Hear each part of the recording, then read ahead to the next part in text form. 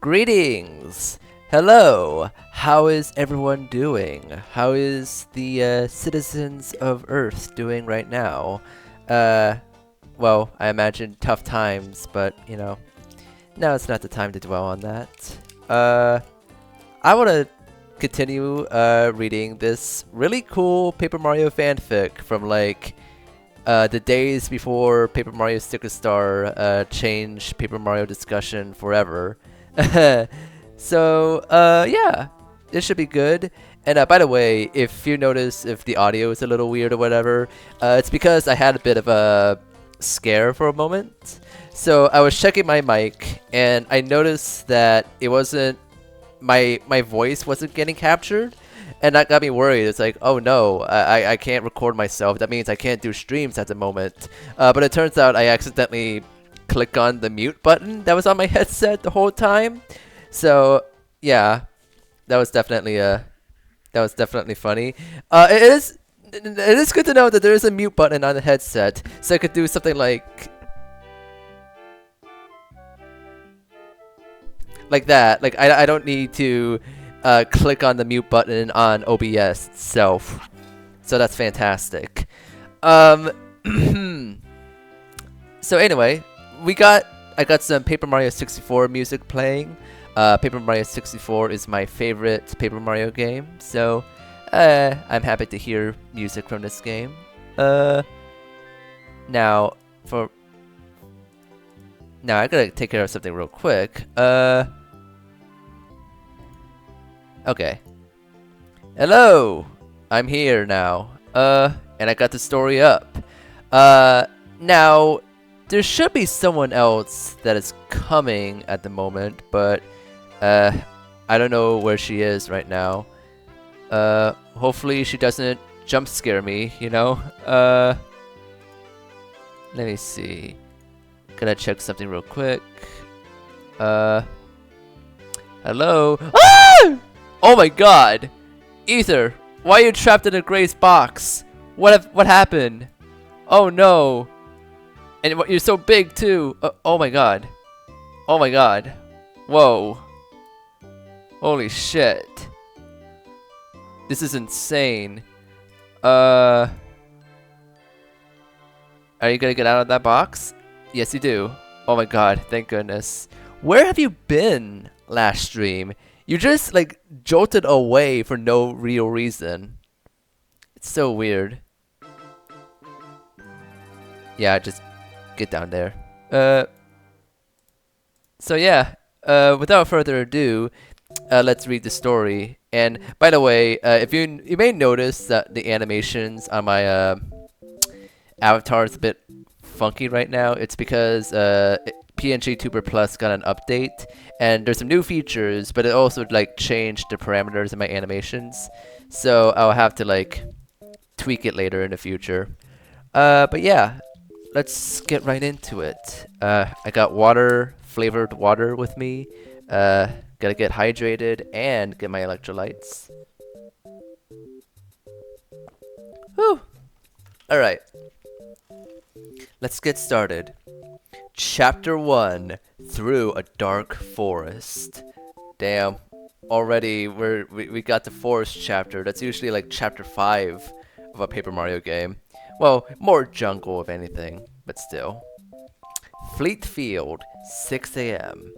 Mario had barely even taken a step out of the warp pipe before he tripped and fell over in surprise. Something was very different about this place. "Hey, Kablain," he said uneasily. "Wasn't it just noon a second ago?" "Yeah," the hot-headed Guma muttered as he walked up behind him. "Well, it's not anymore." He pointed up at the sky. Rather than being the bright blue of midday, it was now a pale pinkish orange, still clinging to the last traces of nighttime darkness. Oh, that's a good description. The air around them was cool and mild, and the grass was laden with dew. Mountain dew? The sun was no longer at its zenith, but was now resting just over the horizon, as though it were just beginning to rise. Alright, that's messed up. I'll give you that, Goomblane conceded.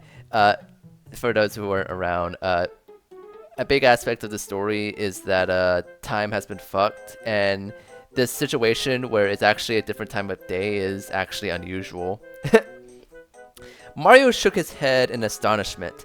"This is crazy," he muttered. "Well, it's not that hard to figure out," Goomblade said impatiently. "It's always noon in Lunatown, right? So it must be like always dawn out here." "Where is here?" Goomblade rolled his eyes in exasperation. "We're in Flitfield, genius. We just followed the path south. It'll lead us to Fleetmont in a little while. And there isn't anything dangerous out here, so don't be whining about that." Now that he had recovered from the shock a little, Mario stood up and looked around. Fleetfield looked like a really nice, even beautiful place. There was grass on all sides of the little path that we're standing on, dotted with little white flowers. The ground periodically dipped and rose in gentle hills, and the path stretched out and vanished in the distance. "Hello, RQ. How's it going? I'm currently reading a Paper Mario fanfic called Temple of the Sun, and don't worry, this is actually a good story for once. So we're not gonna get some weird baby reincarnation moments in this one." I hope you're having a good weekend. I know I am. Alright, let's see. Alright, Goomblane, he sighed, dusting himself off. "You absolutely know your way around here, so why don't you lead the way?" "Great idea," Goomblane muttered sarcastically. Without waiting another moment, he set off down the path, and Mario followed after him, still a little shaken by this revelation. This whole day and night thing is going to drive me crazy," he muttered. Is it Mario or Goomblane talking? Mario and Goomblane walked along in silence for most of the way. There wasn't much else to see besides the occasional tree or creek that they had to wade across. Mario couldn't help but notice, though, that no matter how long or how far they walked, the sun wasn't moving at all. Time, it seemed, was frozen here as well as in Lunatown.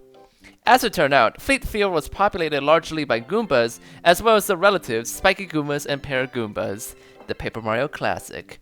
He didn't bother having Goomblane tattle on them, since he knew these enemies forward and backward. All they really did was cause a nuisance. The high point of the trip was definitely finding a close call badge. Oh, hell yeah.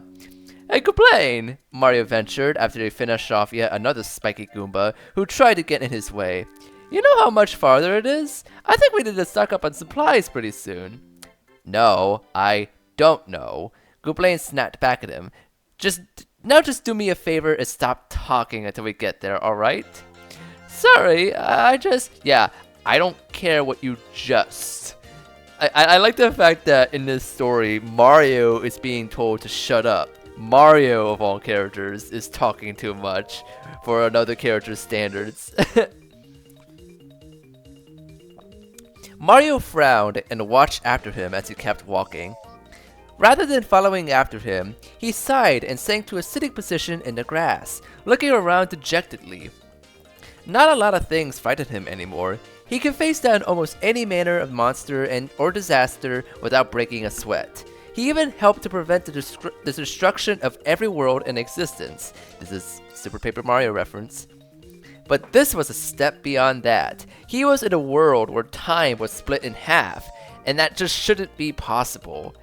I'm gonna be honest, Mario, like, a world where time doesn't really progress doesn't seem as crazy to me as, like, going across different dimensions, you know? If he had someone there with him, someone dependable he could confide in, maybe it wouldn't be so bad. Maybe he wouldn't be feeling so vulnerable right now. This was certainly not the first time he had been alone in an unfamiliar place, with only a Goomba to guide him. It felt similar to those old times. But at the same time, it felt completely different. Back then, he had at least been traveling with a friend. Now, this is hopeless, Mario sighed to himself. How could I trust him if he doesn't even like me? Aw, don't be sad, Mario. Mario nearly jumped out of his skin. A very familiar voice had just echoed in the back of his mind. He hadn't heard it in ages, but he recognized it instantly. It too belonged to a Goomba. A much different one he knew very well. Whenever he looked at Mario, it had never been in scorn, only friendliness. Not everybody in this whole world is gonna like you, you know, said the voice. I thought you would be used to that by now. I am, Mario assured it. It's just, I never had to work with somebody who hated me so much. Even when Bowser and I had to work together, I think we had a little respect for each other. This guy, he just wants to get rid of me. Well, what does he know? Come a second voice, and Mario was surprised all over again. This one was female, and spunkier and sassier, but no less kind. Easier for you to say, you don't have to deal with him, Mario reminded it. Mario, are you the famous hero we know, or aren't you? The second voice persisted. Come on, who cares what this one guy thinks of you? But if it's really bugging you that much, maybe you should just get to know each other, don't you think? Yeah, you just keep showing him what a great guy you are, and he'll warm up to you eventually, the first voice agreed. It's hard to be nice to him when he won't even cut me any slack. He doesn't even try to understand me. Have you ever tried to understand him? Asked the second voice. Mario was caught off guard by the question. He blinked furiously. No, I haven't really. There had to be a reason Gooblain acted the way he did. There was always a reason. Not all of his old friends had liked him right away, but he always done something, showing them kindness, giving them a glimmer of hope, or just doing what they wanted of him and proving his worth. This won't be like those times, he said to the voices, although he could tell they weren't there anymore.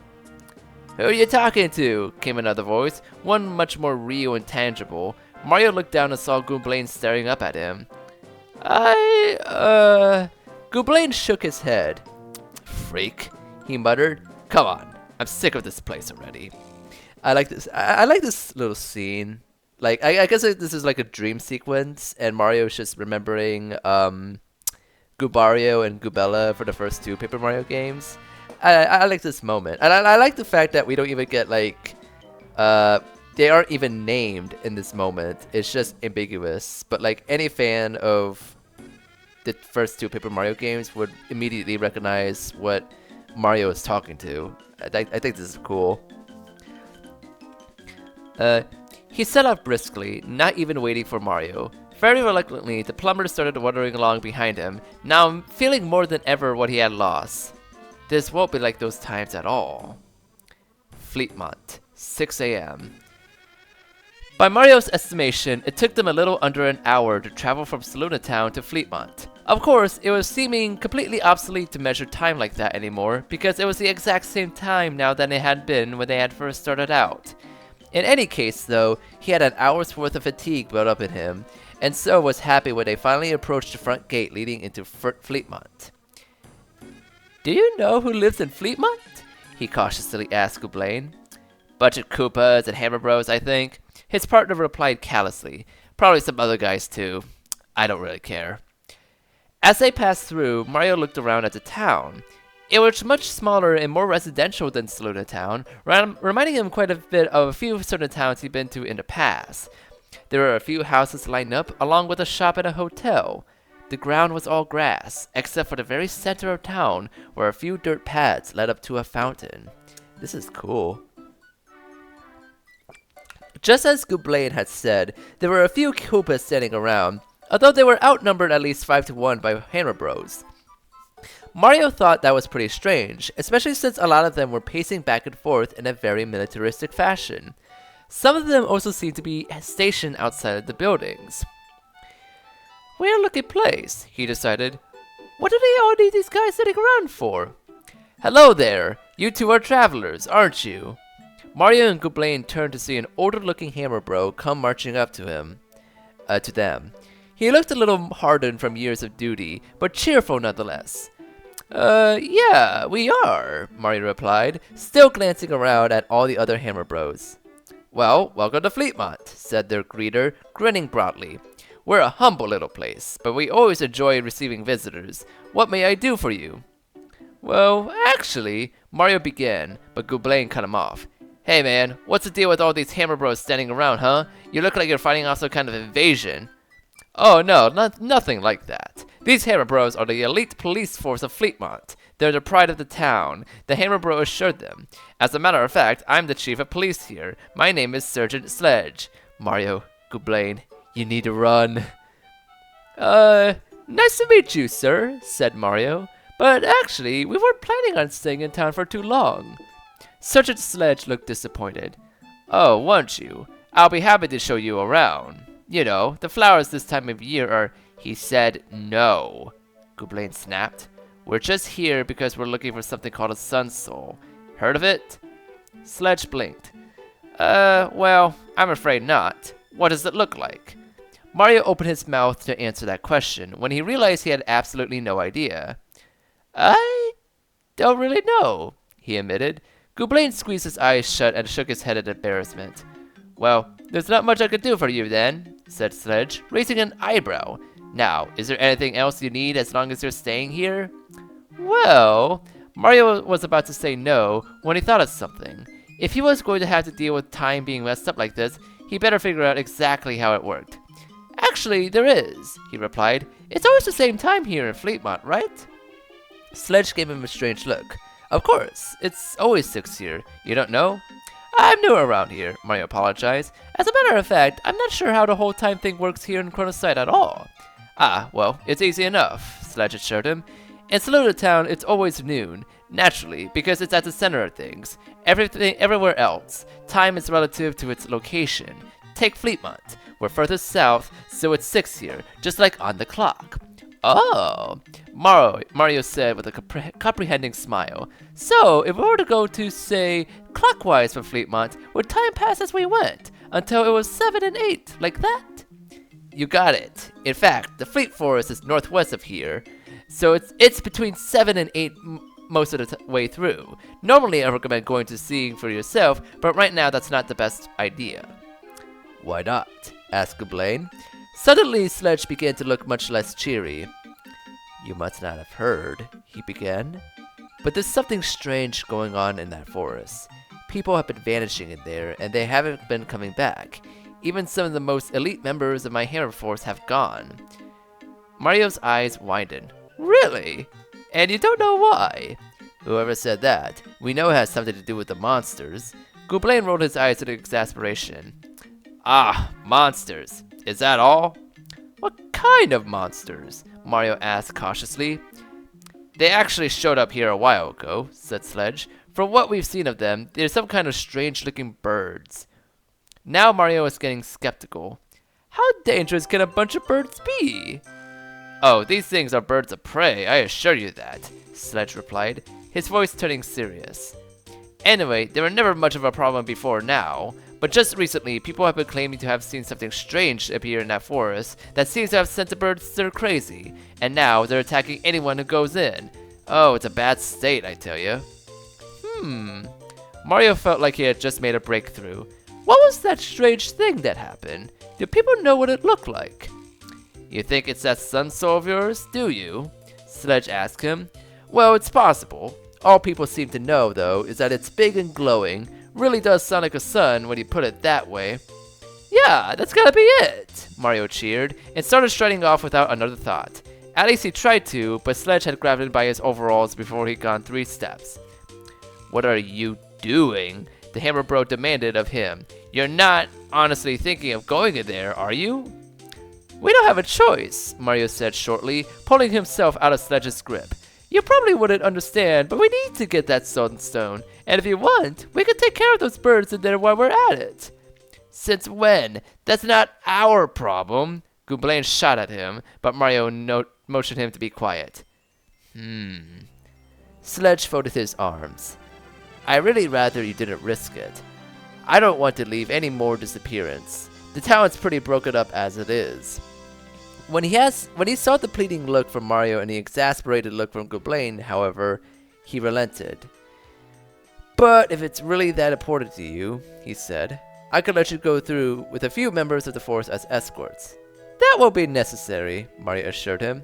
Well, you have to have some means of defending yourself in there. You can't honestly expect to walk in there unarmed and... Excuse me, sir, Mario interrupted, pulling out his hammer and holding out for Sledge to see. Not to brag, but I'm a bit of a hammer bro myself. Sledge lifted his helmet up slightly, getting a good look at Mario's hammer. Do you have a lot of experience with that thing? He asked skeptically. Trust me, I have plenty. Sledge shook his head. You must be either very brave or very foolish if you still want to go. Well, I can't stop you, I suppose. But at least stock up on supplies before you go. You might be stuck in there for a long time. Next scene. So, right off the bat, very good. I'm quite liking the setup right off the bat. I think when compared to like the prologue, like this whole sequence is a lot of exposition, but the exposition here is a lot more tight, I would say. It doesn't feel like it goes on forever, you know? I like the idea that basically time is relative to the location of the setting. So, like, you are progressing through time, but only in the terms of destination and not so much like the actual passage of time. That's very cool. Um, ah, drink some water. Let's see. The Alright. The Fleetmont shop, Mario soon found, sold entirely standard wares. Mushrooms, honey syrups, power blocks, and the like. He didn't know why, but it comforted him to see such familiar things. They reminded him of home. "What can I do for you, gentlemen?" asked the green-shelled Koopa who ran the shop. "Well, my friend and I are going on the expedition to Fleet Forest," Mario replied. "What would you recommend?" The Koopa quickly blanched? "I'll recommend you get your head examined," he said frankly. "Haven't you heard about the monsters?" "We're headed over there to investigate," Mario assured him, but all he got in response was a worried shake of the head. "You fellas are crazy. If you're really set on going in there, I say empty your pockets while you can. But let me tell you, we don't sell life shrooms here." "I thought we'd be needing them," said Mario, trying to sound confident, although at this point he was starting to worry. Was there really something truly dangerous hiding out there in the forest? Trying to dismiss the thought, he walked up to the counter and casually grabbed a few mushrooms and syrups. Pausing to count his money and think a little longer, he also snatched up a fire flower and, just to be a safe side, a tasty tonic. "Is there anything poisonous in Fleet Forest?" Gooblain asked skeptically as he saw Mario reach for the tonic. "You can't be too careful," was his response. "You sure I can't convince you guys not to go?" asked the Koopa as Mario laid his coins down on the counter. "I'm telling you, people are whispering conspiracy about this." "Don't worry about us," said Mario, giving the Koopa a wave as he and Gooblain walked out the door and with their items in hand. "It's nothing we can handle." Now, though, he was no longer sure that was true. Mario got directions towards the forest from a still worried Sledge, and after he checked and made sure all the preparations were done, he and Gooblain were off. As they passed through the town, though, he was quick to notice all the Hammer Bros muttering to each other and glancing at them. "You guys are really going into the forest?" One of them popped up. Yeah, and it's none of your business, so just shut up," Gooblain shot back. "Nah, man, you guys are nuts," said a second one. "Even we can't handle it in there, and we're the best guys for the job. Well, most of us are anyway." Several others began snickering at his last remark. "We'll be fine," said Mario, starting to lose his patience. "And if we can help it, we're getting rid of those birds too. Now I'll see you guys later." The Hammer Bros just shook their heads some more and let the two of them pass. "I never want to see another Hammer Bro again," Gooblain hissed as they walked past the outskirts of town, heading down the long path that would lead them to the forest entrance. "I feel that," Mario sighed. "Hey, Gooblain, look." As they had been walking, Mario had suddenly glanced up at the sky. Now that he was looking at it, he was sure that the sun was all of a sudden starting to rise. Ever so slightly, the sky was growing brighter. Mario stopped and laughed. "Look at that," he said. "Finally, the thing starts moving again." "Like that dude said, we're going clockwise, so time is going too," Gooblain reminded him. Mario smiled. It felt encouraging to see the sun rising like it was supposed to, even though it seemed to be going much faster than normal. He and Gooblain had been walking for more than 20 minutes before they reached the entrance to the forest, and the sun was much higher than before. Okay, that's kind of a cool idea. Like, when you travel to a specific spot where it's of a different time, the sun basically just moves along with the person. That's interesting. Anyway, Fleet Forest outskirts, 7 a.m. I think we're here, Mario remarked after a while. Several minutes ago, the trees they had been walking past had started to grow closer and closer together until the branches covered up the sky. They were definitely within what we would call a forest now. Well, you know what to do now, Mario said to his partner. Kill the monsters, get the magic relic of power, save the town, standard fare. Oh my god, Mario actually kills monsters. Gooblain shook his head. You really think we're just gonna waltz into Fleet Forest and nab the thing? You think it's easy as all that? Well, it's the only lead we got. We're just lucky we haven't run into any setbacks so far. You should have said that. Why not? Look up ahead. Mario did, and he groaned. Ugh. Up ahead of them was a locked metal gate, and he could see Fleet Forest continuing on behind it. The grass growing taller and the trees growing thicker. Just a metal gate wouldn't have been much of a problem, but there was someone leaning on it, guarding the way. It was another hammer bro, although it was a pretty unusual one. For one, this one didn't even have a hammer with him, and was just leaning against the gate, legs crossed and empty arms folded. For another, this one was a girl. She had two long brunette braids sticking together with red ribbons coming out of her matching red helmet, and she was wearing a white t-shirt with red sleeves and a pink heart in the middle.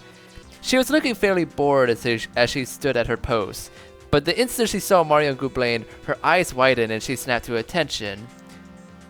I'm sorry, but nobody's allowed to pass through here, she said quickly. Mario frowned. What? Why not?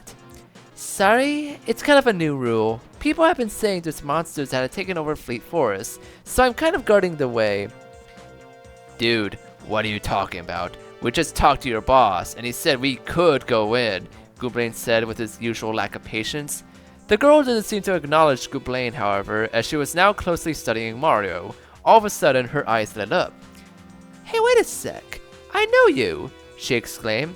I don't know why I didn't see it right away. That hat, that mustache, you're that famous guy from the Mushroom Kingdom, right? You're Mario. Mario was taken aback. He hadn't expected anyone from Chronoside to know who he was. All he could do was smile sheepishly and say, yeah, that's me. I'm Hanner, as you can see. I'm a hammer bro, she introduces herself. Or, well, I'm a girl, so that would technically be a hammer sis? It's confusing. This girl is a real genius. Goomblay muttered under his breath. Mario shot him a glare. Well, actually, to be honest, I'm not really a hammer anything right now.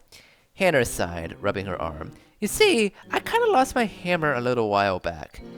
You lost it? Mario raised an eyebrow. I thought hammers were the most important things to you guys. How'd you lose it? I don't know. It's the 1 minute I had it. The next it was gone. It wasn't my fault, I swear. Yep, a real bright bulb, Gooblain smirked. I can hear you, you know, Hanner shouted at him. Look, Mr. Mario, I'm really sorry, but it's my job to guard this gate. Even if I don't have my hammer, I have to do my job. You understand, right? Mario sighed. Sure, I guess, he said. Don't worry about it. Hanner looked relieved. She clearly didn't want to be on Mario's bad side. Thank you. Believe me, if they want Fleet Forest closed off, it's for everybody's own good. Mario just waved her off, turning around and going back with Gooblain closely at his heels. Well, now what? The Goomba fumed. Don't worry, I have a plan, Mario said with a smile. He quickly withdrew the Aeon Hourglass. Gooblain didn't look impressed. How's that gonna help? This is how we get past the Garden Saloon in town, remember? Maybe the Hanner and Nightside is at the gate. Gooblain raised an eyebrow. Nightside? Oh. Yeah, said Mario, looking embarrassed. Well, I figured since there's not really a Chronoside anymore, there's just the two halves. We should call them something so we can tell them apart.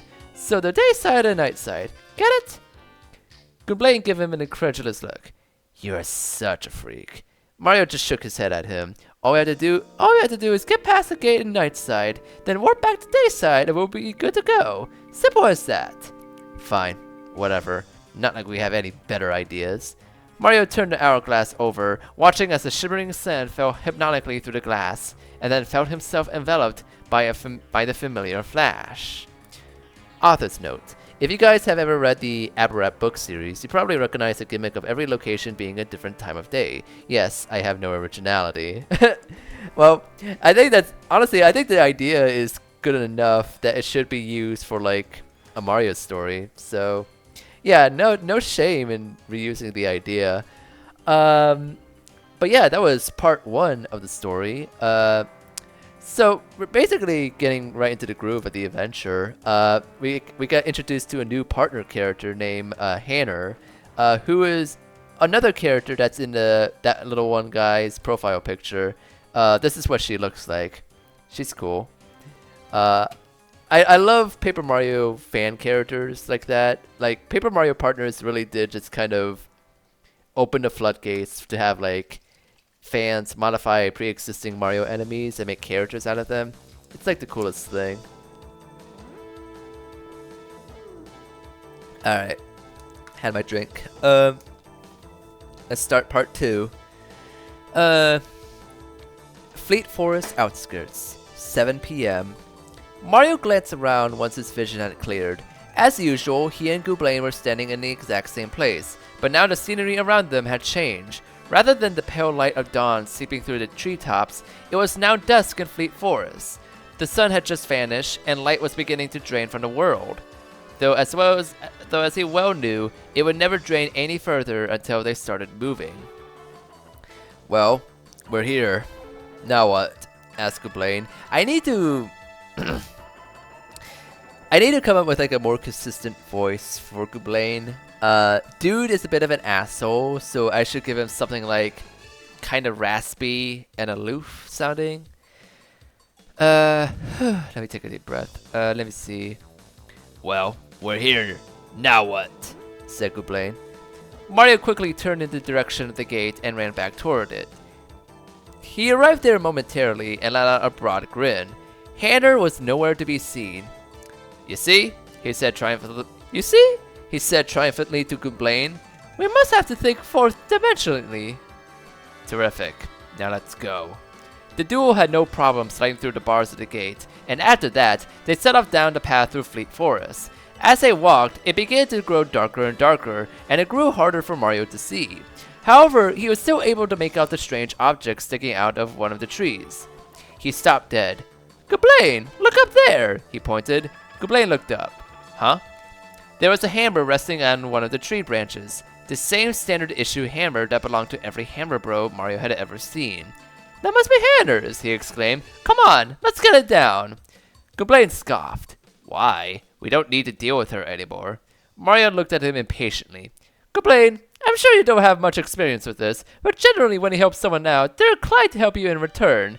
Maybe Hanner would do something useful for us. Besides, it's the right thing to do to give it back to her.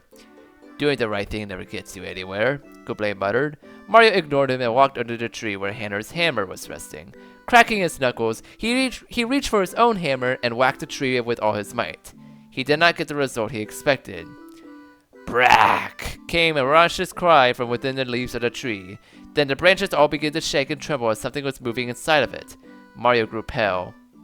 That sounded like a bird, didn't it? You moron, Gooblain grumbled. Suddenly, a brown form came bursting out of the tree, flapping along on a pair of overly large wings.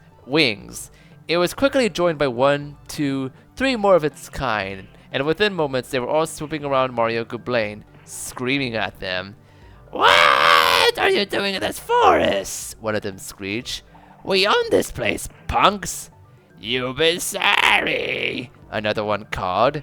Well, it didn't take a genius to know that these were the birds that Sledge had warned him about. Looking at them as best as he could in the dim light, Mario could see they were little more than round heads with stubby legs and oversized wings. So they're like ahead-of-time crows. That's cool. They would have looked harmless, even comical, if it weren't for their carved, sharp beaks and the murderous glint in their eyes. We just wanted the hammer up there, Mario insisted, though he got the feeling negotiating would be useless. It's our hammer now. One of the circling birds spat at him. Everything in this forest is ours, including you! And without any further warning, the 4 birds swooped into battle. Yikes! Mario cried, leaping backward. Tattle time, Gooblain? Gooblain grudgingly pulled out his phone and punched in a few buttons. Alright, these things are called Pudgy Buddies. They look cute, but they're nasty. They travel in groups and prey on guys who get lost in the woods, and they're drawn to despair. Drawn to despair? What does that mean? How should I know? I'm just reading this thing. Shut up already! One of the Pudgy Budgies? That's a great name, by the way. Pudgy Budgies. One of the Pudgy Budgies shrieked at them. Mario braced himself and entered the fight. His hammer was useless on flying enemies, meaning he had to jump whenever he got the chance. Using the strategy that he had won them the fight against the Dark Striders, he and Gooblain picked on one bird at a time, but that didn't stop the other three from pecking and scratching at them whenever they tried to attack. You guys are just a bunch of Gooblain yelped as a Pudgy Budgie gripped him in his sharp talons and hurled him against a tree. What are you doing in this forest? Mario shouted as he attempted to guard against another Budgie's pecking at his head. Why have you been attacking everyone? We're protecting what's ours, one of them snapped in reply. These fools have been coming after our treasure. We won't let them have it. Mario suddenly found himself surrounded by a mass of flapping wings and flying feathers. All four Pudgy Budgies were ganging up on him at once. He cried out and waved his arms around, tried to scatter them, but it was no use. Their forms were even blotting out the sky. Yeah, that's a special move, the gang attack, came Gooblain's nonchalant voice from several feet away. Do something, Gooblain! Whatever, fat man, the Goomba scoffed, throwing himself at the group of birds and causing them to disperse. You are stronger than the rest, sneered our Budgie, but we'll still never let you leave. The fight wore on like that, with Mario and Gooblain fighting off a constant barrage of claws and wings as they jumped and headbonked their attackers. Mario was getting very weak, but couldn't help but notice that as he did, the Budgie's aim seemed to be worsening. Whenever one attempted to dive bomb him, it would often miss. With a smirk, he realized the close call badge was working. That's it! I'm sick of you! Gooblain shouted, throwing all his energy behind one very lethal head bonk. It seemed to do the trick, as the unfortunate Pudgy Budgie let out one more strangled squawk before plummeting from the sky. Landing with a thud, the other Budgies shrieked in fury, and Mario and Gooblain took advantage of the distraction one by one, finished him off as well. Ah, this isn't over, one of them groaned weakly. Yeah, they all say that, Gooblain sneered. You never make it through this whole forest alive. A second one to growl at them. If you're smart, then you turn back now. And with that, they all picked themselves up and staggered off into the bushes. Mario and Gooblain stood panting heavily in silence for a moment. Finally, Mario turned to Gooblain. Fat man! I ain't calling you Mario. That name's ridiculous. Shaking his head, Mario pulled out one of the mushrooms he had bought and split it with Gooblain. Within seconds, they were re-energized, and then Mario turned his attention back to the matter at hand. All that fuss over a hammer, he sighed, walking back up to the tree. This better be hers. He gave the tree one more good whack, and this time it did the job. Uh-oh, look out, Gooblain! What? Gooblain was promptly hit on the head by the hammer that had just fallen out of the tree. Son of a! He started swearing loudly for quite a while before finally calming down slightly. Are you quite done? Mario asked irritably, picking up the hammer. Now let's give it back to her. So Gooblain just said bitch in a Mario story.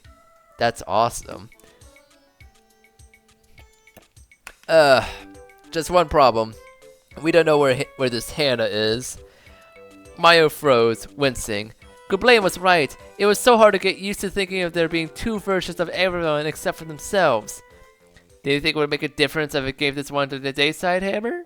Man, this is your idea. I don't care what you do.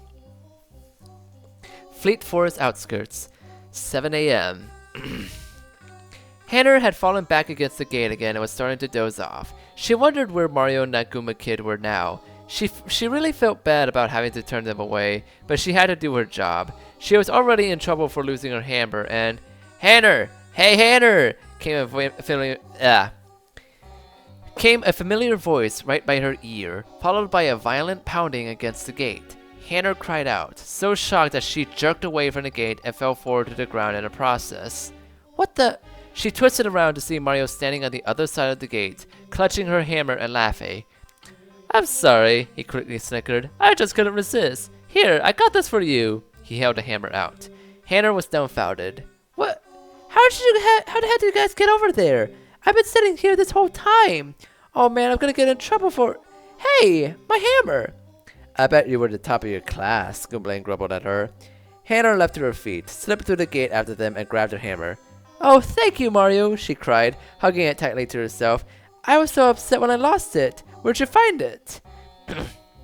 In the trees, said Mario, which really was true. Really? How'd it get up there? Man, that's weird. Well, anyway, I gotta repay you somehow, Mario. I'll be dead meat without this. Well, we'll hold you to that. In the meantime, we gotta go. Hey, wait a minute, said Hannah before he and Gwynplaine could be off. I'm still not supposed to let you go into the Fleet Forest, you know? But why do you need to get there so bad anyway? You wouldn't believe us if we told you. Trust me. Hannah put her hands on her hips. Try me. Mario glanced at Gwynplaine. Should they tell her the truth? There wasn't any harm in it, really. Although if the Selenians had been any proof, she probably wouldn't even understand what they're trying to tell her. Well, Mario began. Maybe you don't know this, Hannah, but up until yesterday, time didn't used to depend on a location like this. It used to pass no matter where you are, even if you stayed in one place. And not only that, there was a second half to that day. It's called night. Hannah looked dumbly at him. Of course I know that, you weirdo. Gwynplaine and I... Wait, what? You know that? Why wouldn't I know that? Hannah giggled. Oh boy, what a relief. I was starting to think I was the only one who noticed something weird was going on with the sun. It hasn't moved all day. Mario, do you know why that's happening? Mario and Gwynplaine gawked at each other. So you remember the night? Gwynplaine asked. Uh-huh. Wait, are you telling me it's never going to be the night again? Well, oh boy, where to start? Finally, Mario resigned to telling her the whole story, their visit to the Temple of the Sun, the murder of the Guardians of Day, and what happened as a result. Hannah listened to them, and her eyes grew wider and wider. You really mean it? They all died, she gasped. That's terrible. I mean, I didn't think that was possible. So now there are 2 chronocides? Yeah, you know, maybe that's what happened to your hammer. Somehow you end up in different halves when the split happened. But that can't be. Shouldn't this hammer belong to the other me then? Oh, well, Mario paused. Actually, we didn't see the other you. Hannah looked perplexed.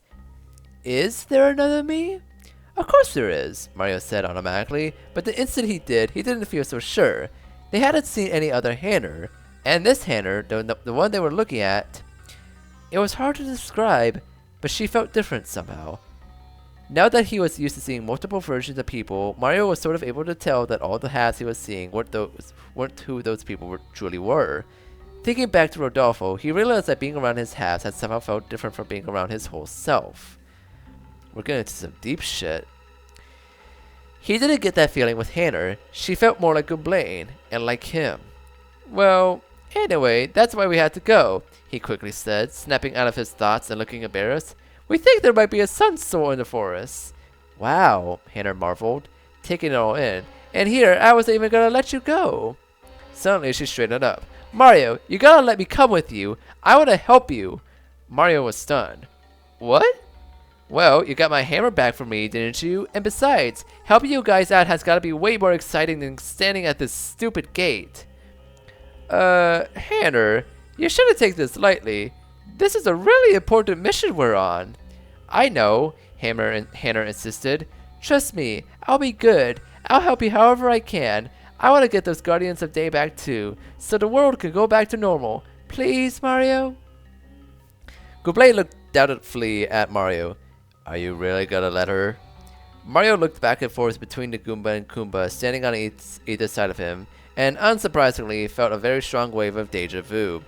Gwynplaine, of course I'm gonna let her, he quickly decided. We're going to need all the help we could get. Secretly, though, he was also grateful that he would now have someone other than the spiteful Goomba to talk to. Hannah looked thrilled. Oh, really, Mario? She cried, throwing her arms around him. Thank you so much. You won't regret it, I swear. I'm regretting it already, Gwynplaine muttered. Hannah joined Mario's party! Woo! Let's see. Oh, Hannah is a young, friendly hammersis who is very dedicated to her job and fiercely loyal to her friends. She's a bit of a jokester with a good sense of humor. She can throw out her hammer to hit switches that are too far away for Mario to reach, or to get the first strike on enemies. In battle, she can use her hammer throw to attack one enemy, or use multi-throw to throw many hammers and attack all enemies at once. Okay then, let's go, Hannah said enthusiastically. With nothing else holding them back, the trio immediately set off down a Fleet Forest path. Whew. Let me get a drink.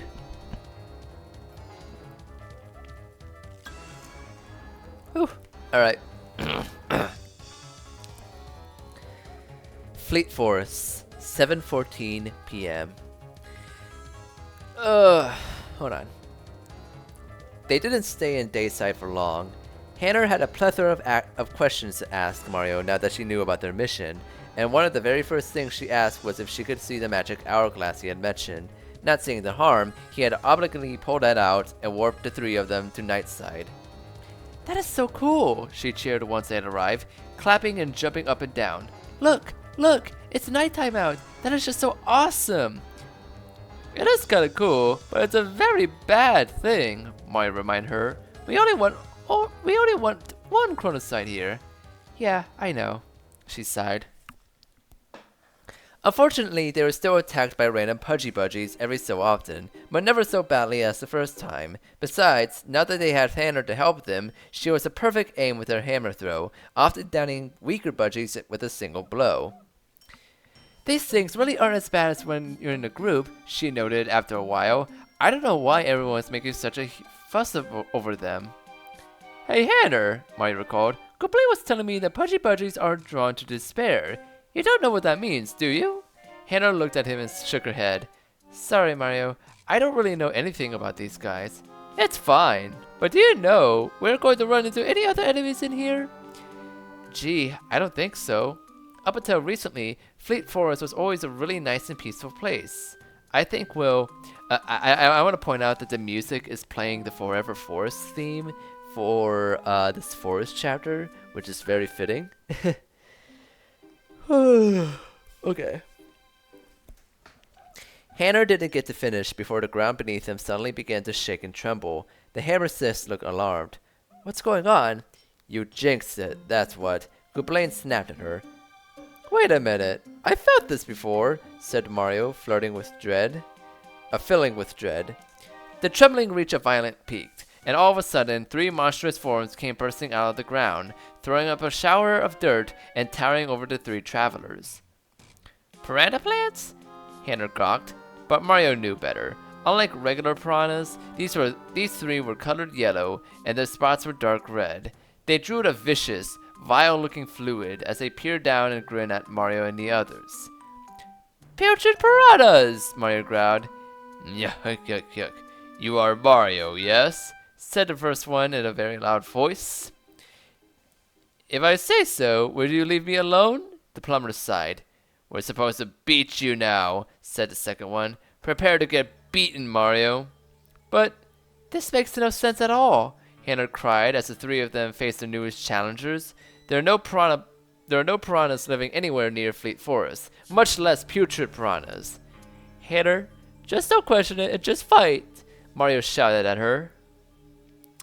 Goblin quickly tattled at them, but didn't reveal anything Mario didn't already know. Not only was their bite poisonous, but they could spew toxic goo at their enemies. And they're plants, so I'm pretty sure they're weak against fire, he added. Is that so? Mario said with a grin. Reaching into his pocket, he pulled out the fire flower he had brought from the Fleetmont shop and brandished it in front of him. It immediately began spitting out fireballs, stinging all three putrid piranhas and causing them to cry in pain. Hold on. I just felt something for a moment. Okay, never mind. Let me see, where was I? I'm gonna take a short break, actually, and refill some water, so I'll be right back.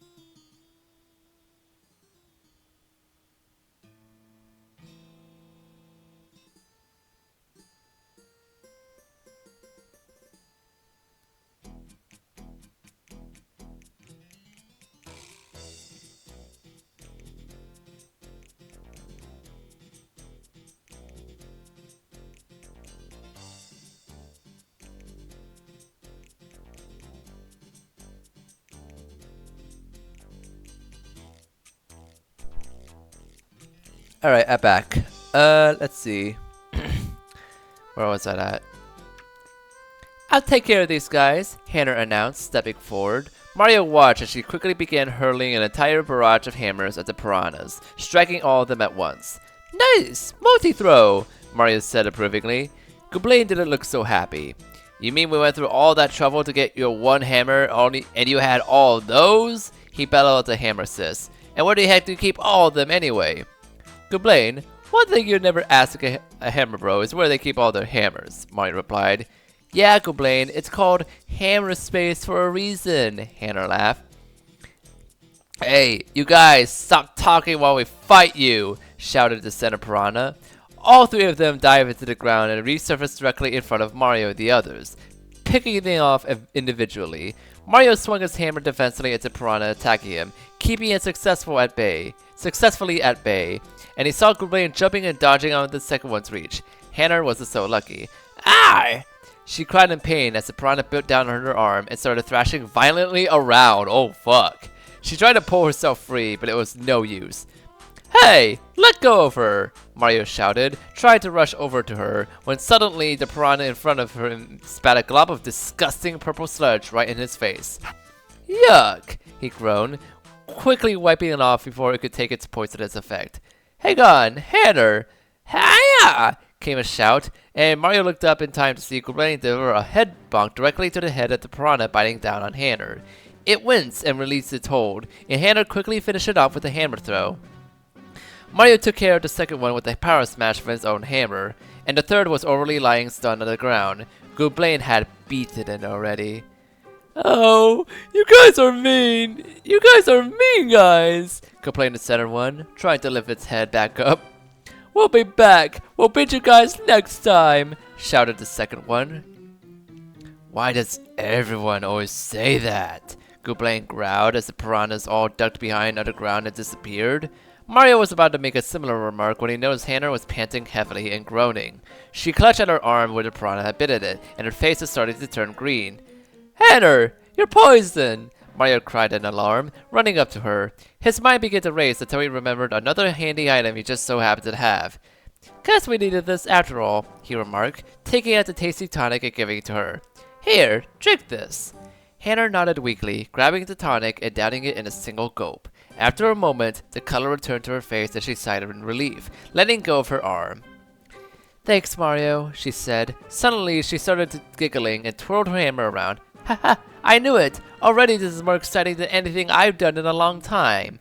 Hey, if you two losers would shut up for a second, look over here, came Goblin's voice. Mario turned to see what he was gesturing at. He immediately recognized it as a badge laying on the forest floor, and he quickly walked up to it.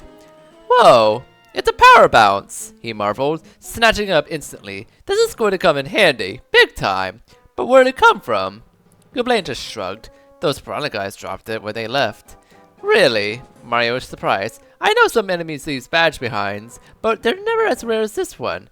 Look, I saw what I saw, Goblin said impatiently. Now we can just get going already? This is taking way too long. Hannah looked at Mario in surprise. Mario just shook his head, telling her it was not best to say anything. Obediently, Hannah silently walked off after Goblin, and Mario took up the rear. As the sky continued to slowly darken, Mario started absent-mindedly thinking about his new partner. She sure is nice, he thought. And she's strong. She should be good to have around. He smiled a little. What do you guys think of her? He said. I like her, came an immediate reply. She's cool, and she's awesome at fighting. Oh, and she's pretty too. Think she'll like me? Oh, that would be the first thing you think about, sighed a second voice. Wait, what's going on here? What do you guys think of her? He said. I like her, came an immediate reply. She's cool, and she's awesome at fighting. Oh, and she's pretty too. Think she'll like me? Oh, that would be the first thing you think about, sighed a second voice. Oh, sorry, Mr. Already Has a Girlfriend, the first voice scoffed. This is Cooper and Coop speaking. Guys, stop fighting, Mario sighed. The two boys were similar in age and appearance, and it took someone as well acquainted with them as Mario to know how different they actually were.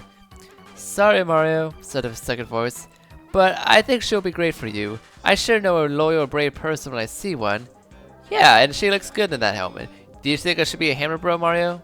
Okay, that's enough, Mario muttered, plying through the forest. So, I guess we're getting like those moments where like Mario is having like a conversation with his past partners, and in this case, he's talking to Cooper and Koops in regards to Hanner. This is interesting. Like, I kind of like I actually like this idea. Like, Mario seems in his story seems like a pretty nostalgic fellow, and he just likes to think about these conversations about the people he's been with in the past. I think that's kind of neat, actually. Anyway, gonna clear my throat. Deeper in the forest, the three putrid piranhas popped out of the ground and regrouped, looking beaten and humiliated. So, did you beat him? Came an impatient voice from in front of them. Yeah. We're sorry, Mama, he groaned, the first one. He was too strong for us. Mario's a tough guy. His friends are tough guys, agreed the second one. The shadowy figure in front of them sighed and shook its head. You can't do a simple thing like take down a ridiculous plumber and his friends? I expected better from you, and you even lost that badge you were supposed to be guarding. We'll do better next time, Mama, promised the first one. You better hope you get it next time, the figure said sternly. Now go. It's too late to stop him here. The putrid piranhas guiltily bowed their heads and retreated back on the ground, leaving the shadowy figure by itself. Cloaked in the perpetual darkness of the trees, it took off through the forest as silently and stealthily as though it were a shadow itself. After several minutes, it heard the sound of voices coming down from the forest path. Skillfully leaping up a tree, it parked itself on a branch and gazed down. Mario, Goomblane, and Hanner were walking down the path. The shadow watched them closely, unseen by any of them. So you won, Mario, it said, growing a satisfied smirk. Just as I thought you would. I certainly hope I can meet you in person soon enough. Author's note.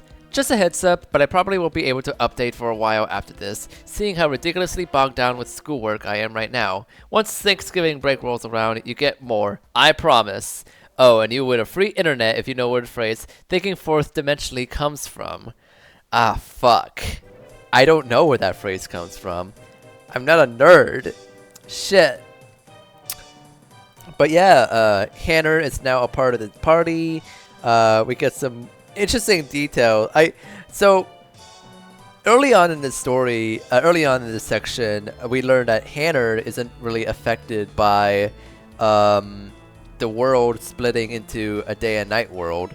So I find that really interesting. I'm assuming that the partners that Mario will come across just so happen to not have like an equivalent from another world. They are just themselves. This is really cool. Let's go to part 3 of chapter 1. I gotta drink water real quick. Hold on.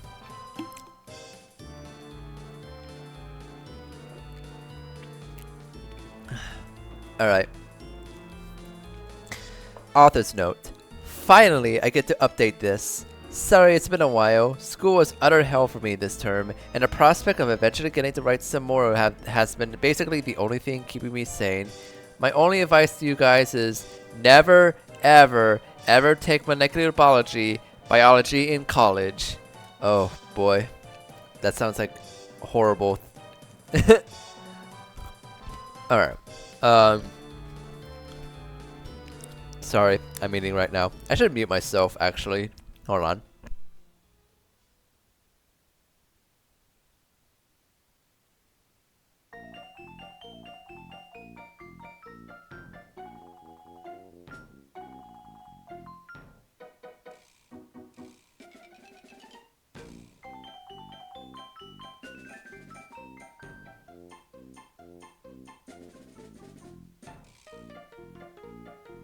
Alright. Back to reading. Fleetmont, 6 o'clock a.m. Sergeant Slurge. Sergeant Slurge. I should make that a character.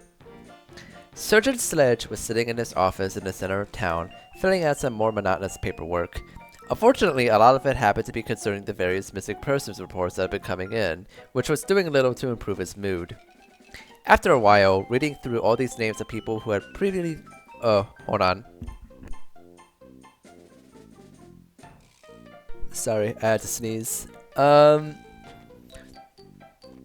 After a while, reading through all these names of people who would probably never be seen again became too much for him to handle.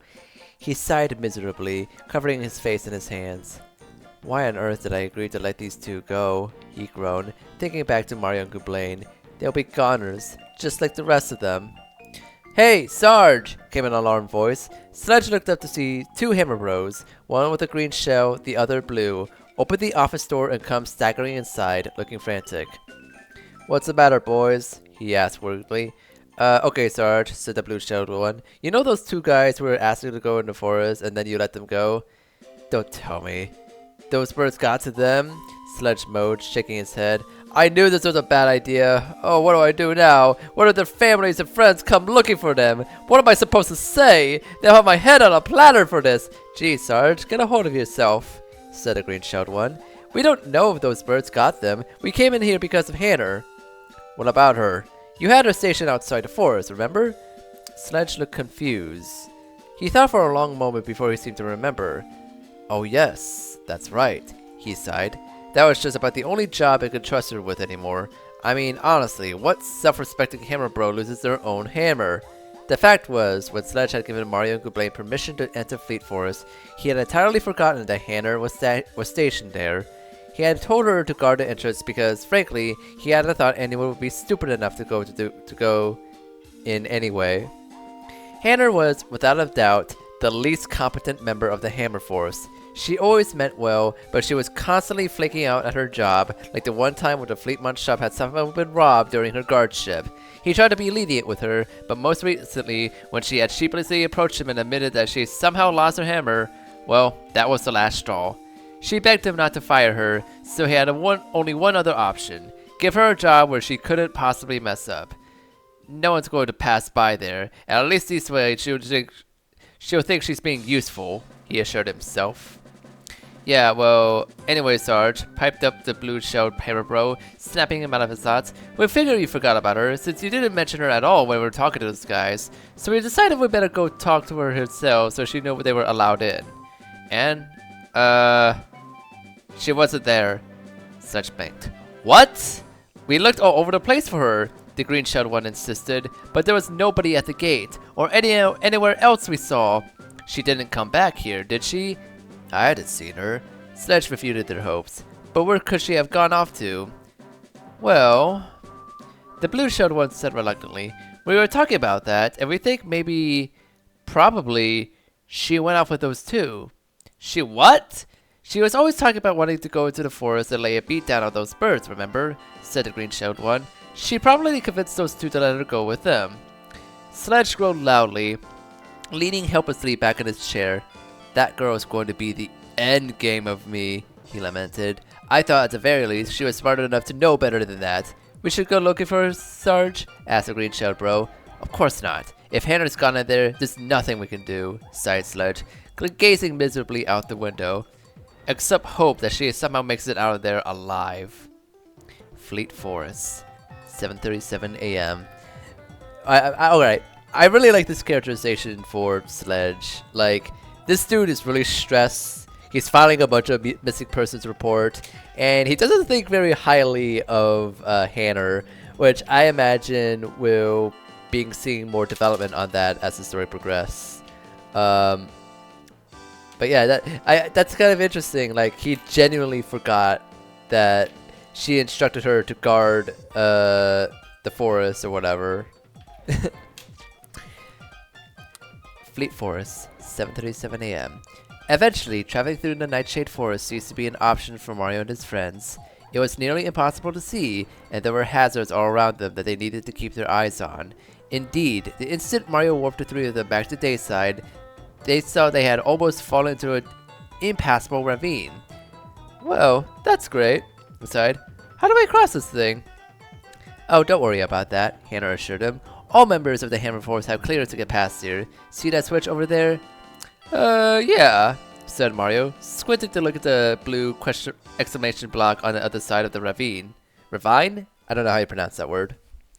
Well, watch this, Hannah said with a smile. She drew her arm as far back as it would before holding her hammer clear across the ravine, hitting the block perfectly. Suddenly, a papery piece of the background ripped away, revealing a wooden bridge behind it. Mario blinked. Wow, impressive. No big deal, Hammer said brightly, leading the others across the bridge. They hadn't walked much farther before Mario ventured to speak up again. The prospect of the split world was still weighing heavily down his mind, and there were plenty of things still confusing him. One thing, though, he thought was particularly important. You know what I wonder? Both his partners looked at him. Oh shit, you know what I wonder? Super Mario Bros. Wonder foreshadowing! Anyway, those budgies, the ones we fought, they were a Nightshade, right? They say they were protecting the Sun Soul, but when we first heard about it in Dayside, didn't we? Gooblain raised an eyebrow. Yeah, so? So, it can't be in both places at once, can it? That wouldn't make any sense. Huh, you got a point there, Mario. Hannah agreed, scratching her head. You probably can't split a thing like that in half. After thinking for a moment, her eyes lit up. Ooh, I bet I know. Congratulations, Gooblain grumbled. Mario, you said there's 2 versions of everybody now, right? Would that include those pudgies? I suppose. Well, maybe there is no Sunshore Nightshade after all, but those budgies who live there still think there is. Mario wondered where exactly he was going with this. Why would they think something like that? Because, silly. Hannah laughed as though it were obvious. There is a Sun Soul in Dayside, and the budgies here are guarding it, so their other halves know about it too. I mean, it only makes sense. Mario and Gooblain both looked dumbly at her. Oh, come on, guys, Hannah sighed, rolling her eyes. What I mean is, if one half of somebody learns about something, then I bet their other half automatically knows about it too.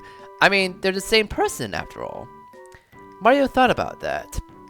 I suppose that could be, he decided. But I think it'll be a while before we figure out everything about halves of people. Yeah, that's true. I guess Hannah was quickly cut off by the telltale sound of wings flapping overhead. Not them again, Mario groaned. All 3 of them looked up at the sky and saw a flock of pudgy budgies overhead, rapidly approaching them. Just perfect. Gooblain sighed. We're getting into the deepest part of the forest now, Hannah reminded the other 2. They must be getting desperate to stop us. All at once, the budgie at the front of the flock let out a furious squawk and dived straight out of the sky. Mario reacted quickly and swung his hammer at it, striking it before it could attack them. We warned you! It shrieked in fury, struggling to reorient itself. You told you all to leave, and you ignore us. You all pay for this! Don't be stupid, Mario shouted at it. We beat you guys before, and we'll do it again. Hannah, in the meantime, was staring up at something else in the sky, looking very, very frightened. Mario? She said weakly, pointing. A shadow suddenly plunged over the trio as something massive flapped by overhead, blotting out the sun. Mario and Gooblain instantly looked up and saw exactly what Hannah was staring at. Fired directly towards them was an enormous monster of a pudgy budgie, at least 10 times the size of any of the others. Rather than simply being a head with wings, this budgie appeared to be a full-fledged bird, with a long, craning neck and a muscled body. Is this Rockhawk? The other budgies were flapping loyally around it as it approached him, and let out a deafening war cry. Oh my... Run for it! Gooblain screamed. All 3 of them took off racing through the forest and screaming at the top of their lungs. The smaller budgies quickly caught up to them and were continuously scratching and pecking at them as they ran, and it was all they could do to swipe them frantically off. They didn't even need to turn around to know that the budgie leader was hot on their trail. They could hear its massive wing beats not far behind them. What do we do? Mario shouted, shielding his head with his hands. We have to hide somewhere, Hannah shouted back, swinging her hammer around in a desperate attempt to ward the budgies off. Well, whatever that is, don't shout it, Gooblain yelled in exasperation. After leaping over several logs and crashing through one bush after another, the group was running out of energy, but the predators were showing no signs of relenting. Ah! Gooblain suddenly cried out as he tripped over himself, falling forward several feet before crashing to the ground. A gang of budgies was instantly upon him, and though he shouted in protest, he had no way to defend himself. Oh no! Mario skidded to the stop and turned around, running directly toward Gouplain. He swung his hammer at the attacking Pudgies, successfully scattering them, and then grabbed the Goomba and took off after Hanner once again. What are you doing? Gouplain demanded. Saving you! What's it look like? Mario shot back. Gouplain looked at him in a mixture of wariness and annoyance, but said nothing. Guys! Hurry! Over here! Came Hanner's voice from far ahead. I found something! Gouplain immediately wrested himself free of Mario's grip and ran after Hanner himself, leaving the plumber to follow him. Eventually, they caught sight of Hanner, who was jumping up and down while frantically pointing at a large tree. In here! Quick! She cried. As he ran closer, Mario realized the tree had some kind of doorway in it. Was it hollow inside? Come on! Hurry up or you get us killed! Gouplain shouted over his shoulder at Mario. Without missing a beat, he dashed inside the doorway and vanished, and Hanner quickly followed after him. Mario was the last one in. As soon as all three of them were safely inside, they stood panting in the sudden darkness, not daring to move or make a noise. They listened for the sound of budgies outside, but everything was silent. Do you think it's safe? Hanner whispered after a long while. I'll go check, Mario muttered. He stepped forward and very cautiously peered out of the tree. Hanner? He said slowly. Is there something special about this tree? Huh? I don't know. Why? Because I think it's just warped us. Stunned, Gouplain and Hanner both scrambled forward and looked out of the tree along with Mario. Sure enough, they now found themselves in a completely different and unfamiliar section of Fleet Forest. On the bright side, there were no pudgy budgies to be seen. But on the other hand, they were now completely lost. Wow, Hanner remarked. I guess we just walked into a teleporting tree. I didn't think those things were real. Gouplain stared incredulously while Mario smacked himself in the forehead. You mean you knew about this and you didn't tell us? He shouted at her. Hey, I said I didn't think they were real, Hanner said defensively. I just heard story about these things, okay? People used to say that if you go too far into the forest, you'll be lost for all eternity, wandering between the teleporting trees. Mario groaned and slid into a sitting position. Just terrific. Now how will we ever find that sun soul? Hanner was suddenly stroking her chin thoughtfully, not looking overly concerned at the situation. Or, wait, was it that you were lost for all eternity? No, wait, I know. If you lacked confidence in yourself and didn't know where you were headed, then you were lost for all eternity. But if you had a clear goal in your mind and no fear in your heart, then the teleporting trees had the power to take you exactly where you wanted to go. Mario raised an eyebrow. No, are you sure about that? He asked. Hanner nodded vigorously. Yeah, I'm totally sure that's how it goes. And since we have a clear goal, if we keep walking through the teleporting trees, they should eventually lead us directly to the sun soul. Right? Mario and Gouplain glanced at each other with equally hopeless looks. Man, you better be right about this. Gouplain growled at her. I knew taking you on was a mistake. Hanner frowned. Look, let's just look for the next tree like this one, okay? We'll make it through here fine. I'm sure of it. Alright. Gonna take another sip.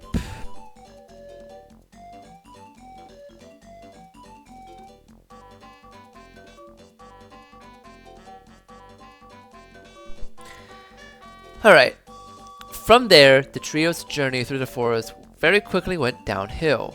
Just as Hanner had said, there were indeed more teleporting trees to be found, but there were few and far between, except in occasional cases where two of them were close to each other, such as when they walked into a tree at the bottom of the insurmountable rocky ledge and came out at the top. There seemed to be an endless trek in between each one, and no matter how many they walked through, they didn't get any less lost. Hanner, I really don't think this is working. Mario sighed after a long time. We've been traveling through here for hours. Well, you know what I mean, and I'm pretty sure we haven't gotten anywhere near the sun soul. Yeah, we're running out of stuff too, Gouplain testily reminded the Hammersis. We're almost out of mushrooms thanks to your little detour. Hanner stopped walking and looked imploringly at them. Guys, come on, she begged. I know I'm right about this. I just know it. All the story says, you just need a clear idea of what you want. Suddenly, she noticed something up ahead. Look, she alerted. pointing at it. There's another teleporting tree right now. This will take us there. I'm sure it will. Mario shook his hair. Hannah, please, just give it a rest. I really think we'll be better off trying to reorientate ourselves and getting through this forest the normal way. Hannah looked deeply upset. You guys don't believe me? She asked. Look, let's just go through this one more, okay? If we don't find a sun soul then, well, then I guess I'm wrong. But I just know this is the right one. Hannah looked utterly insistent, and Mario sighed heavily when she realized she wouldn't take no for an answer. Okay, he agreed. Come on, Goblin, let's go. Hannah confidently led the other two up to the doorway of the tree. When they got there, they all paused briefly. The hammer sis took a deep breath. Here goes nothing. She walked She walked into the tree and the other two followed after her. After finding themselves in the darkness of the tree's interior, they quickly turned around and walked out the same way they had come. All three of them gasped. They were in the middle of nowhere. What? No! Hannah cried, almost sounding pleading. She dashed ahead of Mario and Goblin and looked around desperately, but there was no sun soul to be seen anywhere. No, she moaned, literally coming to a stop and gazing dejectedly at the ground. I'm sorry, Hannah, Mario sighed, walking up to her and trying to forget that they were now more lost than ever. But she just frowned at him. No, you're not, she accused. You never even believed me. I believe you thought you were right. Why can't you guys just trust me? She shouted, and Mario was stunned by her sudden burst of anger. I know I'm not the smartest girl in the world, but I can at least do some things right. Sarge at least understood that. I know he trusted me. Yeah, sure. That's why he had you guarding the entrance to a forest nobody ever goes into, Goblin scoffed. Mario and Hannah both looked at him in complete shock and horror. He didn't seem to notice, though. On the contrary, the moment he heard his own words, his eyes lighted up in triumph. Hey, that is it, isn't it? He realized. That's why you were guarding the forest. That's why you thought nobody was allowed in, even when your boss said it was okay for us to go. Suddenly, Goblin was doubling over laughing. Oh, that's rich. He had you on some dumb fool's errand this whole time, and you were so stupid you actually fell for it. Mario was filling with rage. Goblin, shut up! Hannah looked utterly devastated. That's not true, she protested. Sarge would never do that to me. Yeah? What else is a hammer bro without a hammer good for? Goblin jeered at her. That wasn't her fault, Goblin, and you know it! Mario snapped. Hannah didn't hear either of them. A roaring in her ears was drowning out every other noise. She clutched her head and shook it violently, begging for it to not be true. But hearing it from Goblin, she realized it was. Every word of it. Mario didn't trust her. Goblin didn't trust her. Not even her own boss trusted her. She wasn't good for anything. This is all my fault, she sobbed. I can't believe I've been so stupid. And she raced blindly into the teleporting tree. Hannah, wait! Mario cried, running up to it and peering inside, but she was already gone. After staring hopelessly into the empty tree for a moment, he remembered whose fault this was and routed on Goblin. Now are you happy? He demanded. How could you possibly be so insensitive? Now she's lost all by herself, and we have no idea how to find her. Oh, come on. We're better off without her anyway, the Goomba replied, not looking the least bit sorry. Mario had to resist the urge to bust out his hammer. Oh, fuck. Goblin, don't you get it? She's got no supplies, no food, and there are pudgy budgies out there. Anything could happen to her. No matter what trouble she's caused, she's our responsibility, and we are finding her. Damn. Super dramatic moment right here. I love... Man, I gotta say, I really like how Mario is written in his story. Like, I like the fact that he is expressing, like, a wider range of emotions than we're usually used to with Mario. Like, not to say that Mario doesn't have a personality, but like, being a mute protagonist, like, he's basically like a blank slate who occasionally reacts to things.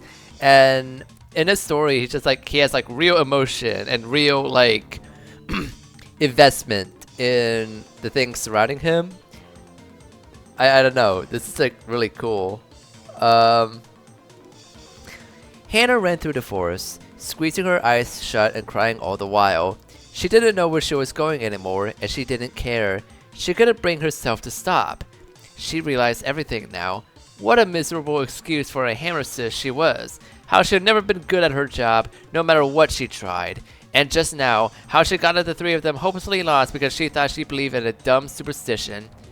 Now they'll never find the sun's soul, and the world would never be saved, and it was all her fault. Finally, she was too exhausted to run any further. She slowed to a stop and finally collapsed to her knees, crying in shame, in helplessness, in despair. Despair. She was in utter despair.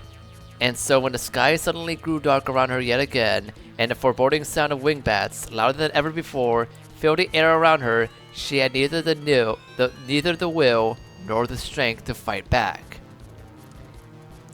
"This is hopeless," Mario muttered, pushing and shoving his way through the bushes. "She could be absolutely anywhere by now. We'll be lucky if we ever see her again." "Trust me, I did us a favor," Gooblain said stiffly. "You think breaking her heart did us a favor? We needed her, Gooblain. If we have to fight those Pudgies again, we can't win without her." "Speaking of which," Gooblain sighed, looking up the sky. I was alerted by a familiar sound. "No," Mario groaned, bracing himself and gripping his hammer. "We can't fight these guys anymore. We're not strong enough."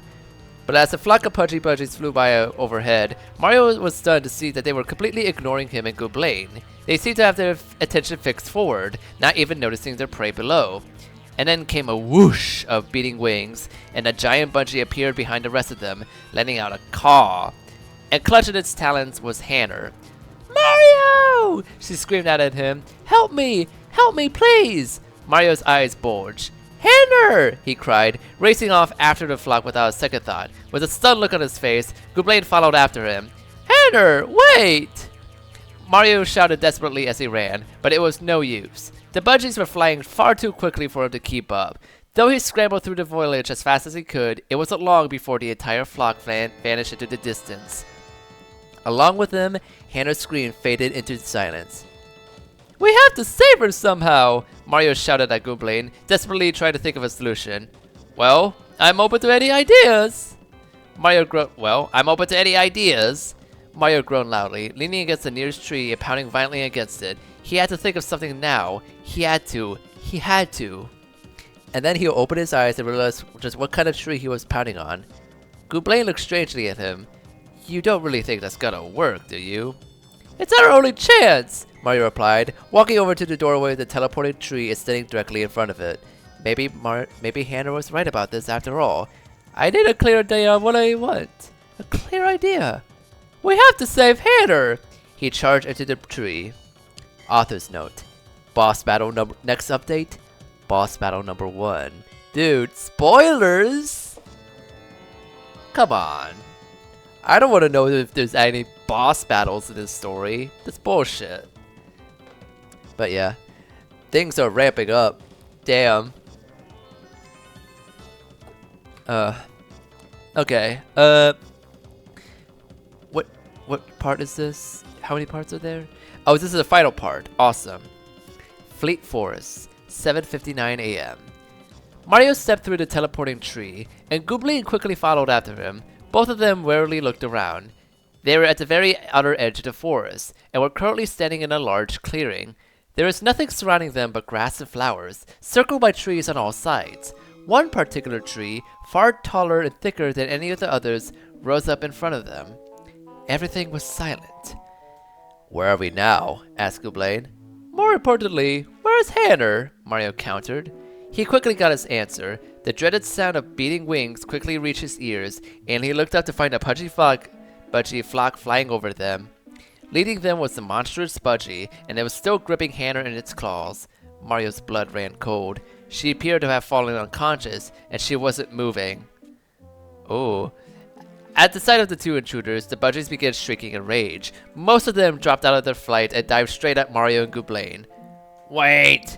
bellowed the Budgie leader. Mario jumped, realizing he was hearing it speak for the first time. Obediently, the other Budgies broke off their assault, flying loyally back to join their master. The giant Budgie flew over to a high branch of the fittingly large tree, perching on top of it and glaring down at Mario and his remaining partner. Mario stared back up. It looked almost majestic, really, like an eagle or a falcon. Its tawny-colored plumage shone in the early morning sun, and its pitch-black eyes flashed with a frightening intelligence. It clacked its beak hungrily at them. "You've been causing too much trouble in my forests," it squawked at them in a thunderous voice. "I've decided to deal with you myself." Mario tried not to look afraid. "It's not your forest," he accused. "You took over this place, and we want to know why." Every single budgie suddenly burst out laughing. Mario winced at the sound. "We can do whatever we want," their leader shouted. "It's you who better watch your step. We know what you came here for, just like all the others." Suddenly, it shuffled off to the side to reveal something Mario hadn't noticed before. An enormous nest made of branches and twigs. Then there came a glow from inside the nest, and Mario's eyes grew wide. Slowly rising up from out of the nest, hovering a few inches above it, was something that at first looked like an egg. But it was far too big for that, at least the size of a large book. It was glowing and shining in an unearthly light as it gave off a vibrant pinkish-orange color, the color of a rising sun. Etched into it, running all around its circumference, were a series of swirling wave-like patterns that glittered a bright silver. Mario was overcome with the same awe he felt inside the Temple of the Sun. That's it, he realized, unable to take his eyes off the egg-shaped object. "That's the Sun Soul! It has to be!" "Not bad looking," Goblin grunted. "This is our treasure." This is our treasure." The budgie bellowed at them. "You were foolish enough to come looking for it. Now you'll pay for it, just like she has." It lifted up Hannah and started squeezing her even more tightly in its grip, threatening to slice her in half. Mario flew into a panic, instantly forgetting about the Sun Soul. "No! Let go of her!" He ran up quickly underneath the tree and hurled his hammer with all his might, striking the budgie directly in the head. It shrieked in shock and anger. Goblin stared at him. "Don't you need a badge to do that?" "I never understood why that is," Mario said frankly. "Wait, what? Hold on. What?" "Don't you need a badge to do that?" "I never really understood why that is," Mario said frankly. So Mario is breaking the rules of the game. He is using a hammer attack on a flying enemy despite not having the badge to do so. Holy shit. The budgie didn't appear hurt, but was caught enough off guard that it opened its claws and released Hannah. She fell to the forest floor and landed with a thud. "Hannah!" Mario cried, racing up to her. He crouched down next to her and started violently shaking her. "Come on, Hannah, wake up, please!" After a moment, Hannah let out a groan and opened her eyes. Looking like she was in a daze, she struggled into a sitting position and looked warily around. "Oh, Mario!" she gasped the instant she saw him. "I'm so sorry. I never should have run away. I've been such an idiot. Please, please, please forgive me. I'll never—" "Hannah, later!" Mario alerted her, grabbing her by the arm and pulling her away just as the bungee leader was diving at them both. "You won't escape us!" he screamed at them, taking to the air. Mario and Hannah raced back to where Goblin was standing, and all three of them turned to strike battle stances at the giant bird. This was it. The battle for the first Sun Soul has begun. Goblin whipped out his phone and tattled on their opponent. "That's the leader of the Pudgy Budgies. It says here its real name is the Budgie Beast," he announced. It can attack by flapping its wings and trapping us in gusts of air, or grabbing us in its claws. It also leads all those other Budgies, so it'll probably send them out to attack us too. Then we gotta take care of it before they all gang up on us. "Got it!" Mario said in determination. He kicked off the fight by jumping on the Budgie Beast's head as hard as he could, and Hannah followed up with a well-aimed hammer throw. The Budgie quickly retaliated by swiping its razor-sharp claws at Mario, slicing him up and damaging him quite a bit. "You okay, Mario?" Hannah asked in alarm. "I'm fine. Just keep fighting," he urged, clutching at himself. Goblin had already thrown himself into a head bonk, bashing the Budgie's head with his own, but he couldn't get away before it grabbed him in its claws. He yelped in pain, and it took another hammer throw from Hannah to release him. He landed on the ground with a grunt and looked up at the hammer sis. "Why are you helping me?" he asked suspiciously, remembering their last conversation. Hannah just shrugged. "We're partners. That's what partners do." Goblin raised an eyebrow, but neither of them had time to do anything else before they were alerted by an angry squawk from the Budgie Beast. It had landed on the ground and was jabbing its beak at Mario, who was doing his best to leap out of the way. Once when it thrust its head out too far, he took the opportunity to deliver a powerful smash right to its head. "You insolent little whelps!" it bellowed at them, reeling back in pain. "I will teach you. Pudgy Budgies, attack them!" The other Budgies immediately obeyed. From where they had been circling high in the sky and watching the fight, they all grouped together and dive-bombed the trio, clawing furiously.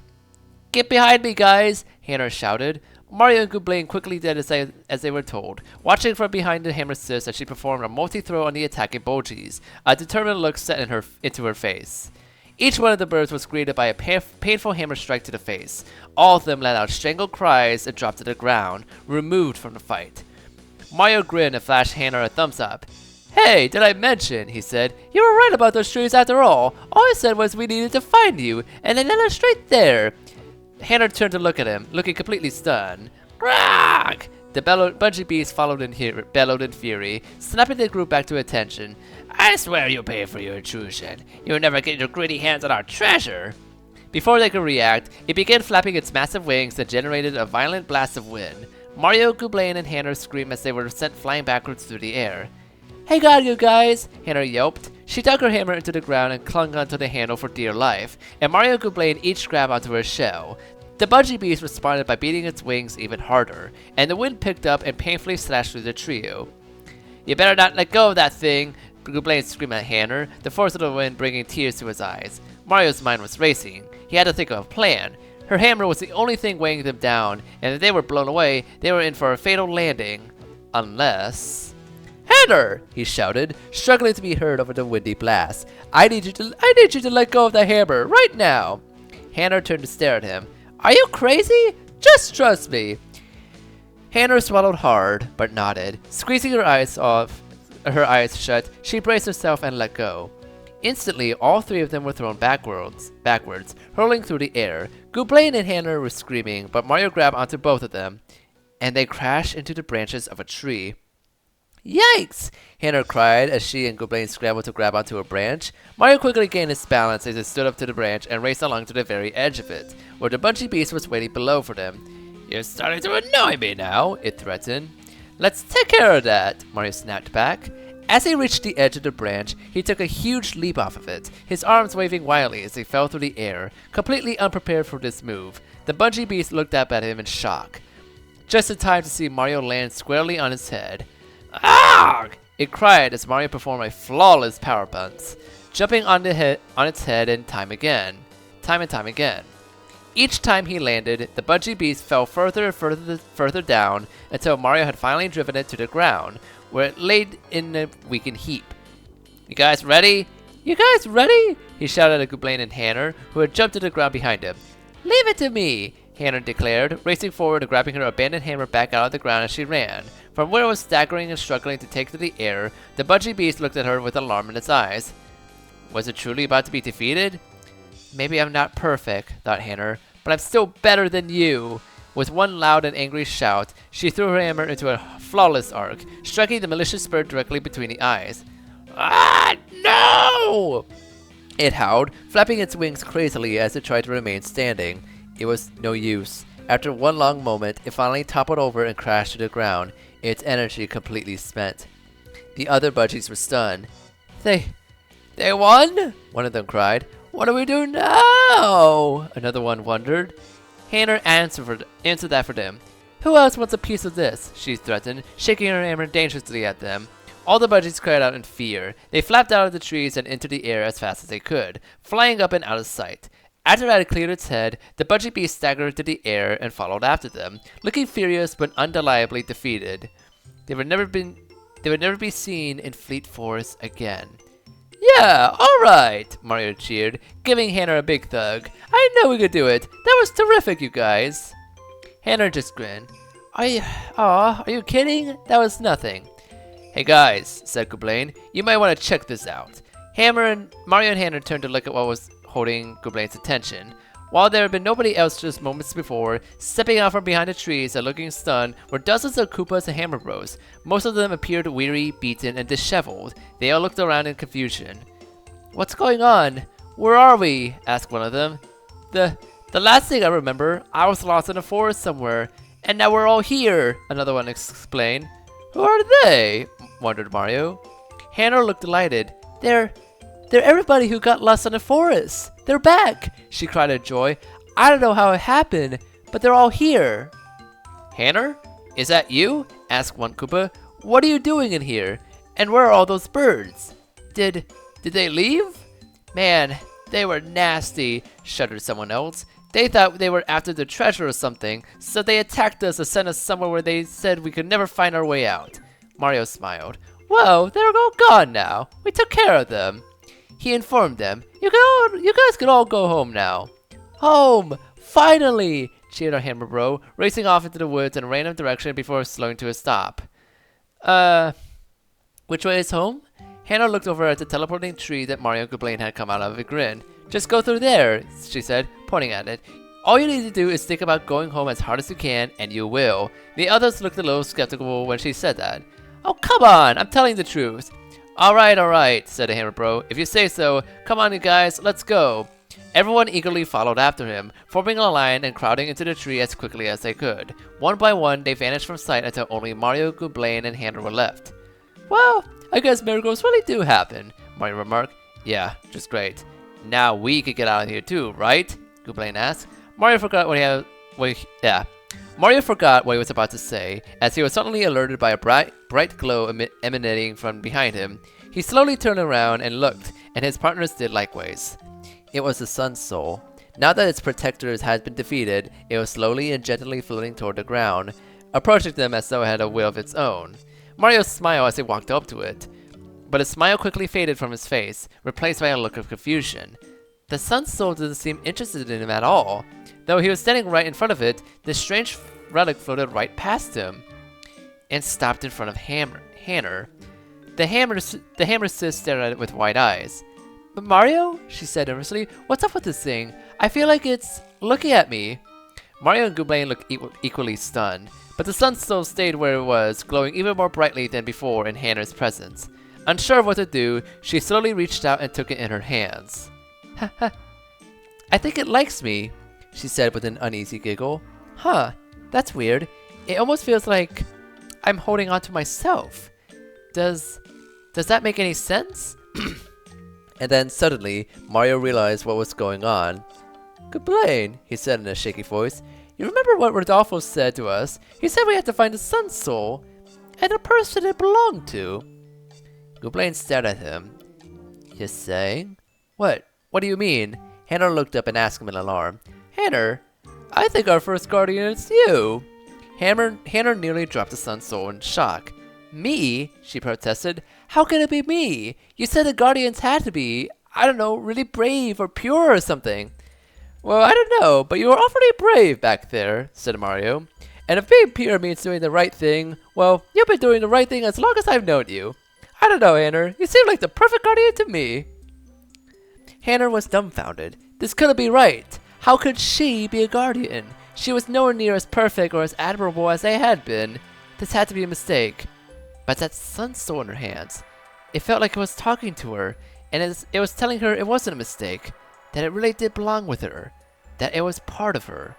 Her eyes started to sting. I think maybe you're right, Mario, she said, trying futilely to keep her voice steady. She smiled. Don't worry, Mario. I'll be the best guardian you've ever seen. You'll be proud of me. I promise. Mario smiled back encouragingly. He, Hannah, and Goblin watched in awe as the Sun Soul began to shine in triumph. Mario found a Dawn Soul. His star power is now 1. With Hannah's help, he can now use the special move, Second Wind. End of chapter.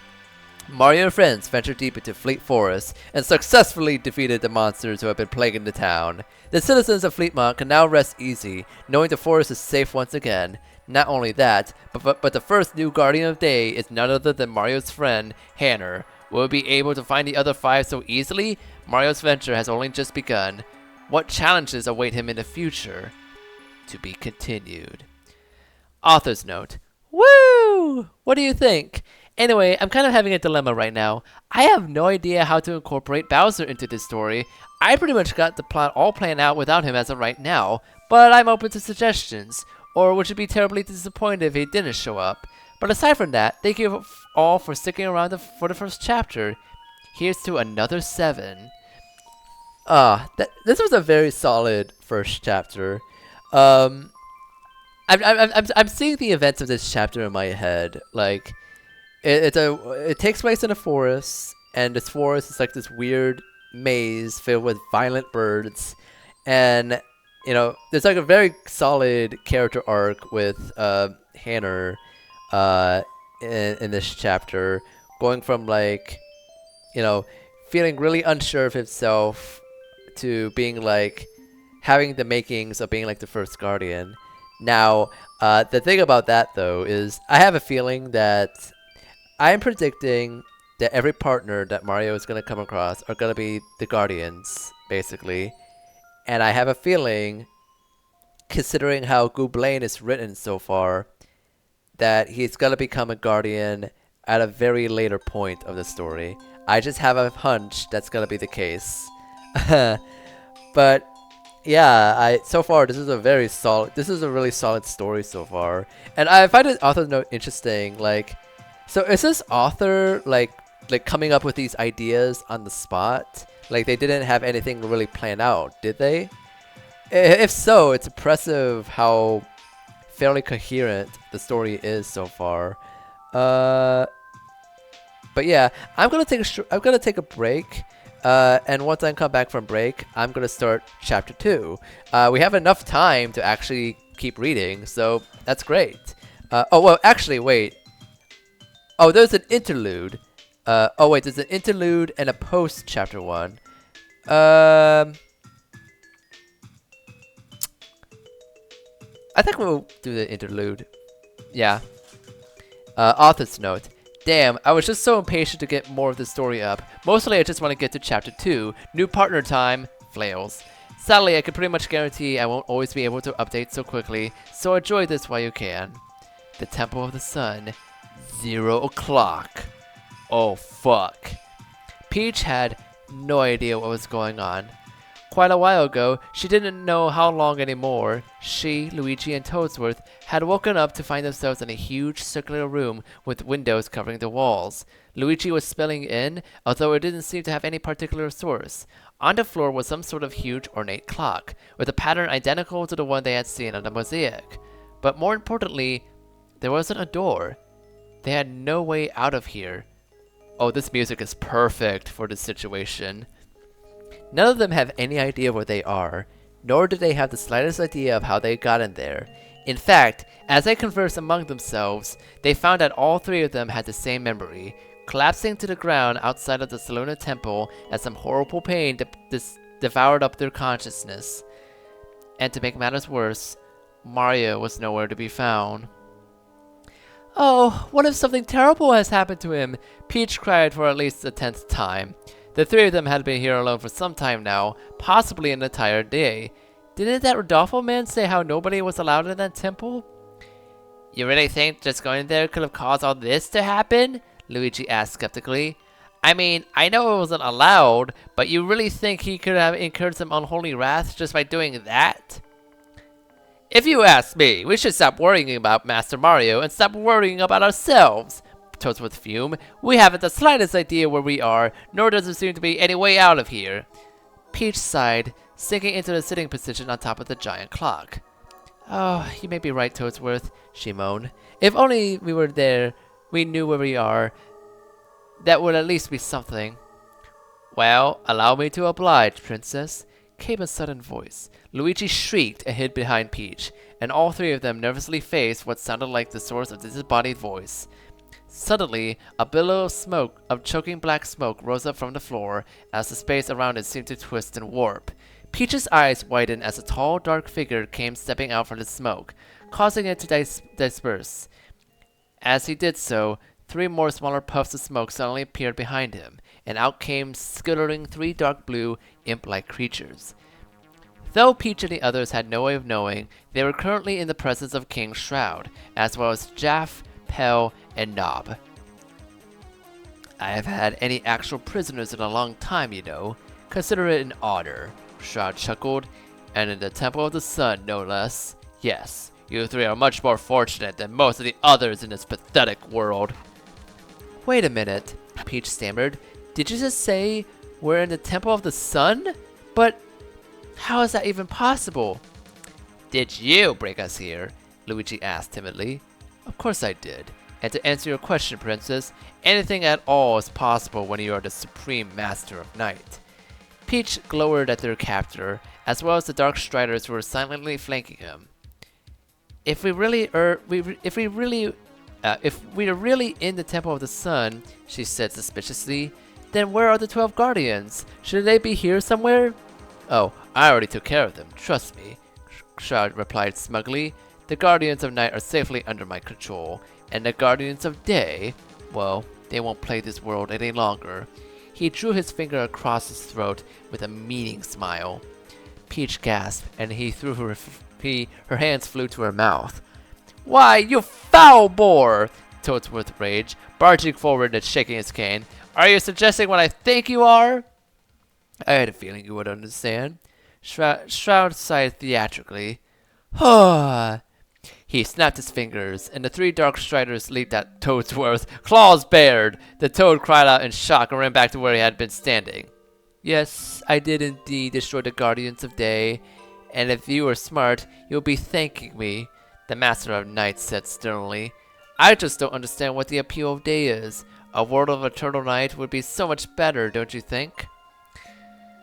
Unfortunately, he sighed, folding his arms over his chest. My loyal servants here just finished telling me that my master plan didn't go quite as flawlessly as I expected. It would seem that rather than eliminating day once and for all, I merely separated from night completely. A good start, of course, but I'm sure I can improve upon it even more. Peach had heard enough. She leaped to her feet, absolutely fuming, as intimidating as a princess in a pink dress could possibly be. I can't believe what I'm hearing, she shouted. How can you upset the order of the world like this? You really think you get away with it? And what's the point of keeping us 3 captive? And where's Mario? What have you done with him? King Shroud laughed heartily, which did nothing but upset Peach even more. Suddenly, without warning, he swept across the room, covering the distance. Between himself and Peach in less than a second, he was now standing directly over her. You asked too many questions, Princess, he said with a smirk, but since I'm so kind, I'll humor you. Yes, of course I'm getting away with it. And trust me, Princess, I have a reason of my own for keeping you there. Believe it or not, I've heard of you before, Peach. A princess of your purity, legend, and stature comes along once in a great while. I believe you're the person I'm looking for in order to make my plans complete. Peach glowered up at him. Let me guess. You're trying to resurrect an ancient demon, and you need my body for it to possess? She said accusingly. Or maybe you're trying to destroy the universe, and you need me to just marry someone in order to create an interdimensional rift that will swallow everything up. Shroud stared at her for a long time before he burst out laughing again. You have a very active imagination, Princess, he remarked. You villains and your ridiculous plans, Peach fumed. You can't surprise me anymore, and no matter what you are planning, I refuse to go along with it. Well, there I'm afraid you'll have a choice, Shroud replied.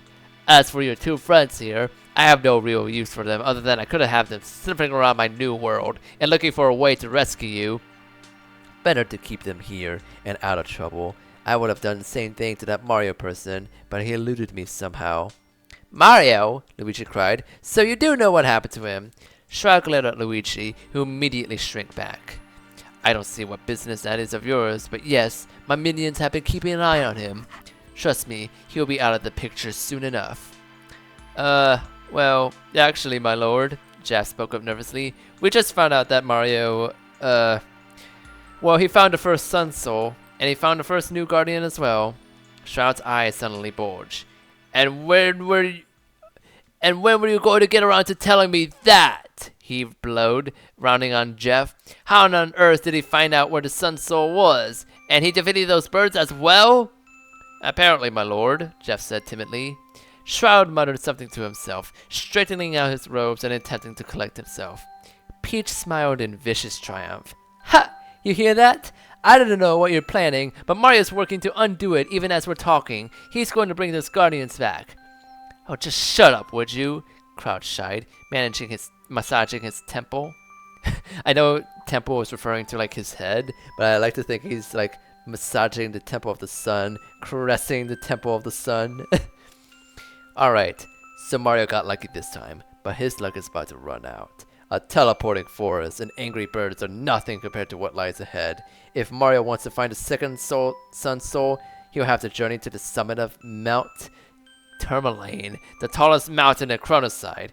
I just realized that this story had the idea of a forest that teleports you to different spots, and the Origami King kind of has a similar idea with its first forest area, where you're just looping around before you restore Grand Sappy. He'll do it. I know he will. Shroud rolled his eyes. Unfortunately, you may be right. It seems he's a bigger threat than I thought.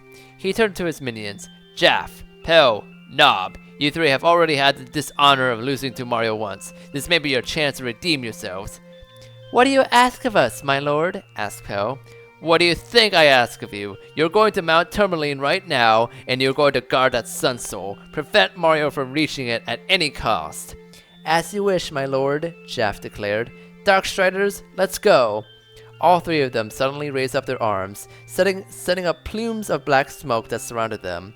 When the air cleared, they had vanished. I had to tell you this, princess, but Mario's not getting any farther. Not if I have something to say about it, Shroud said with a malicious grin. Now I'm afraid I must take my leave, but we'll meet again. He stepped backwards, and like the Darkstriders, was surrounded in black smoke as he waved his scepter above his head. Before long, he was too gone. For a moment, Peach, Luigi, and Toadsworth were all silent. Well, at least we know where we are now, Luigi finally spoke up. Well, if that wasn't the most unpleasant brute I've ever met, Toadsworth numb. But I knew we could count on Master Mario. He'll get us out of this mess. I'm quite certain of it. Peach didn't look so confident. Toadsworth, didn't you hear what he said? Mario's looking for those Sun Soul things, whatever they are, but he doesn't even know where the next one is. Only we know that. Well, we gotta tell him somehow, Luigi decided, but there's nobody this time. Oh, wait. Princess Peach, all those other times you were kidnapped, how did you talk to Mario and tell him what to do? I always had someone, Peach recalled miserably, but there's nobody this time. Nobody to send information to Mario for us, and an escape is out of the question. If we're really in the Temple of the Sun, then we're in an entirely different dimension. Luigi and Toadsworth watched in concern as Peach slowly sat down, looking utterly hopeless. No matter what, even in the middle of a kidnapping, she'll always be able to help Mario before. She'll always been able to do something. She'd never been this helpless before. I'm sorry, Mario, she said softly, but I think this time you're just going to have to get by without me. Meanwhile, far, far away, Peach's castle was unusually peaceful without the princess around. All the mushroom retainers who ran the place were casually going about their business, cleaning, cooking, and keeping the place looking nice for Peach's return. Whenever she left on an adventure, or more often, got kidnapped, there was a certain lull in action around the castle. Peach certainly knew how to liven up the place with her constant itching for excitement. She would be gone for several weeks, though, and the servants were starting to think that there wouldn't be any excitement for them until she came back. That was about when the front wall of the castle came bursting in. Rah-ha-ha-ha, laughed the intruder who had just torn through the wall like the paper it was. It was none other than Bowser, the Koopa King. Man, I can't believe I never thought of doing that before. He chuckled to himself as he stepped into the castle foyer. Forget lifting the castle up into space. Next time, I'm going for the direct approach. Holy Elfstar! It's Bowser! Cried one of the Toad servants. Mommy! Shrieked another one, hurling the vase he'd been cleaning into the air and running for his life. Hey, what's with the cold reception? Mario grumbled as the castle flew into a panic at the sight of him. It's Bowser, baby! I'm just here to kidnap the princess. It's Monday, remember? They should learn to show a little respect to nastiness. Perhaps we should teach them a lesson. Croaked a voice right behind him. Up next to him came shuffling his equally unpleasant right-hand woman, Kammy Koopa. She's in! Hey, you! Bowser snapped, grabbing a Toad who had been running by him. Where's Princess Peach? She's been expecting me, you know. Princess Peach? The Toad stammered. He was shaking so hard it looked like he was having a seizure. Jeez. She's not here right now. What's this nonsense? Kammy demanded, prodding the Toad in the side with her staff. The princess isn't here? Then where is she, you fool? She, Mario, and Luigi all went on vacation, he replied weakly. They're off to some country called Chronoside. Bowser did not look at all pleased about that. What? He roared. You mean Mario, Luigi, and Peach all went on vacation together, and they didn't invite me? He started stomping on the floor in fury. Oh my, your awfulness! Please contain yourself! You'll lose your mystique! Cammy reminded him urgently. Bowser grumbled something that sounded like an agreement, eventually calming down. Alright, Mushroom Cap. Thanks for the heads up, he grunted, shoving the toad away. He scrambled back to join the other servants, who were crowded together at the opposite end of the room and pointing their spears. Cammy, change of plans, Bowser declared, turning to face her. We're going to this chronocyte place right now. I won't stand for Peach brushing me off like this. Is that really such a good idea, Lord Bowser? Cammy wondered. And I take it all there to fly from here. Maybe we'll just wait until the princess returns. What?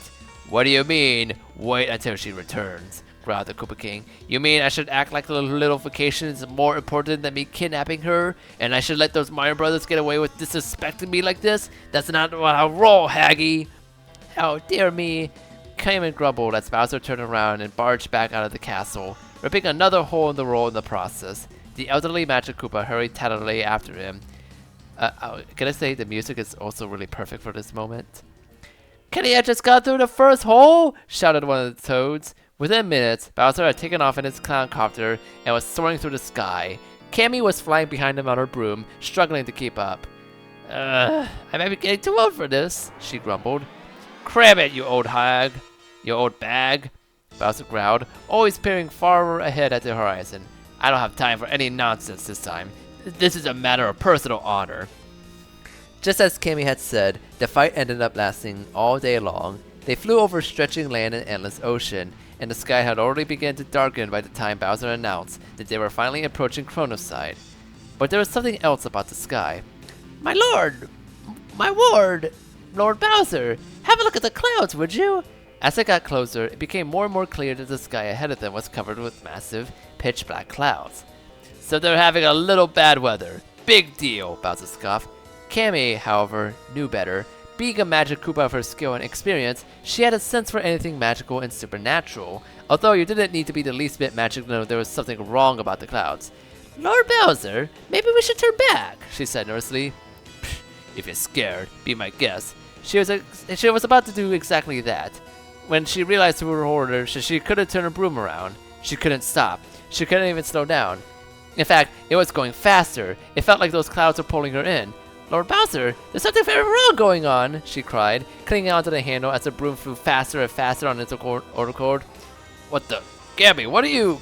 And then Bowser felt it too. The propeller on its clown copter was starting to spin out of control, and the copter itself was beginning to lurch violently forward, threatening to throw the Koopa King out.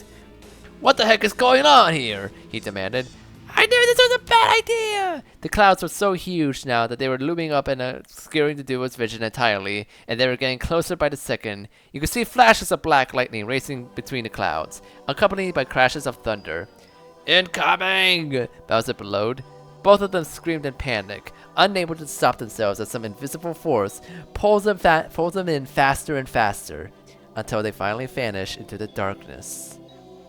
Author's note. Yeah, I had to add in Bowser and Cammy. It just wouldn't be a Paper Mario adventure without them. But what would happen to them now, and to Peach and the others? Only time will tell. Okay, that pun was awful. Alright, a nifty little interlude chapter. I'm gonna see how the chapters are structured.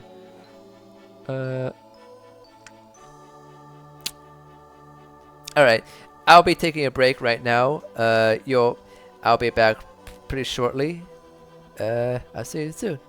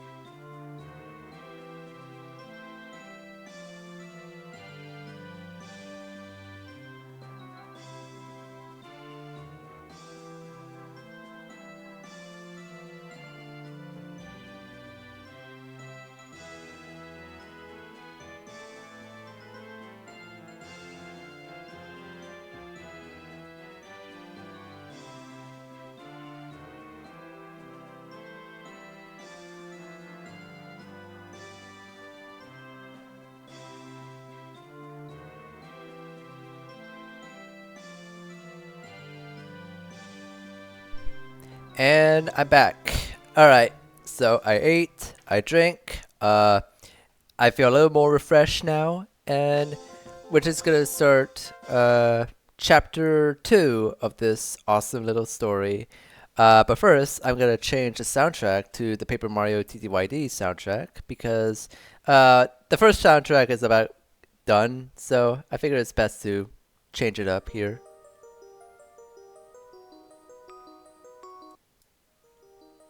Alright, cool. Now, back to the story. Here I am. Hey! Alright, so, what's next? Post chapter 1. So this is kind of like the intermission chapters before, like, the proper second chapter. Yeah, so basically, in my streams, I will be, like, starting the next chapter with these post-chapter moments, since that makes the most sense.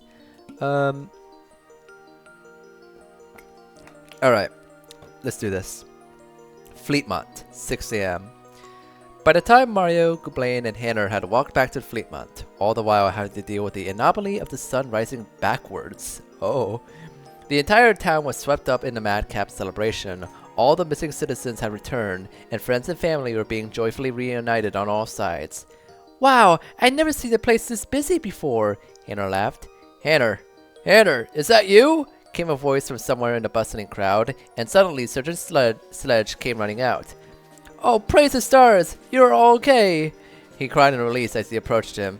Hanner, did you honestly go off into the forest with those two? Really? I've been worried sick about you. Sorry, Sarge, Hanner muttered. Truth be told, she was still a little upset about the pointless job he had given her. We're lucky she did, though. Mario came up to her rescue. We never could have beaten those punchy budgets without her help. Sledge straightened up. So I've been hearing the truth then. You three got rid of them? You sound shocked, Gublain muttered. Nice to know we got so much support. And I see you found out Sun Soul of yours too, Sledge went on, noticing the glowing egg Hanner was clutching to her chest. Hanner, what are you doing with that thing? Turns out, it belongs to me, she said brightly. Sledge frowned. Uh-huh. Hey, Hanner, came another voice. The green and blue-shelled Hanner brother quickly came up behind Sledge. Oh man, Hanner, we were talking to Sarge about you, cried the blue-shelled one. We really thought you were a goner, man, but you were the one who got rid of the birds? Yeah, guess I'm good for something after all, right, Sarge? Sledge immediately started looking guilty. He bowed his head and sighed. I'm sorry, Hanner, he admitted. I suppose I have been treating you very fairly. I was starting to doubt you could handle being on the force, but you really proved me wrong. He started looking proud. You're a truly great Hammer Bro for what you did for the town. I'm certainly glad to have you around. Hanner had been smiling, but now her face fell. Well, about that, she said awkwardly. You see, I kinda have to leave town for a while and go with Mario. He is on this really important mission, and he needs me along. Sledge turned skeptically to Mario. Really important mission? I wouldn't take her from you unless I absolutely had to, Mario promised. But she's the only one who can help. I hope that's alright. Sledge looked back and forth between them, finally sighing deeply in defeat. Well, if you really need her that badly, I can't say no, he decided. Just bring her back soon, would you? Already she's become some sort of town hero. I think people will want to hear about what happened directly from her. Hey, you guys can't leave now, the green shell bro protested. We're having a homecoming party for everybody who got lost, and you guys are the guests of honor. Mario looked surprised. Well, I don't really know. We really should get going and... Alright, a party! Hanner cheered, and that was the last word on it. The festivities ending up lasting far longer than Mario would have liked, but he had to admit, the cheerfulness of the occasion was contagious. He did get a little tired of constantly having to recount how they defeated the Pudgy Benjis, though. When everything had died down, he, Gublain, and Hanner unanimously agreed to stay in the hotel for a while. Mario just then realized he hadn't gotten any sleep since he came to Chronos' side. They woke up at 6 in the morning, of course, and after a few more goodbyes, they began the long journey back. Saluda Town. Crawling back up to the warp pipe, Mario was relieved to find Saluda Town exactly the way he had left it. Everyone was still cheerfully going about their lives, and there was no sign of any impending crisis. I've always wanted to come here, Hanner giggled. What a neat place this is. Sure is more interesting than Fleetmont. Okay, so what do we do now exactly? Asked Blaine, sounding grouchy as ever. Well, we should probably go find Rodolfo, Mario quickly decided. If anyone could give us an idea of where the second sun soul is, it's him. Who's Rodolfo? Asked Hannah.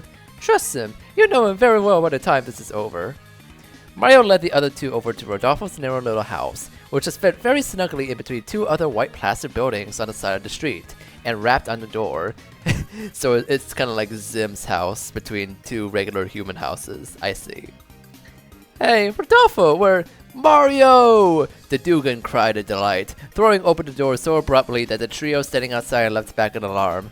Oh, you came back, just as I knew you would! Come in right this instant, all of you! He practically shoved them into the foyer, jittering with excitement. Mario, how are things? Not too troublesome, I hope? You did find the Sun Soul, yes? I should think so, otherwise you would have come back, isn't that? Jeez, Rodolfo, calm down! Mario sighed. Yes, we have found the Sun Soul. Rodolfo started clapping in anticipation. And we found the Guardian too! Rodolfo's eye looked like they were bulged out of his head.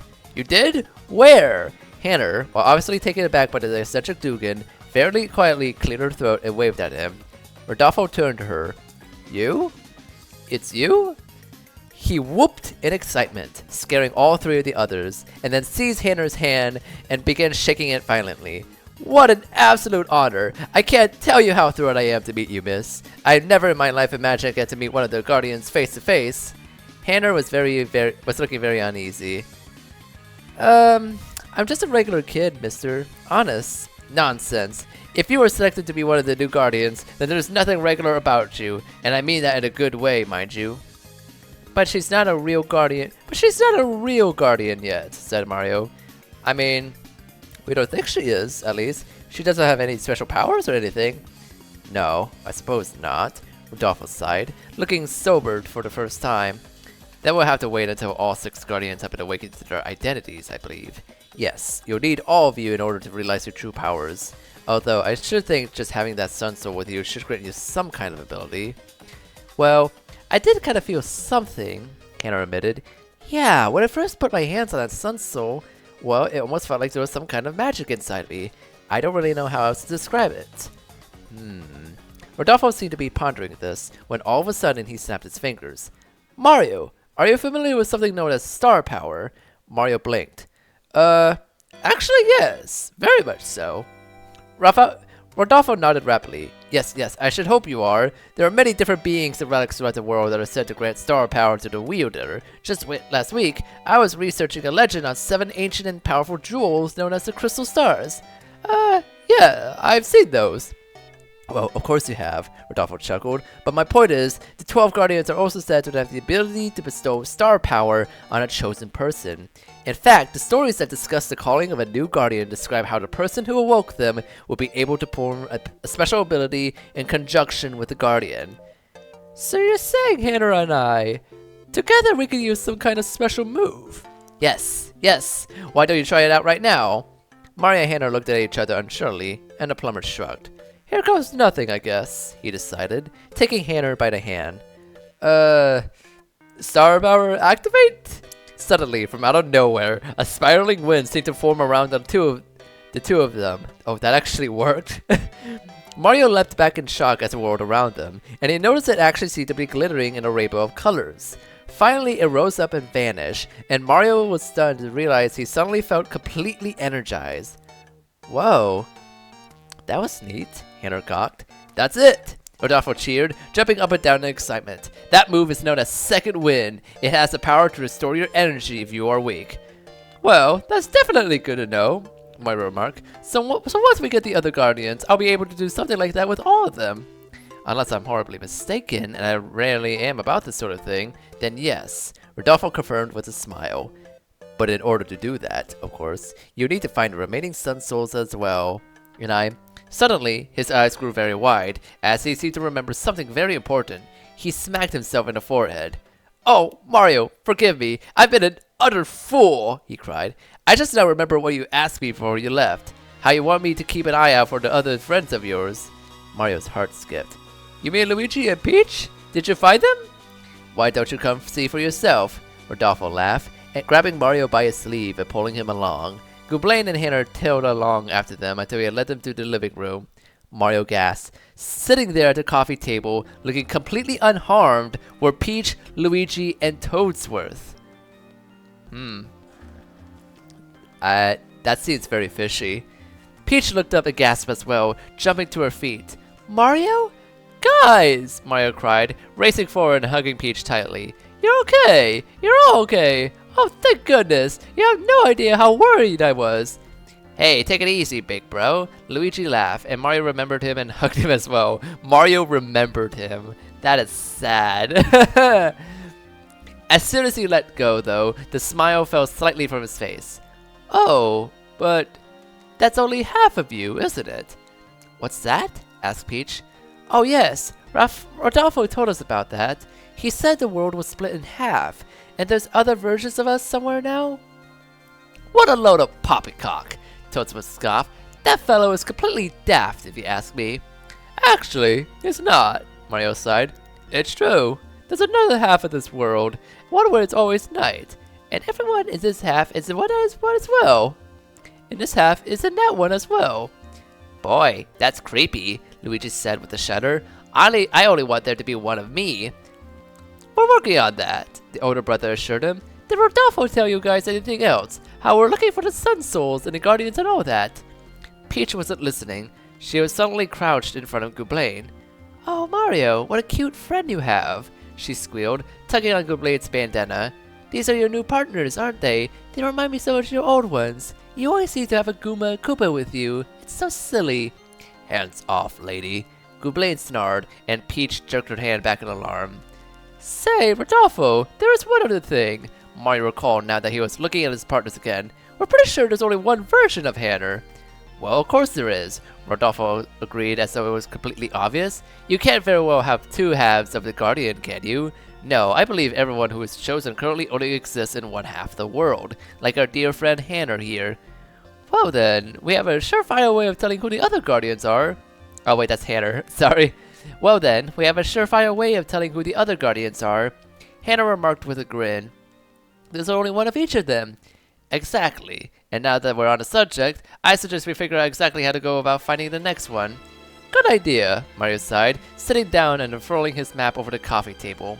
As he looked, he saw that the next region of Chronoside that they would be visiting, on the southwest corner of the map, was a mountainous area. In fact, drawings of jagged peaks took up practically the entire corner of the paper. Ah yes, the famous Spiritual Bluffs, Rodolfo regarded the map. One of the largest mountain ranges in the world, and if I recall, there are hundreds of mountain villages around there. No doubt our Guardians living in one of them. Okay, but which one? Mario asked doubtfully. I mean, look at all these mountains. We don't have time to go climbing all of them. Rodolfo sighed. I'm afraid I can't help you there, Mario. It could be any of them. Mario frowned deeply, wondering where exactly they could go from here, when suddenly Peach spoke up. Oh, Mario! I know where it is, she realized. The Sun Soul. It's at the very top of Mount Tourmaline. Everyone in the room turned to stare at Peach. How do you know that? Mario asked after a very long moment. Peach suddenly looked nervous and blushed. Oh, I don't even know, she confessed. I just all of a sudden realized it somehow. But I'm positive that's where it is, Mario. I really am.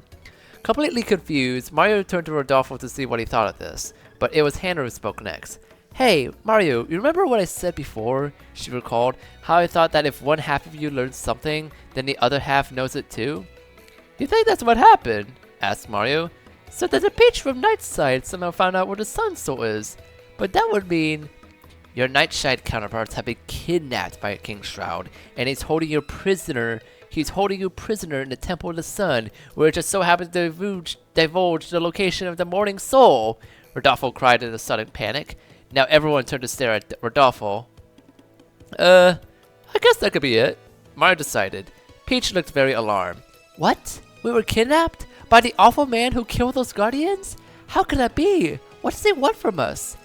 So only half of you got kidnapped, Mario chuckled. Well, that's 50% better than average. Stop fooling around, Mario, Peach snapped, grabbing him by the shoulders. We'll have to save me. I mean, us. Princess Peach, that's quite out of the question, Rodolfo said firmly.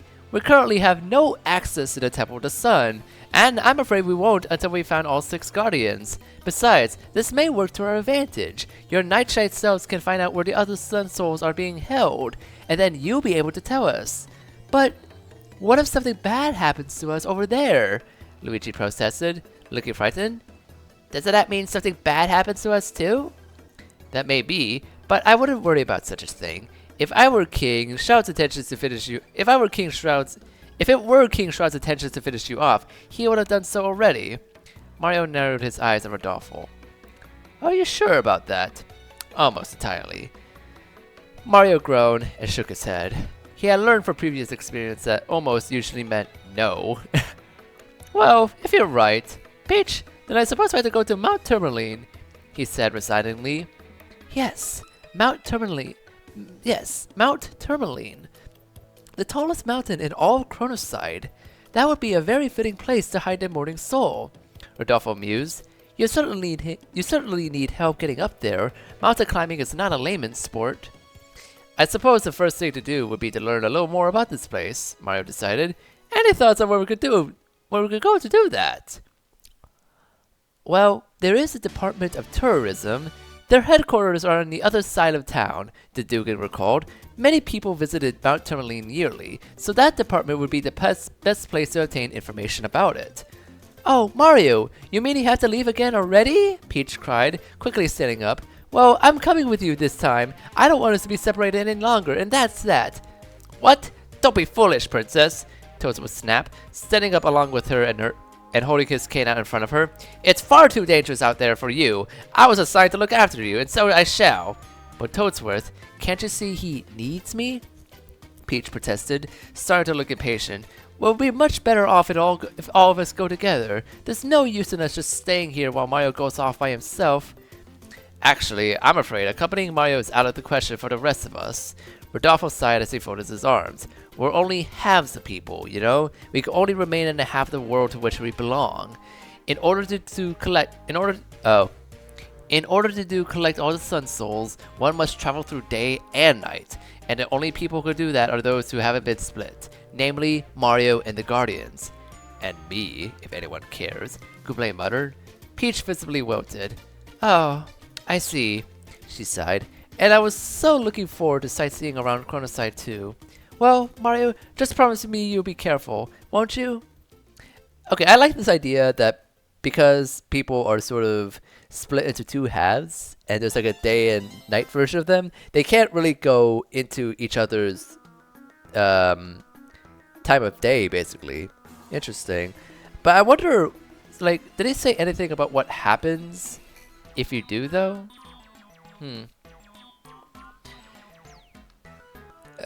Let's see.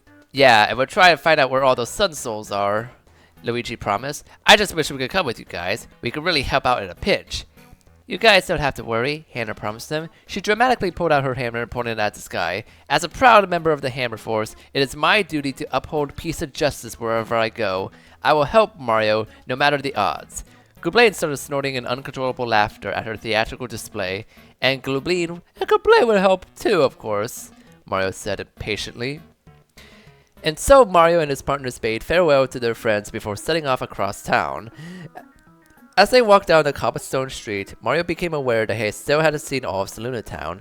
There were plenty of shops and landmarks that caught his eye, one in particular. Hey guys, what's this? They had reached a circular area in the middle of town where numerous benches were set up for people to lounge around. In the very center of the area, though, was a strange-looking pillar or altar of some kind. It was made of white marble with gold patterns decorating it, and it rose up to Mario's height. Oh, I haven't seen this thing yet. What's it for? He asked, assuming at least one of his partners would know the answer. It's just some other dumb tradition they got around here. It's a star pedestal. Goublin replied listlessly.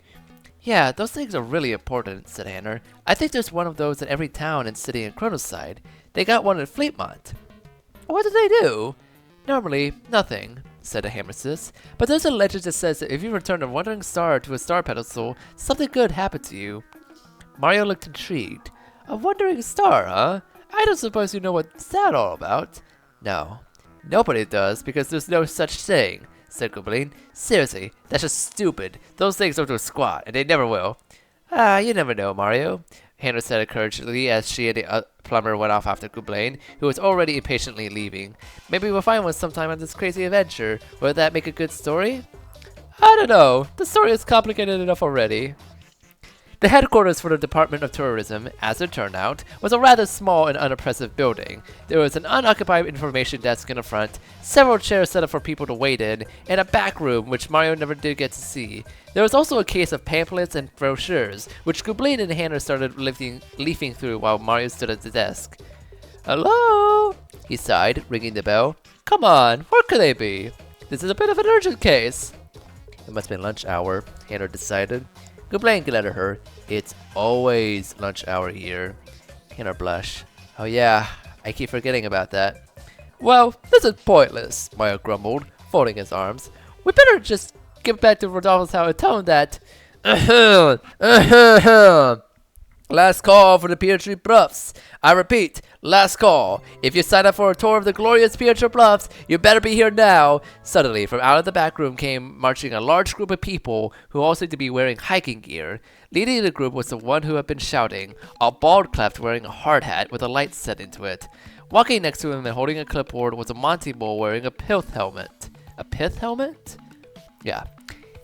Yeah, you heard the man, sighed the mole, scribbling something down. All payments are final, no refunds. We cannot be held accountable for any crippling, life-threatening accidents that may occur while you tour with us. Mario blinked. Whoa, he said, running eagerly up to the cleft. You guys are leaving on a tour of Bigotry Bluffs, right now? All payments are final, the cleft sparked at him. At least I would be saying that to you if you had made a payment. Are you on the list? No, which means you did not make a payment, which means no tour for you. Jeez, what's this freak's problem? I am Clifford, the cleft bellowed like a blade, the founder and president of Clifford Touring Unlimited. You will not refer to me with such disrespect. The Monty Mole groaned and shook his head, looking thoroughly embarrassed. I'm sorry, guys, he sighed to Mario's partners. He gets like this right before a big tour. Adrenaline rush, I think. Well, look, Mario said to Clifford. My friends and I really do need to go to Mount Tourmaline. It's kind of an emergency. If I come in right now, can we join this tour group of yours? Bah! I spit on such nonsense, Clifford growled. I provide first-class, 5-star tours of every region in Chronoside. They are in high demand. Sign-ups occur weeks, no, months in advance. Besides, it costs 1,000 coins per person. You don't exactly look like the types who are swimming in money. Real tactful, what this guy is, Hannah muttered. Mario sighed. Look, is there any way, he pleaded, you really have no idea how important it is. And you have no idea how important revenue is to me. Now be gone. Now wait just a minute, Hannah said decisively as Clifford began to lead his group out the door. What if we paid you in something a lot better than coins? Mario turned to stare at her. Hannah, what are you? This got Clifford's attention as well. You talk foolishness, annoying Koopa girl who is probably poor. What could possibly be better than coins? Well, Hannah said with a grin, there's this. She pulled out the console. Are you nuts? Goblin screamed at her. Clifford stared angrily at the glowing sun soul, his eyes glazing over. Mario would have been surprised if he actually started to drool. Great gritty desert, he cried. I have no idea what that thing is, but it looks expensive. Yeah, well, you can't have this one, Hannah chastised, holding the Donsol out of the Greedy Clef's reach as he tried to jump over it. But what if we told you that there's another one just like it at the very top of Mount Tourmaline? Clifford stopped jumping and glared up at her. I say you must think I'm very stupid indeed. Yeah, we do, Goblin said without missing a beat. But I'm telling the truth, Hannah promised him. And if you could get us all the way up the mountain, that thing could be yours. Had he not been glazing longingly at the Donsol this entire time, Clifford probably would have said no. But luckily for Mario and the others, Clifford was one of the more selfish and foolish clefs around. Oh, alright, he finally decided. You join tour. We go up Mount Tourmaline. The delicious glowing egg is mine. The Monty Mole looked up from his clipboard. Sir, is that really a wise idea? Morris, you fool! Clifford spat at him. I know a good business plan when I see one. You obviously don't. That's why you're just a beleaguered assistant. Yes, sir, Morris grumbled. Now, let's waste no more time hanging around this stank place, Clifford declared. This tour has begun. All payments are final. No refunds. We cannot be held accountable for any crippling. Hannah, I have no idea whether that was incredibly smart or incredibly stupid of you. Mario muttered to her as the three of them joined the back of the tour group, Clever leading them all outside as he continued to shout. You almost lost your son, Soul, and now that guy thinks he's getting one. Theoretically, he could be the next guardian, then it'll belong to him after all, Hannah said with a weak giggle. Oh, Mario, I'm really sorry, but there was no other way would have let us come. I had to do something. I hope you ain't actually planning on letting him have it when we find it. Goodblaine crowded her. Or you're even stupider than I thought. Clever led his tour group across town until they reached the southwestern area, where a warp pipe was sticking very conspicuously out of the ground. Now then, he announced, turning to face the group, let me remind you all that Clifford Touring Unlimited does not accept stranglers. If you fall behind, you get left behind. And furthermore, you're all looking after your own selves and your own stuff. You already paid, so I really don't care what happens to you anymore. So don't come complaining to me if you fall or break your... We get it! Shouted Mario, Goodblaine, and several others. Alright, you ingrates. Let's hurry it up. Next stop, Mount Tourmaline. He jumped into the warp pipe, with Morris very reluctantly following after him. The remainder of the tour group filled in one by one once they had gone. Mario, Goodblaine, and Hannah were the last of all. Author's notes. Don't you just love those lengthy, dialogue-filled chapters? Yeah, me neither. Hope I didn't bore you to death, but chapter 2 starts next, so you can get excited about that. And happy holidays, everyone. Well, it's like 2 weeks after Christmas, so it's not holidays. Sad. But I love this Clef character. Like, this Clef character is amazing. He might be my favorite character so far. He's such an ass.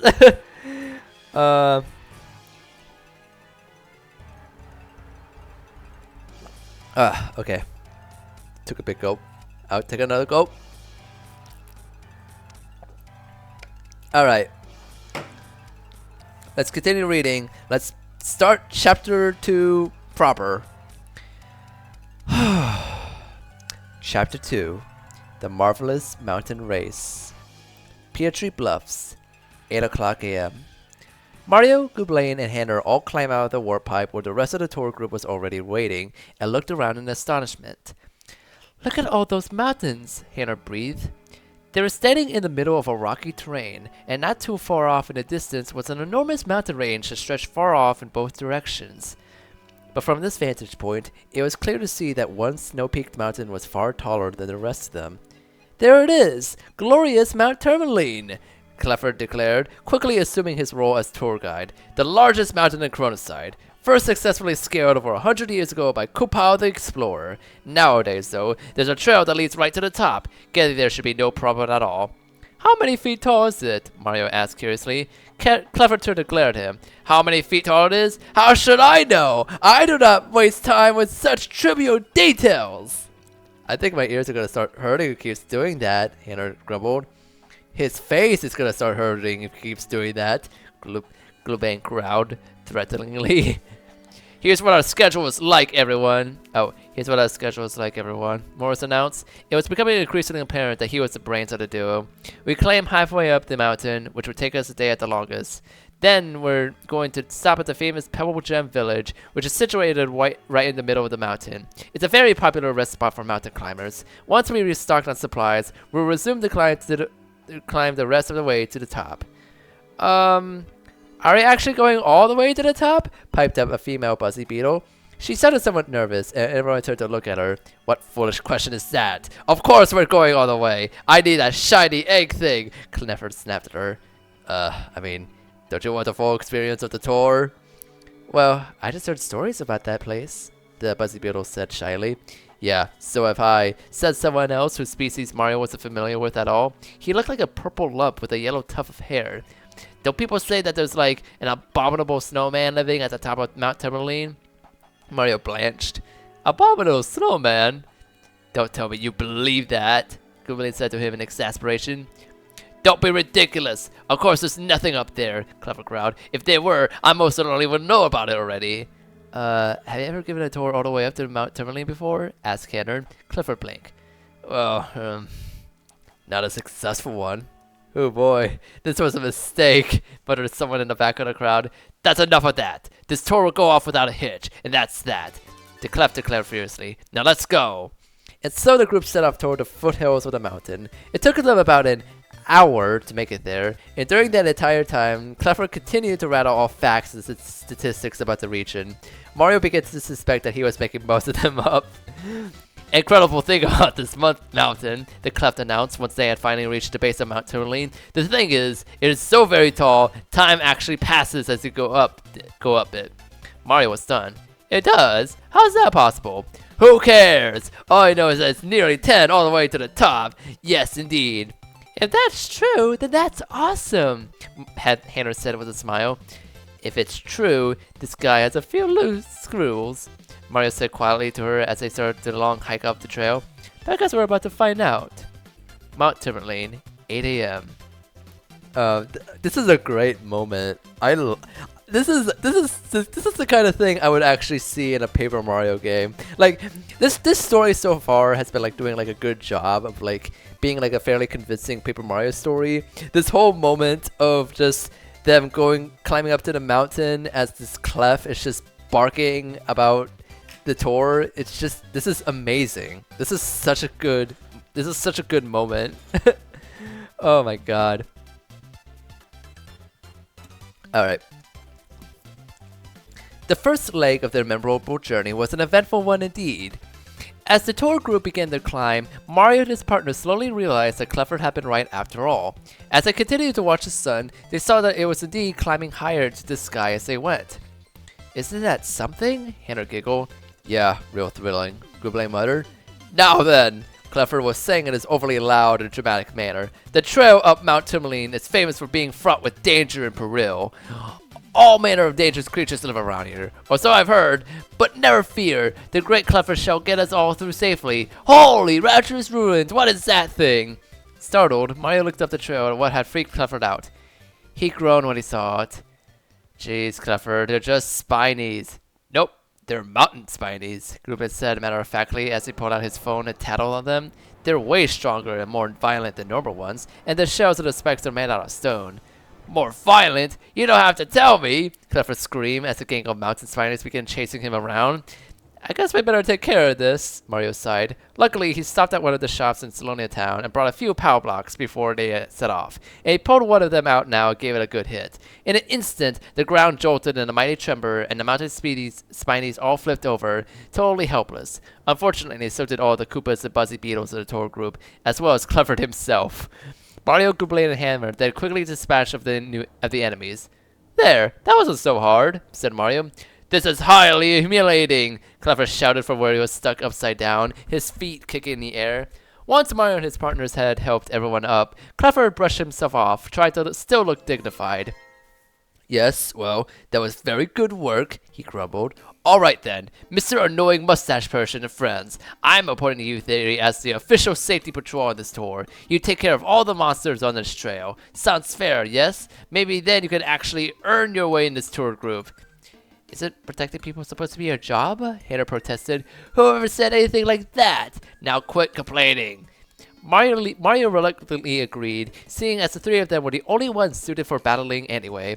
As they continued to journey up the mountain, he and his partners defeated all the other mountain spiders they attacked.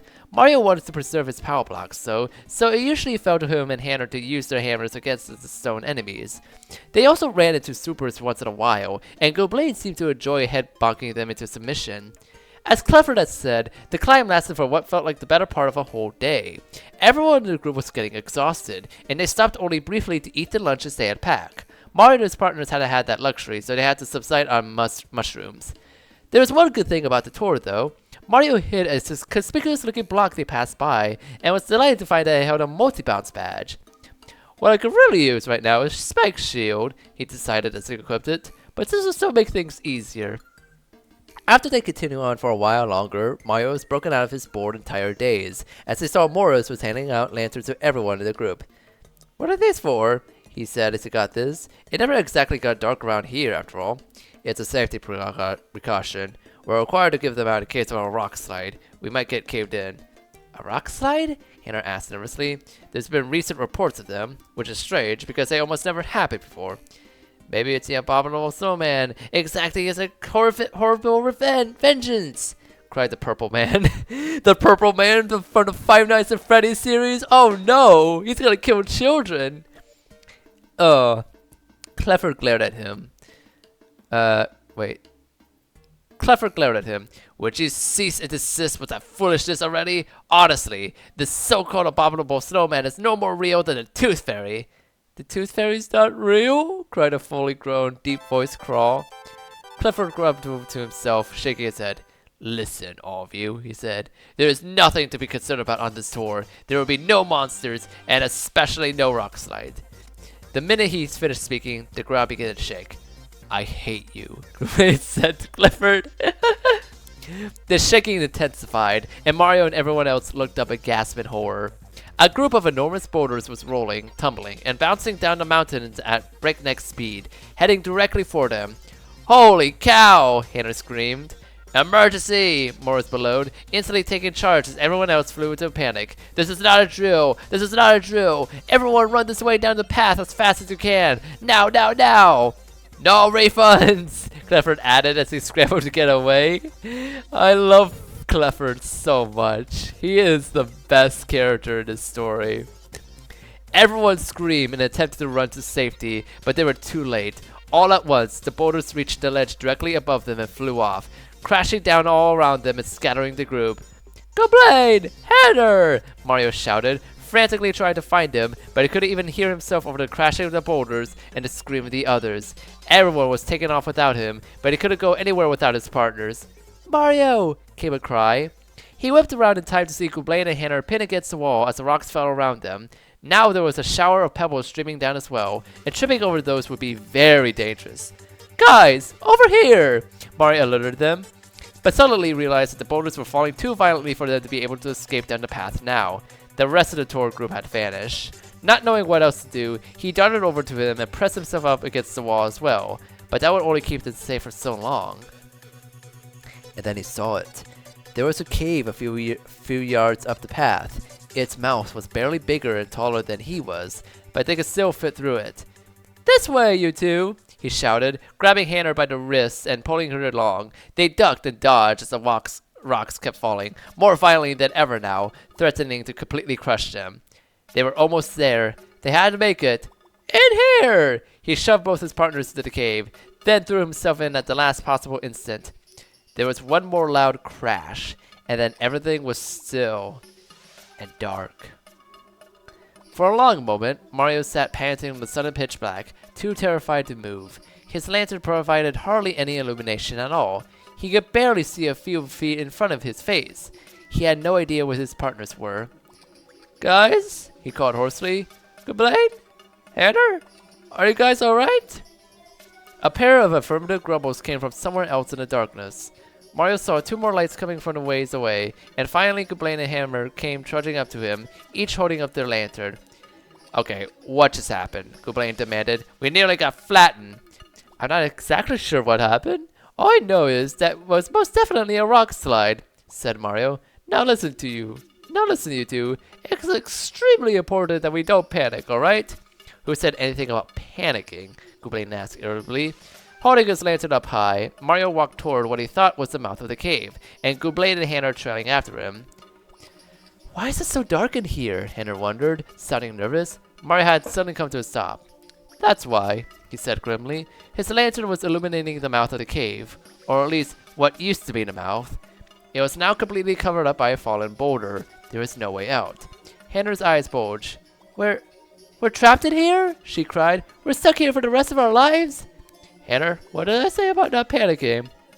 We're gonna run out of food! We'll starve to death! She squeaked, clutching at her head. No, we're gonna run out of air first! We'll suffocate! We're gonna die slowly and painfully, and no one will ever know what became of us! Hannah, oh my gosh! We're gonna die! Hannah was running frantically back and forth. I'm too young to get a game over!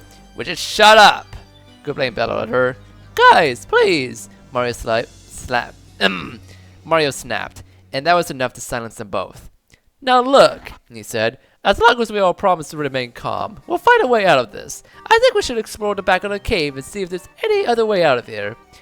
Goulet and Hannah both nodded. Okay, now let's go. All three of them slowly set off into the cave, holding up their lanterns and exploring every nook and cranny they could find. It was much bigger in here than it had looked on the outside. Eventually, as the cave grew wider, they split up and went in different directions, with Hannah going straight down the middle. Mario treaded cautiously along, warily watching the light in his lantern as it flickered. He had to keep it burning. If all three of their lights went out, they were done for. There was no getting around that. Not that having them lit was getting them anywhere. Mario cast his light all over, and he could see where walls. All he could see were walls and ceiling. There wasn't an exit anywhere in sight. Oh my gosh! Mario! Goblin! Get over here! Mario was so startled he nearly dropped his lantern. Hannah? Come over here quick! Came Hannah's voice from several yards away. I found something! No! Someone! Mario hurried over in the direction of her voice, and he saw Goblin doing the same.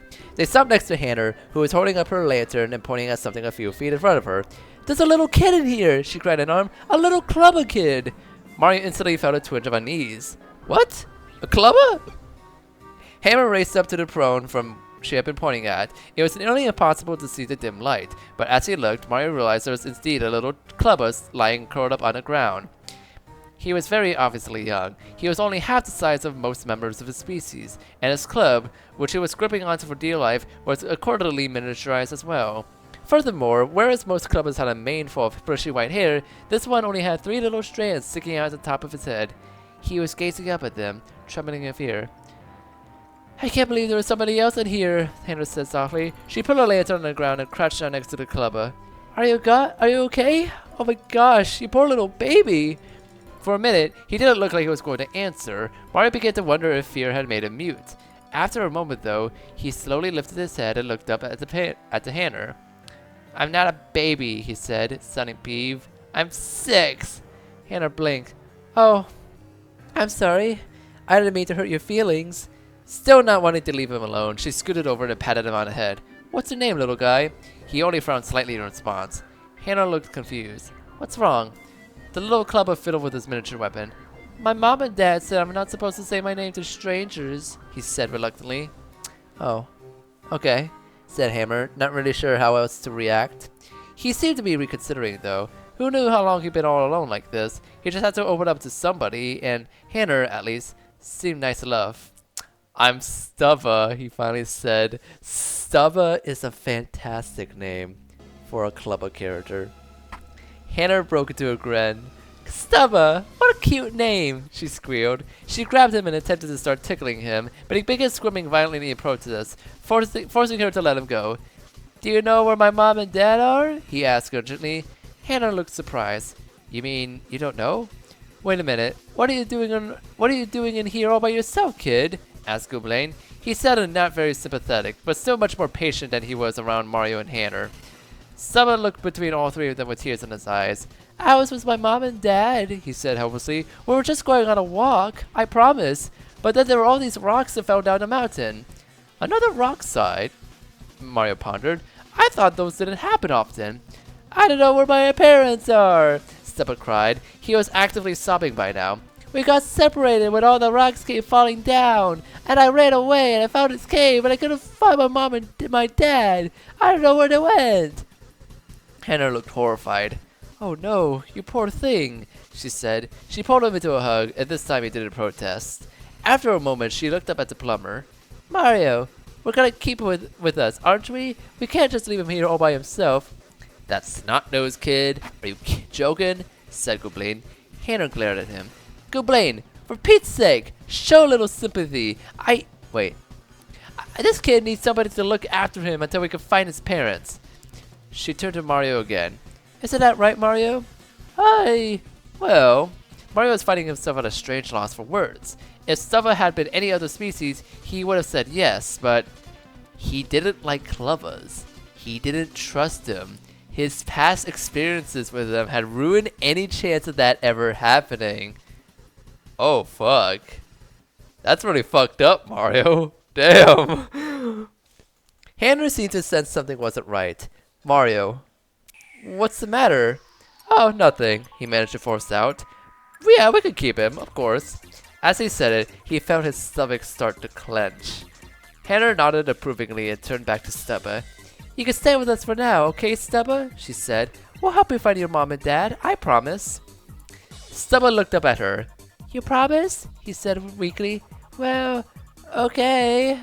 Hannah smiled. She pulled Stubba to his feet and led him over to Mario and Gublain. Stubba joined Mario's party. Stubba is a little clubber baby who's very innocent and doesn't like fighting.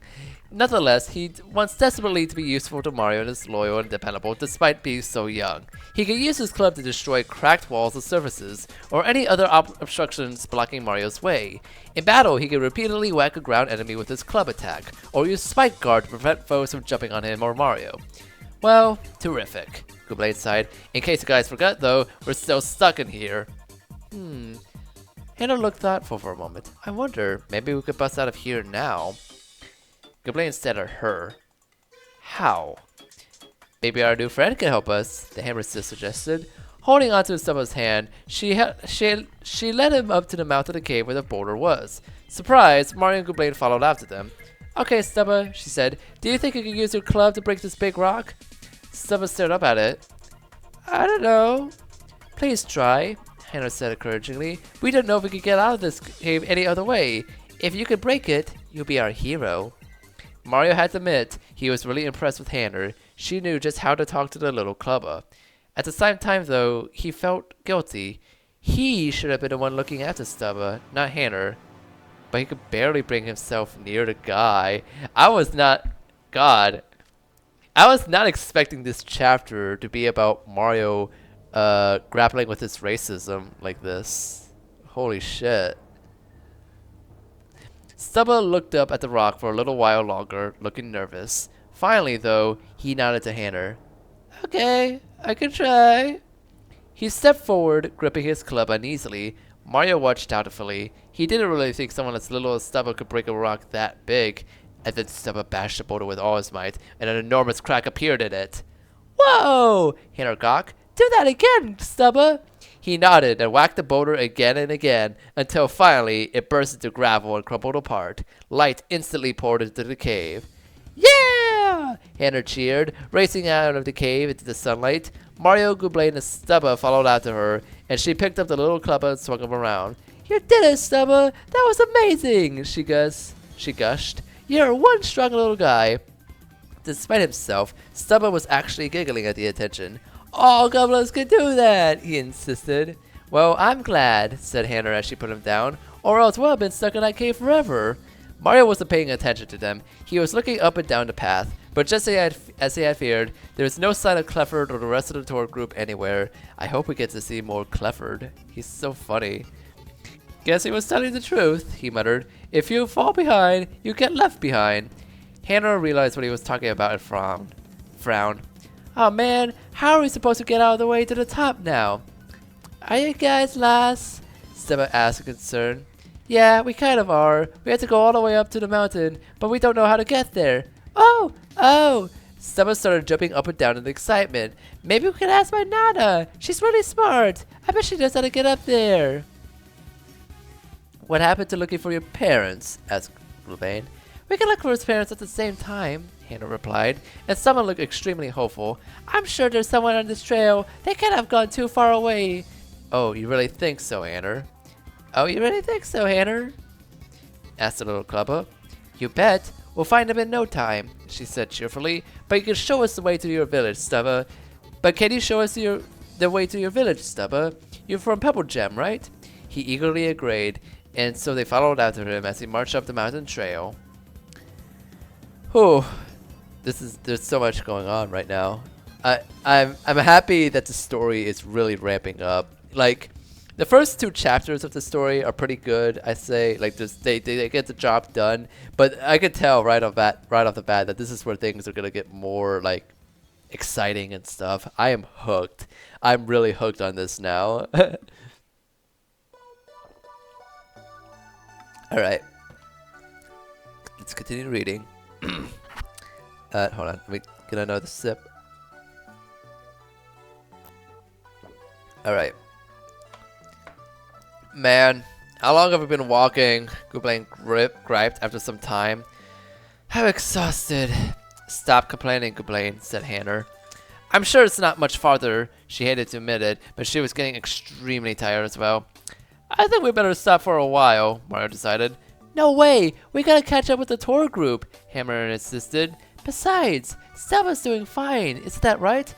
When she got no reply, she looked down and realized that Stubba was sleepwalking. Okay, maybe we should stop.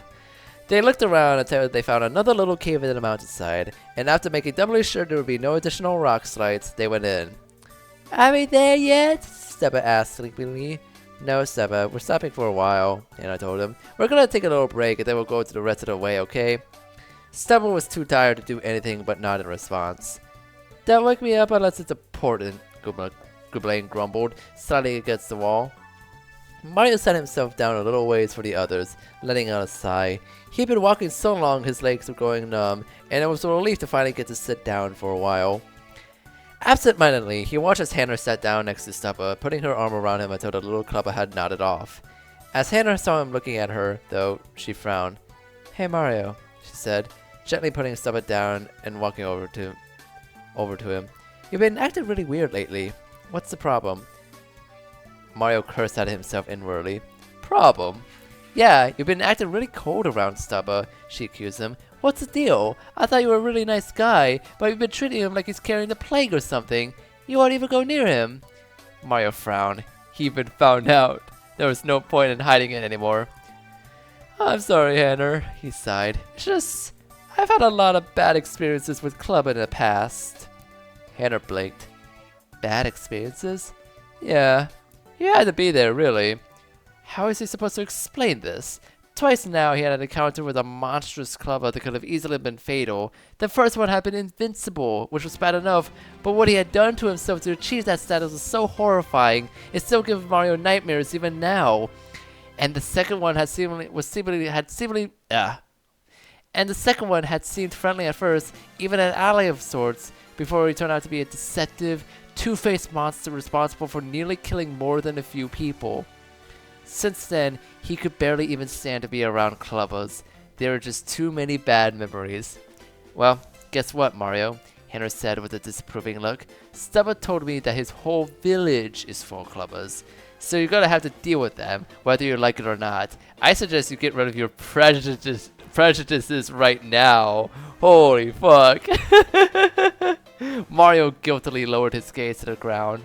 Hannah was right, of course. He felt completely terrible. There was no reason for him to act like this. Well, see you in a little, I guess, she muttered, and turned and walked back. Mario sighed and turned away from her, but he couldn't bring himself to fall asleep. He kept staring up at the ceiling of the cave and trying to calm his mind, but his thoughts were racing and his guilt wasn't letting go.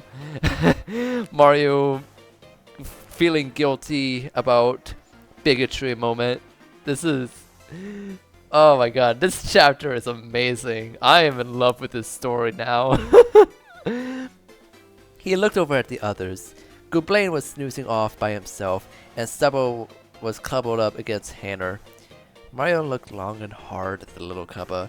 He tried to convince himself that he was being an idiot, that Stubba was just an innocent little kid, and there was nothing to worry about. But he couldn't get the voices out of his head.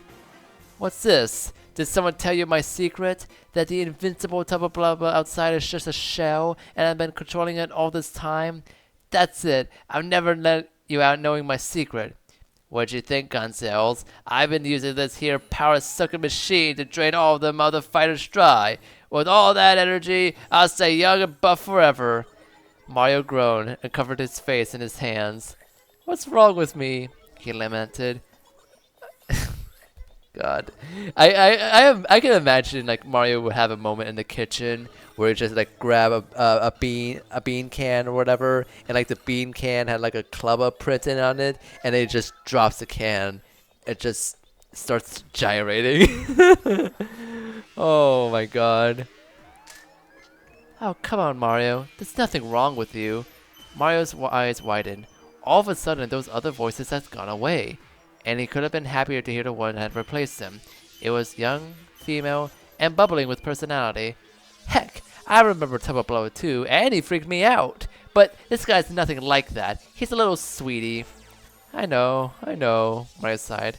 I know it's not fair to him for me to be acting like this.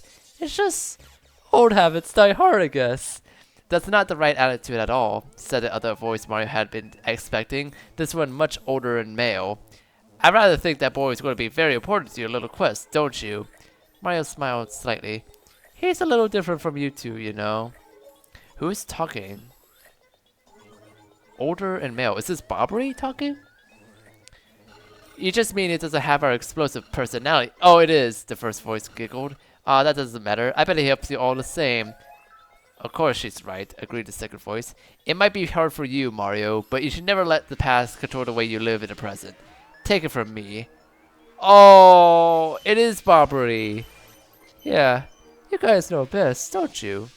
The voice didn't say anything after that, but that was really all Mario needed to hear. He yawned and stretched, and within a few minutes he had fallen asleep, much better than he had before. Author's note. I hope Stubba came off as cute rather than annoying. You're supposed to like the little guy. Unfortunately, school has now started. It does that sometimes. Meaning I'm back to being without a reliable update schedule. But I think you know I would have dropped this. Okay, so so far this has been like a great chapter, and I'm really liking like the kind of story beats it's doing. But I do have to comment on the whole like Mario having this phobia of clubbers thing. It's I don't get me wrong, I think it's amusing that they're going with this kind of angle. But there's like this one moment earlier in the story where it's like just the sight of Taba Blubbo's invincibility being a heart separated from his body, giving him like nightmares and stuff. Like damn, it wasn't really that bad for Mario. I never realized. I don't know. It's like Nintendo, Miyamoto, whoever said it, has said in the past that Mario is the kind of person who has no prejudices, who is very much accepting of all different walks of life and stuff. And then here he is in his story that's like, oh man, those clubbers do be trouble though. Which, to be fair, I imagine the author probably didn't see anything like that, but still, it is weird. I would say it is a weird direction to go with here, and I do wonder if this will ever pop up ever again. It's a very interesting writing choice. But yeah. Let me get water.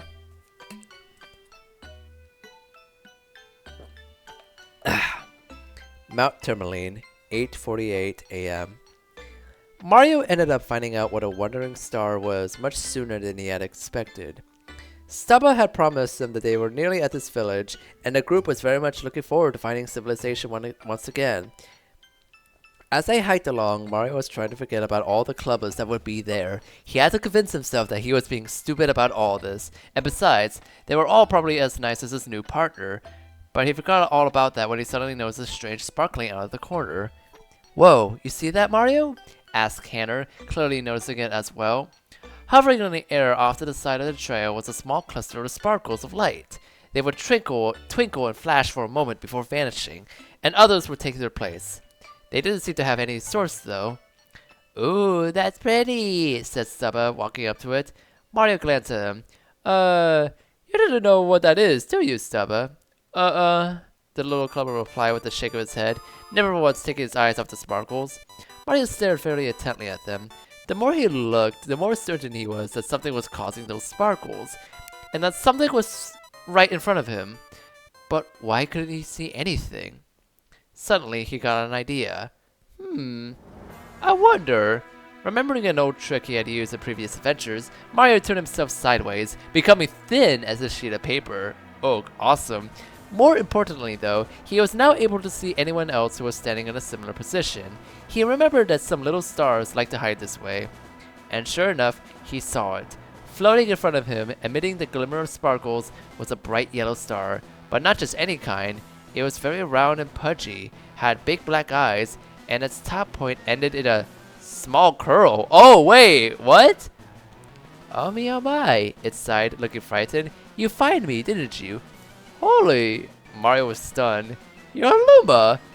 A paper Luma? That's right, the star declared, bobbing frantically up and down.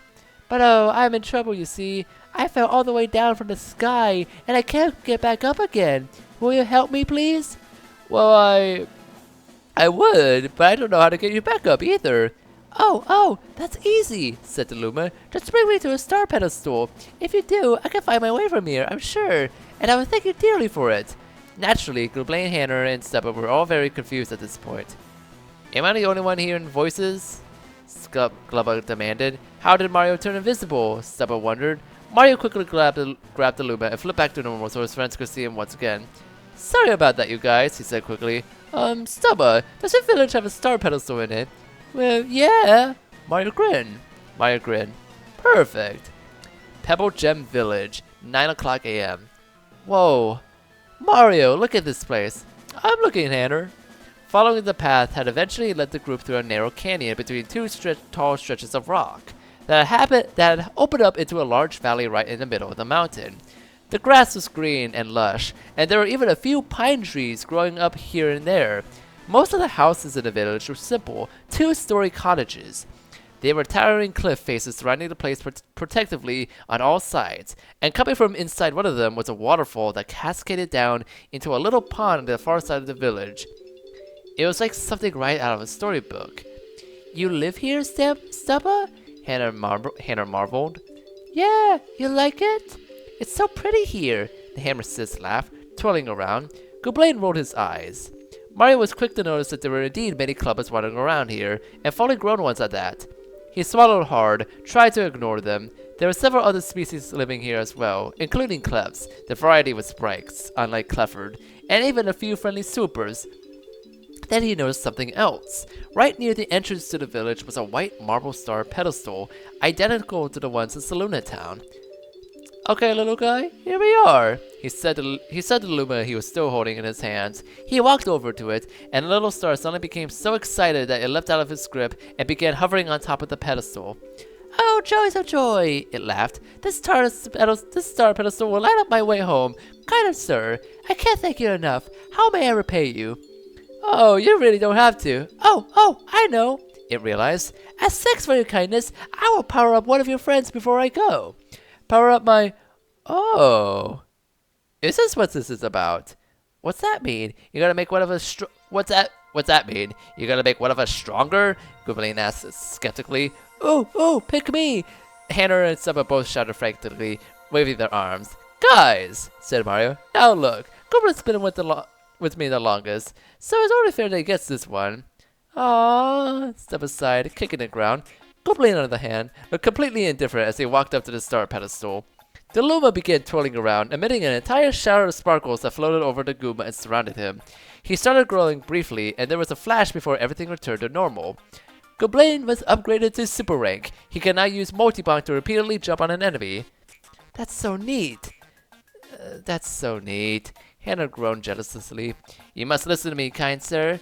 The Luma addressed Mario once again. I have heard of many other friends of mine who had also fallen to Earth and are unable to go home. If you could help them the way you've helped me, I'm sure you would give more power to your other friends as well. Hanner immediately perked up. Really? Awesome! Thank you again, sir, and farewell, laughed the Luma. Suddenly, a faint beam of light came down from the sky and illuminated the pedestal. The Luma began to rise up in a light, finally shooting off into the sky, vanishing, leaving a trail of sparkles behind. So this is kind of a cool method of like upgrading your partners. We went from like having shine sprites, an element from Mario Sunshine, and now you're rescuing Lumas, which are from Galaxy. That's cool. Hello? Mario called, knocking on the door of Stubba's house. Anybody home? We have Stubba here with us. Abby? Daddy? Stubba shouted hopefully. Momentarily, they heard the sound of footsteps coming from inside, and then the door pulled open. But the white clubber standing in the doorway looked much too old to be Stubba's mother. What's that? She croaked out. Stubba, is that you? Oh, hi, Nana, said Stubba, walking eagerly up to her. Oh, you're his Nana, huh? Asked Mario. She didn't frighten him quite so much. She didn't look capable of doing much damage. That's right. I'm his babysitter while his parents are away, she replied, eyeing the plumber suspiciously. And who are you? My name's Mario, and this is Scooblain and Hanner. We found Stubba further down the mountain. He kinda got lost. Are Mommy and Daddy here, Nana? Stubba asked her, gazing up at her. I couldn't find them. The old clubber stared down at Stubba as though he were crazy. You mean you lost them? She said incredulously. But were they with you when you went off that walk? They certainly haven't come back here yet. Stubba's face fell. You mean they're still lost? He asked hopelessly. He sat down on his doorstep, his eyes brimming with tears again. But I don't know where they are, he cried. What if they got hurt? I'm so scared, Nana. Mario frowned in sympathy, and so did Hanner. Gooblain, however, had just turned away and was now glaring off into the distance, like he couldn't stand to watch the scene anymore. Mario didn't fail to notice. Oh, Stubba, Nana sighed.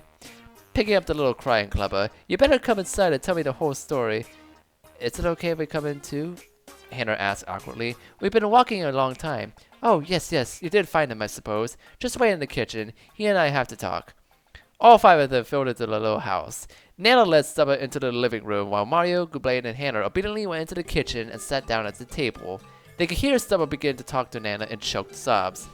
Poor little guy. Where could his parents be, though? Mario wondered. It's like they just disappeared or something. Stubba and Nana ended up talking for a long time, and not just about his missing parents. Their conversation ended up covering all sorts of topics, including the mysterious rock slides that had been striking the mountain, and other strange going-ons that people had begun to notice. Before long, Mario was starting to get bored, while Gooblain and Hanner took it upon themselves to appear inconspicuously into the living room and listen in all the conversations. After a while, they heard something from Stubba that greatly surprised them both. Their eyes grew wide. Ooh. There's like a page break there, so you know this is like super intense. Alright. Mario had left the house and was now pacing back and forth outside, wondering what to do next. He wanted to help Stubba, but at the same time, they had to get to the top of the mountain as quickly as they could.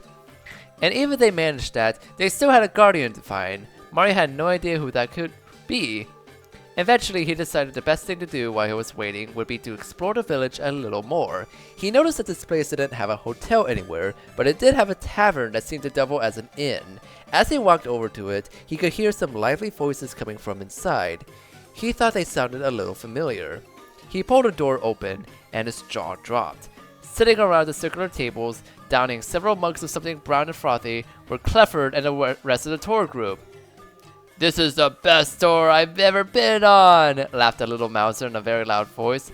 Hey, look everybody, it's Mr. Mustache Man, slurred a Koopa, noticing Mario in the doorway. Wow, I actually found you guys. What a lucky break, the plumber remarked, although he was suddenly embarrassed to be seeing them in their condition. Ugh, sir, would you please get these friends of yours to leave? They're running up quite a tab, the club bartender impatiently asked Mario. Sorry about that, he said in response, walking over to Clifford's table. The bald Clef was slumped over in a daze, and Morris was sitting next to him, looking more humiliated than ever. He hadn't had anything to drink. Hey, Clifford, it's me. What? Steal my ponies, will you? Clifford suddenly bellowed, jerking upright. Then he seemed to recognize Mario, and his vision cleared slightly. Oh, it's you, Mr. Annoying Freeloader. So you didn't die after all, eh? That's a shame. Mario frowned. What's that supposed to mean? Oh, don't take offense. It just means I have to tell you the bad news after all. Well, bad news for you anyway. Good news for me. Ha ha ha! What news? Mario asked, growing increasingly frustrated. As I'm sure you know, you poor penniless man, I'm only allowed you to join this tour so you can show us the location of the glorious shiny egg thing. Right? But now I realize, I already know where it is. The Clef laughed in triumph. You already told me. It's at the very top of the mountain. I can find that thing all by myself. Ha ha ha ha! Mario was stricken by this revelation. So you're saying? I'm saying you're out of the tour group, you fool. You and that ridiculous oversized stashel, Clifford bellowed. So you thought you could get a free ride out of Clifford, did you? Not likely. I have you and your cheating ways all figured out. I'm a genius. If you were a genius, wouldn't you have figured all this out before you even left Saluda Town? Oh, this is Morris talking. Stay out of things you don't understand, Morris. Yes, sir. But you don't understand, Mario cried desperately, though he was aware of how futile it was. We have to get to the top of the mountain. We need to get that sunstone. Clifford glared at him.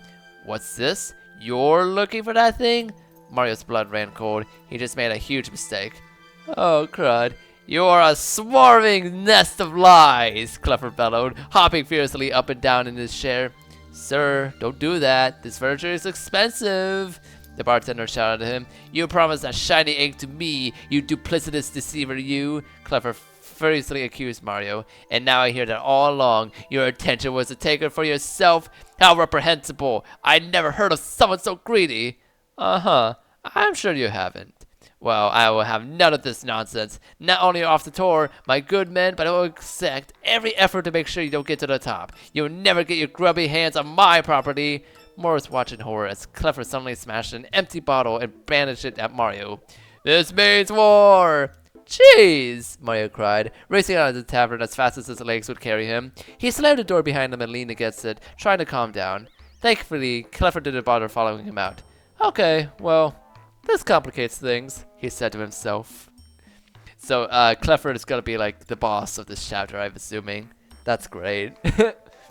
Not knowing what else to do, he finally resigned himself to walking back over to Stubba's house. He had to tell his partners about this anyway. He could just imagine how thrilled Goblin would be when he heard how Mario had managed to mess things up.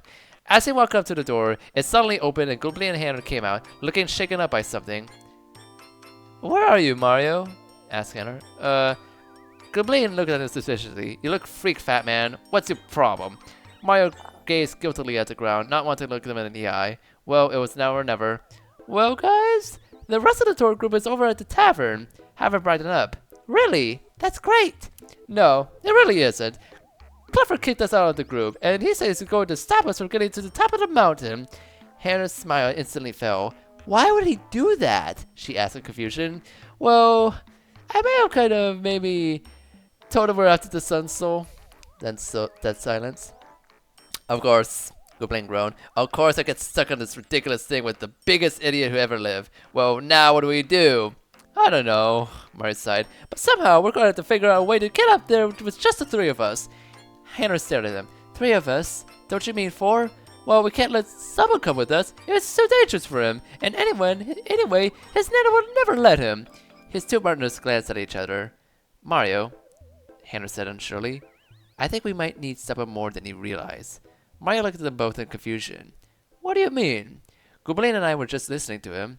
It was her idea. Goblin cut in, sharply, sounding like he wanted no part of this. Yeah, well, anyway, remember how we had to find a second guardian, Mario? Of course! That's another thing we still have to take care of! Hannah shook her head slowly. No, Mario. I don't think so. I think we found him already. Mario looked at her dumbly for a moment, and then he realized what she meant. You guys think it's Stubba? He said incredulously, but it's just a little kid. But don't you remember, Mario? Only the Guardians are supposed to be able to remember what day and night used to be like. And have you heard the guy? Goblin growled. Completely dumbfounded, Mario let his other two partners lead him back outside. All 3 of them peered into the living room. But Nana, I mean it, Stubba was saying stubbornly. How come you don't remember? It used to get dark out and there was nighttime every day. But it doesn't happen anymore and I don't know why. Stubba, stop playing around, Nana scolded him. There's no such thing as night. There's no time for one of your games. We have to focus on finding your parents. Nana, I swear I'm telling the truth, Stubba cried, starting to sound genuinely scared. Mario stared in disbelief. Nana just then looked up and seemed to notice him. What are you all still doing here? She demanded. Look, I'm glad you found Stubba and all, but I think you all better be on your way. Oh, of course, Mario said unsurely. Still shaken by this revelation, if Stubba really was a guardian, they had no choice but to bring him along, no matter how young he was, even if he was a clubber. Can we say goodbye to him first? Hannah asked, obviously thinking the same thing. Good old Hannah. He didn't know what to do without her. Oh, I suppose, Nana sighed, and Stubba climbed off of her lap and walked over to him. Stubba, come over here for a sec, Mario said quietly, opening the front door and leading them all back outside. There was one way to know for sure if Stubba was the person they were looking for, and he didn't want Nana to see him do it. Stubba, I heard you talking to your Nana, he said once he closed the door. You were talking about day and night, right? And how it's never night here anymore. Stubba stared at him. Yeah, he said excitedly, but she doesn't even believe me. She thinks I'm lying when I'm not. It really used to be night out. Mario, do you believe me? Mario nodded. Yes, I do. We all believe you. We remember night 2, Hannah told him with a wink. Stubba started looking hopeful the first time. You do? Really? Then after a moment, he started looking confused. Then do you know how come it's never night anymore? As a matter of fact, we do, Mario replied, slowly pulling out the Aeon hourglass. Stubba, I want you to stay right there and don't move, okay? Stubba nodded and stiffening his muscles. Mario turned the hourglass over, and as the sand fell, the ensuing flash developed all 4 of them. Pebble Gem Village, 9 o'clock p.m. As the light faded, Mario saw that Pebble Gem Village was now cloaked in darkness. Looking up, he saw the sky was now pitch black, and the bright stars could clearly be seen. And all his partners were still there, including Stubba. Whoa! He cried, whipping his head around in shock. How'd you do that, Mario? This hourglass, it's magic, Mario replied simply, holding it out. He didn't think he wanted to tell Stubba the whole story yet. That's so cool! The little clubber laughed. He began skipping around the village, looking throughout as he explored. I told you I was telling the truth. I knew it. I knew it. Mario shook his head slowly as he, Grublin, and Hannah watched him. This was irrefutable proof. There was only one Stubba, alright, and he could travel between day and night just like the rest of them. Suddenly, there came a loud, shadowy noise from down the path that burst through the nighttime silence. Mario looked around to see it had come from the tavern. Someone had just broken through the window and was now lying on the ground, surrounded by broken glass. Oh shit. And stay out, came the bartender's voice from inside. What the? Oh no, Mario groaned. He had dashed over to the tavern to see who it was, but as he did, he slowed to a stop. You gotta be kidding me. He sighed as Goomblane, Hannah, and finally Stubba came up behind him. Clever's here in Nightside too? I guess the tour schedule is the same in both places, Tanner decided. You ridiculous excuse for a perpetrator, you! The enraged Clef bellowed as he jumped back to his feet. I will not be treated this manner. Besides, that chandelier couldn't possibly have been worth much anyway. Clifford, what do you think you're doing? Mario asked impatiently as he walked up to the inebriated tour guide. I can't believe inebriated. Wow. Clifford turned to look at him and narrowed his eyes. How do you know my name, suspicious type? He demanded. Although, somehow, you do seem familiar. Do I know you? That's a complicated question. I was merely making a demonstration of my frustration there, Clifford explained. I'm in the middle of a ridiculously lucrative tour of Mount Tourmaline, you see, but it seems disastrous circumstances have struck. We can't go any farther. We have to go back. Go back? Why? You want to know why? It's because something has eaten our supplies. Mario blinked. Something did what? He walked over and looked into the now broken window. The tavern looked the same as it had in Dayside, except there was now a roaring fire in the fireplace. Sure enough, all the same people in the tour group were seated around the tables. But nearly all of their supplies were missing. All that seemed to be left were a few people's backpacks, and their owners were holding them up in despair and examining the large bites that had been taken out of them.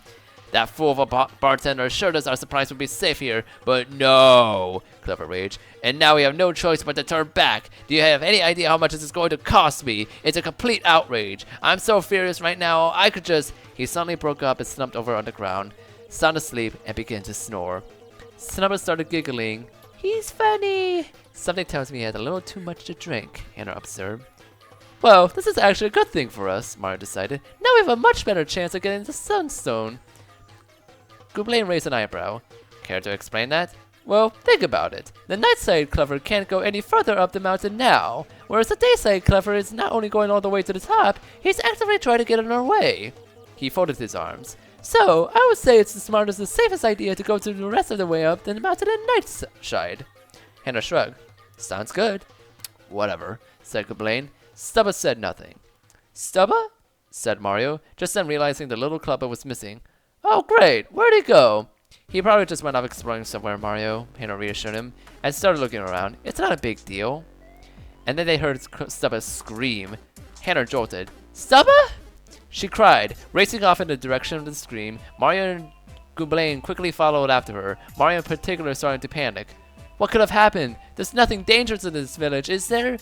Finally, the three of them approached the waterfall at the far end of the village. There was Stubba, and he was standing in front of the waterfall, trembling and frozen in fear.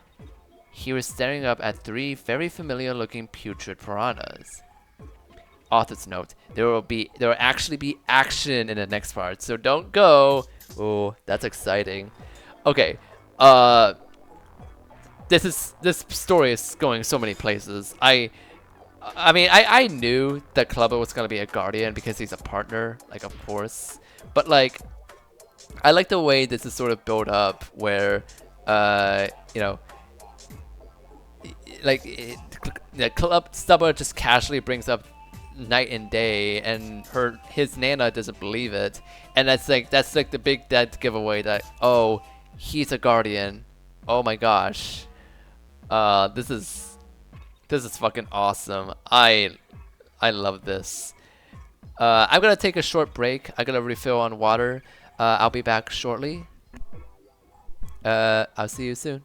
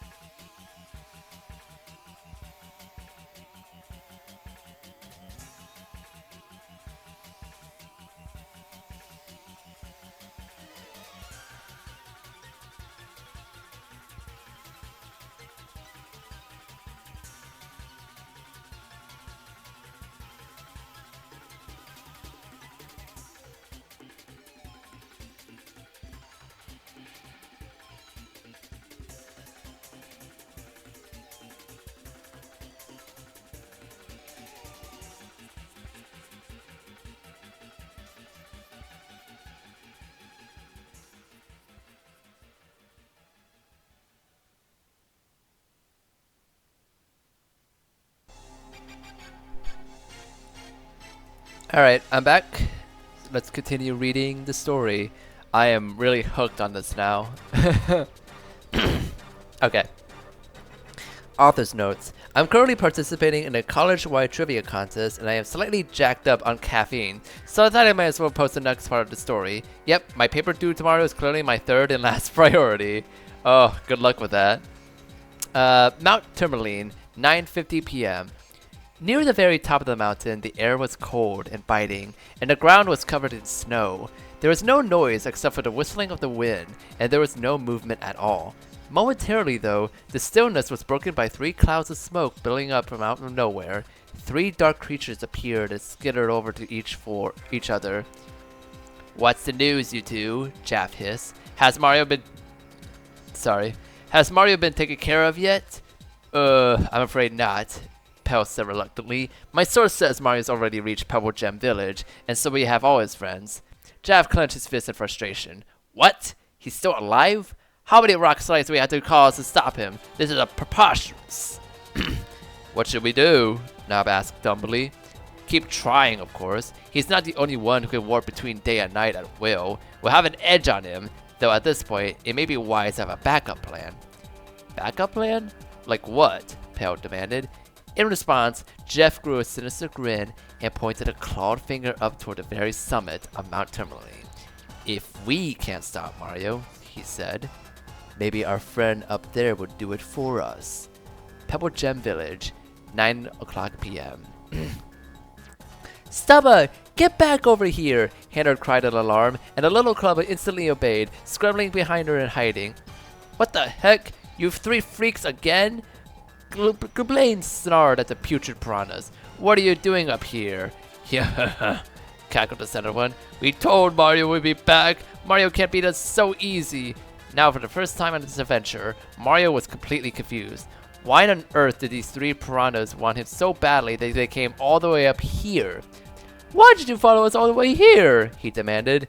Mama told us to, replied the one on the right. Mama wants to meet Mario this time. Mario furrowed his brow. Mama? Who's Mama? That would be me, came a voice from high above their heads. Mario and his partners all looked up. Suddenly, a shadowy figure that had been standing unseen on a high rocky ledge came leaping down. It bounced off the head of the center piranha and landed gracefully in front of them. Mario stared. He and the others now found themselves looking at a middle-aged crazy Daisy. Ooh. Her petals were a dark purple color, and she had a large amount of makeup and long eyelashes over her perpetually droopy eyes. She seemed to have a beauty mark on the side of her face. So, Mario, she said smugly, unaffected by the baffled look she was getting from the foursome. I've been watching you for some time now. Consider it your honor to make my acquaintance. Wait a sec. You're the one controlling those putrid piranhas, Mario demanded. So you sent them after us in Fleet Forest. Just who are you, anyway? Who am I? She repeated. Well, I suppose you deserve to know the name of the person who's going to defeat you. She gestured at the piranhas groveling behind her. My pets call me Mama. My friends call me Maisie. You may call me Miss Maisie. Gublain snorted. Like you got any friends? Mario, I heard that you're on a mission to recover the Sun Souls, Maisie went on. I'm afraid I can't let you do that any longer. Excuse me? Hannah cried, sounding as shocked as Mario felt. How do you know about the Sun Souls? Are you working for King Shroud too? Maisie narrowed her eyes at Hannah. Who? I don't even know who that is, you silly girl. I work for no one but myself. She folded her arms. I need the Sun Souls for my own personal use. How I found out about them is really none of your business. Mario glowered at her, unconsciously tightening the grip on his hammer. If you really know about the Sun Souls, he accused her, you know they belong with the Guardians. You can't just hold them to yourself. Who do you think you are? That's quite enough out of you, Maisie snapped, clearly through with this conversation. Mario, you may have found my pets easy to defeat last time, but this time I think you'll be in for quite a challenge. Oh sure, stick your little pets on us, Gublain snarled at her. What are you, scared of getting your hands dirty? Why don't you fight us yourself? Why on earth would I waste my time fighting you myself when these fellows would deal with you in record speed? Maisie stepped forward to face her pets. Now, you three, take care of Mario and his friends, and make sure you win this time. Without any further warning, the piranhas dived underground and resurfaced directly in front of Mario and the others, and the fight was on. Not this again. Mario groaned as he immediately used a power smash on the piranha in front of him. It didn't look too phased though, and Mario was caught off guard when it took a ferocious chomp out of him. Ouch! He cried, stumbling backwards. I don't remember them being this tough. Hannah was having a similar problem. She was handling hammers with all her might, but the piranhas taking the blows was shaking them off like they were nothing. It spat an enormous glob of toxic sludge at her, and she screamed and just barely ducked out of the way in time. Is it just me? Are these stronger than before? She fretted. Oh yes, and their poison is much more potent too, Maisie said matter-of-factly for the silence. Wonderful! Just wonderful! Don't worry, Mario. I'll help, Stubba shouted, sounding frightened but determined as he raced forward. Mario turned to him in shock. Stubba! Wait! Don't! He was too late to stop him, though, and he could only watch as Stubba unleash his club attack on the third piranha. He pounded it over the head of its club multiple times, adding up to a decent amount of damage. The piranha recoiled in obvious pain. Mario stared. Wow, he really is a strong little guy. When a piranha tried to lunge at him, Stubba screamed and ran a safe distance away. Though he's still just a kid. Mario, we gotta end this fast! Mario alerted him as the two of them continued to face off against their respective foes. Mario couldn't have agreed more. They might actually lose They might actually lose this time, even with an extra team member. He turned to his first partner. Goblin, you're the strongest one right now. You have to get in there. I can't headblock those things, stupid. Notice the teeth? I'll lure it down here so you can hit it safely. Just please do this. Goblin rolled his eyes as Mario directly ran underneath the piranha, swinging his hammer at it and taunting it. Come and get me, you big ugly set of teeth! Thankfully, the piranha's wasn't too bright, as the plan worked out like a charm. As Mario leaped backwards, it crouched down and shot its head forward, snapping its jaws at him. No! Goombaline! To his relief, the Goomba did like he was told and threw himself at the piranha's exposed head, jumping on it again and again. Mario realized he was using multi-bonk for the first time. That's terrific, Goblin! Yeah, whatever. Goblain's superpowered hit was obviously too much for the piranha to handle, as it let out a loud whimper before crashing to the ground. On either side of them, Hannah and Stubba had finally come out on top as well. The little clubber was letting out a thunderous cry and whacking his piranha with all his might. And finally, the poisonous plant wilted and flopped over. This is for last time! Hannah growled at the last one, whacking it directly across the face with her hammer. It too, fell over in defeat, and Hannah cheered and twirled hammer around in victory pose. Ha! How'd you like that? Goombaline sneered at Maisie. Yeah, we beat your stupid pets again, Hannah chimed in mockingly. Someone just stuck out his tongue. So you did, Maisie remarked as she casually observed her badly beaten piranhas lying on the ground. Well, Mario, you're as strong as they say and more, but I promise you, the next time we meet, you will be beaten. Oh, come on! Mario shouted at her. Can't you just accept that we're stronger and leaving us alone? We're never gonna get those Sun Souls anyway. That's where you're wrong. The Sun Souls will be mine, and neither you nor anyone else will get in my way. She walked over to the center of Piranha and climbed on its head. You three, we're going, now.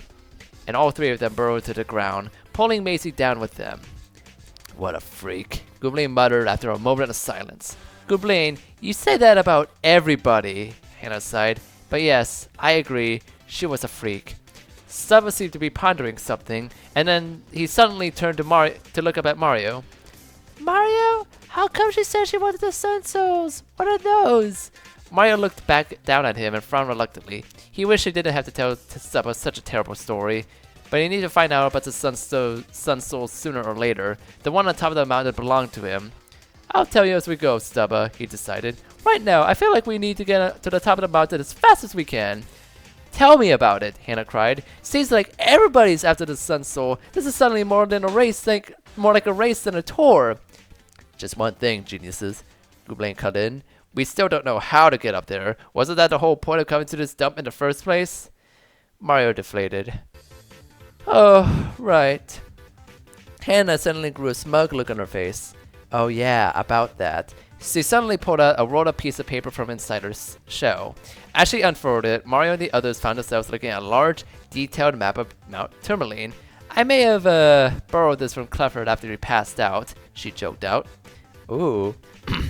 Alright. With the help of their ill-gotten map, Mario Company quickly found a trail that led away from Pebble Gem Village. Stubba sadly looked back at it as they began the second half of the long climb. He wondered why he couldn't just stay at home with his Nana where it was safe. Mario had carefully told him that they need to rescue the Sun Soul at the top of the mountain, and they absolutely needed Stubba's help to do it. So he'd come with them, of course. He'll do anything Mario told him to, as long as it just made the plumber happy. Mario was cautiously trotting up the trail, wary of any hazards he might not notice in the dark, when suddenly he heard voices behind him. Stubba, what's the matter? He stopped to turn around. Goombaline had already gone far ahead, but hanging back were Hannah and Stubba. He was probably too far away for them to notice. Nothing, Hannah, but I'm kinda scared. Hannah smiled encouragingly. That's okay, Stubba. We're all here for you. You know, we were really brave against those putrid piranhas. Yeah, the clubber agreed. I was really scared, but I wanted to fight them anyway, 'cause I thought then maybe Mario would like me. Hannah blinked at him. You think Mario doesn't like you? Oh no, Mario groaned guiltily to himself. Stubba shook his head. I don't know why. Maybe because I'm just so little, but I think he likes you a lot better, Hanner. Mario sighed deeply. He didn't realize he'd been acting so harshly that even Stubba had noticed. He couldn't afford to have the little club be angry at him. How better would it look if he were only on good terms with one of his 3 partners? Stubba, don't be silly. Of course Mario likes you, Hanner assured him, crouching down next to him. You don't have to off into a fight like that to prove yourself to him. He just got to have you with us. Really?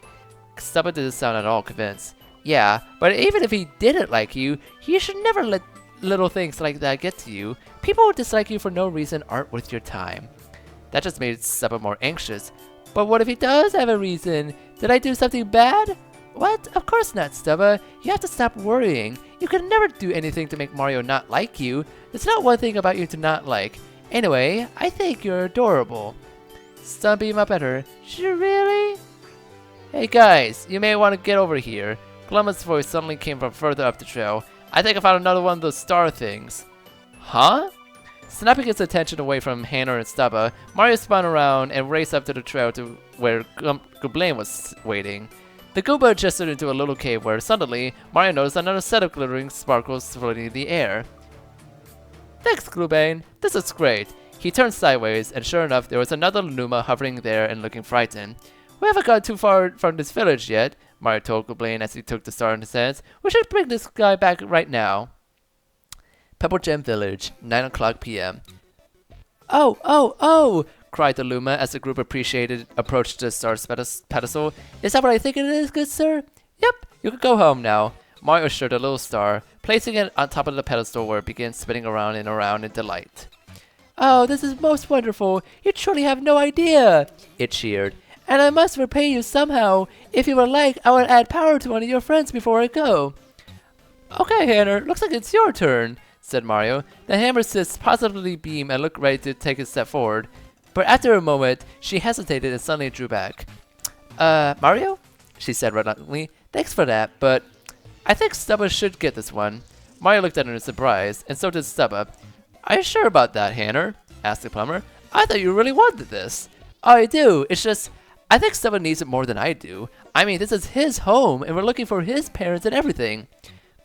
Mario got the feeling that wasn't her only reason, though. Oh, really, Hanner? Asked Stubba, his eyes shining with hope. Yeah, you got this one, little guy. Stubba cheered and raced over to the star pedestal. The Luma began twirling around rapidly, and a shower of sparkles fell over the little Calaba. He started giggling as he was enveloped by a brief flash. Stubba was upgraded to Super Rank. He can now use Hyper Bounce to slam into all enemies multiple times. Now what you say to Hanner, Stubba? Mario prompted him as the Lubba flew out of sight. Thank you, Hanner, the Clubber recited.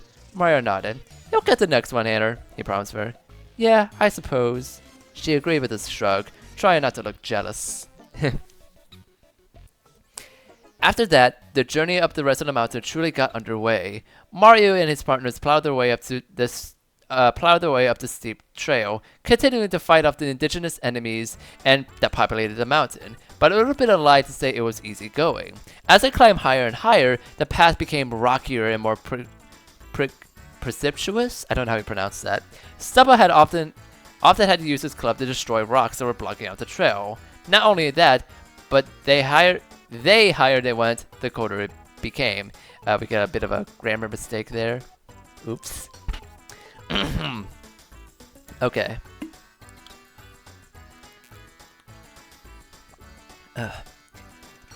I don't really like it up here, Hanner said with a shiver, hugging herself. It had been another long, weary day of hiking. Pebble Gem Village already seemed like a distant memory, and by now they were high enough that the ground was covered in a thin layer of snow, and flakes were falling down from the sky. We have to keep going, you guys, Mario pressed. Remember, Cleffer's going after the Sun Soul right now. Well, I mean, not now, but in the morning now. You'll get it. How come we don't want to get him? How come we don't want him to get it? Asked Stubba, clearly finding back exhaustion as he trudged along. Because it doesn't belong to him. Who does it belong to? It belongs to... Mario quickly cut himself off. He looked down at Stubba, who was gazing expectantly back at him. He couldn't tell him the truth. Not yet. He just wasn't old enough to handle this. It belongs to one of the 12 Guardians. You heard of them, right? Oh yeah, of course I have! Stubba's eyes lit up in excitement. Did you mean we're gonna give it back to him? Are we actually gonna meet one of them? Yeah, I think we are, said Mario, smiling ever so slightly. The smile quickly fell from his face though when he heard a rustling sound coming from farther up the trail. He frowned. Get back, you guys, he muttered, pushing his 3 partners underneath a rocky ledge to the left. It was dark out enough that the ledge cast a shadow over them that completely obscured them from sight. Mario silently and intently watched in the direction of the noise, and was completely shocked when he saw 3 dark blue figures come skittering over to each other. Them again? He whispered incredulously. Oh man, those are those Stark Striders, aren't they, Mario? Hannah asked softly. Just what I thought, this couldn't get any worse, Gublain griped. So, is everything ready now? Asked Jeff. Does our friend up there know about Mario's intrusion? Oh, yes. Mario's not getting out of there in one piece. In one piece? Anob said with a low laugh. But hey, Jeff, what about that clef that is coming up the mountain too? Oh, please. That buffoon doesn't even need our help to get himself killed. But if he does make it, nothing says our friend can't take care of him too. Stubba started whimpering nervously. Who'll be friends with those weirdos? Who'll be friends with those weirdos? Hannah wondered. Hey Jeff, I just thought of something, Pell chimed in. Mario is pretty strong, you know. Suppose he gets in a fight with that thing and wins? He's not good in any fight. When he gets up there, he'll have no choice but to surrender to us and let our friends deal with him, growled the leader of the Dark Striders. That is, assuming he doesn't want anything bad to happen to our hostages. Hostages? Mario wondered. But it can't be Clifford and the others. He said they're still out there. He froze. Oh no, it must be. What a bleeding heart he must be, Pell scoffed. Who cares what happened to a couple of plain old clubbers anyway? Hannah and Gublain gasped. Daddy! Daddy! Stubba cried. Before Mario could even clamp his hand over Stubba's mouth, the Dark Striders had whipped around in their direction, and Jeff had leapt over to them and dragging the screaming clubber out of the shadows. So, we got us a little junior spy, huh? Let go of Stubba! Hannah shouted, charging out after them with Mario and Gublain at her heels. Don't hurt my mom and dad, please! Stubba sobbed, though whether it was in fright or in pain from Jeff's grip on his arm, Mario wasn't sure. By now, Pell and Knob had scampered over to them as well. Oh great, Mario's here too. Knob growled in annoyance. You want we should take take care of him, Jeff? Don't be stupid. Gublain and I beat you the first time, and there's 4 of us now. Mario snapped, gripping his hammer just in case. To his surprise, though, Jeff just narrowed his eyes at him. He's right, he declared. We didn't come here to fight him ourselves. Let's just see how they like another one of our little rock slides. If they survive that, maybe they're worthy enough to meet our friend. Gublain looked ready to tear their heads off. You caused all those rock slides. You creeps nearly slatted us. Just down and dirty, Hannah said angrily. Dark Striders don't play fair, Jeff spat at her. Pell, Knob, you know what to do. He dumped Stubba on the ground, and all 3 of them suddenly vanished within a billow of black smoke that rose up from the ground. Where'd they go? Gublain growled, looking around in irritation. Mario didn't get time to ponder the answer to that. All of a sudden, the ground began to shake and tremble dangerously beneath their feet, and a loud, rumbling noise slowly escalated from above their heads. Mario? Stubba cried in fear, running over and clinging onto him. Not this again, Hannah wailed, panicking. Mario looked up in time to see a cascade of boulders rolling down the mountain. He had no time to wonder about how the Dark Striders had made it happen so quickly. They were going to be crushed in a matter of seconds. Get over here, guys. I have a plan, he shouted over the crashing and rumbling. It was a desperate plan, but it was their best hope. Between Clifford and an imminent flattening, he knew which one he would rather deal with. Obediently, all 3 partners crowded in close to him, and Mario whipped out the Aeon Hourglass and flipped it over. They vanished in a flash, and an enormous jagged boulder crashed into the ground where they had been standing just an instant before. Author's note. Next time, the climactic race between Mario and Clifford for the fate of the Sun Soul. Who would win? Like you don't already know. Wow, okay. Woo! So close to the end of this chapter. I just gotta make sure. Oh, boy. I need another drink of water. I'm gonna take another short break, and I gotta get something to eat. I'll be back soon.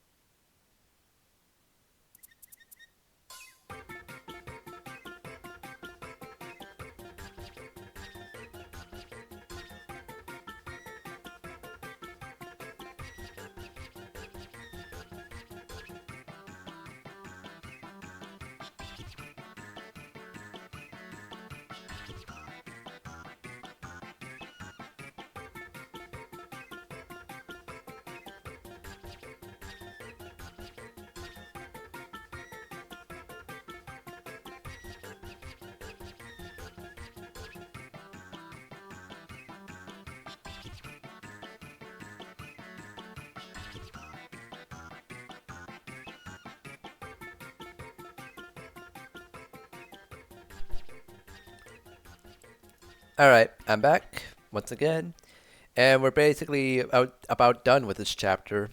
So, let's really get into it. Mount Tourmaline, 9:42 a.m. Clifford and the rest of the tour were hiking cautiously along the mountain trail, wary of how close they had come to the very top.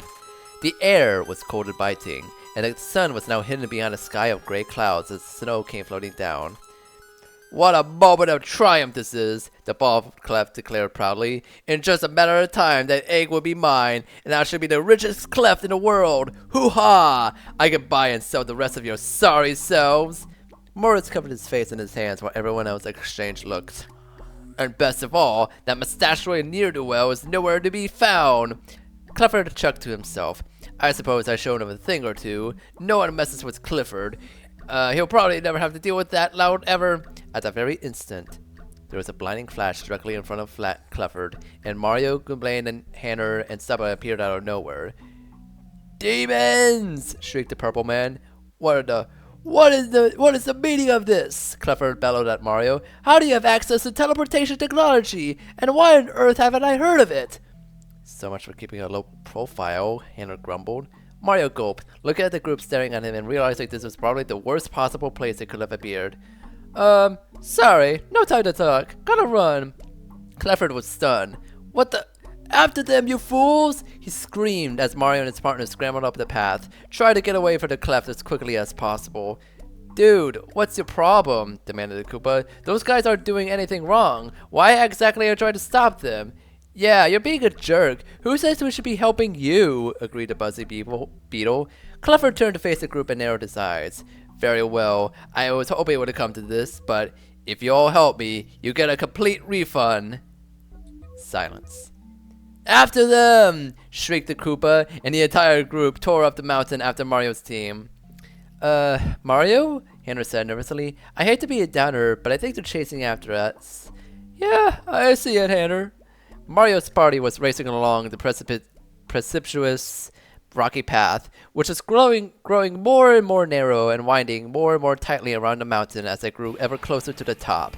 It wasn't really helping their nerves that there was now an angry mob pursuing them. Come on! If that Morava cliff gets there first, we're through! Shouted Gooblain, who was racing on ahead of the rest of them. What they'll do, they'll catch us! Cried Stubba. Hannah was holding tightly onto his hand and pulling him along. Nothing I really want to picture right now, she responded, panting under the weight of her shell.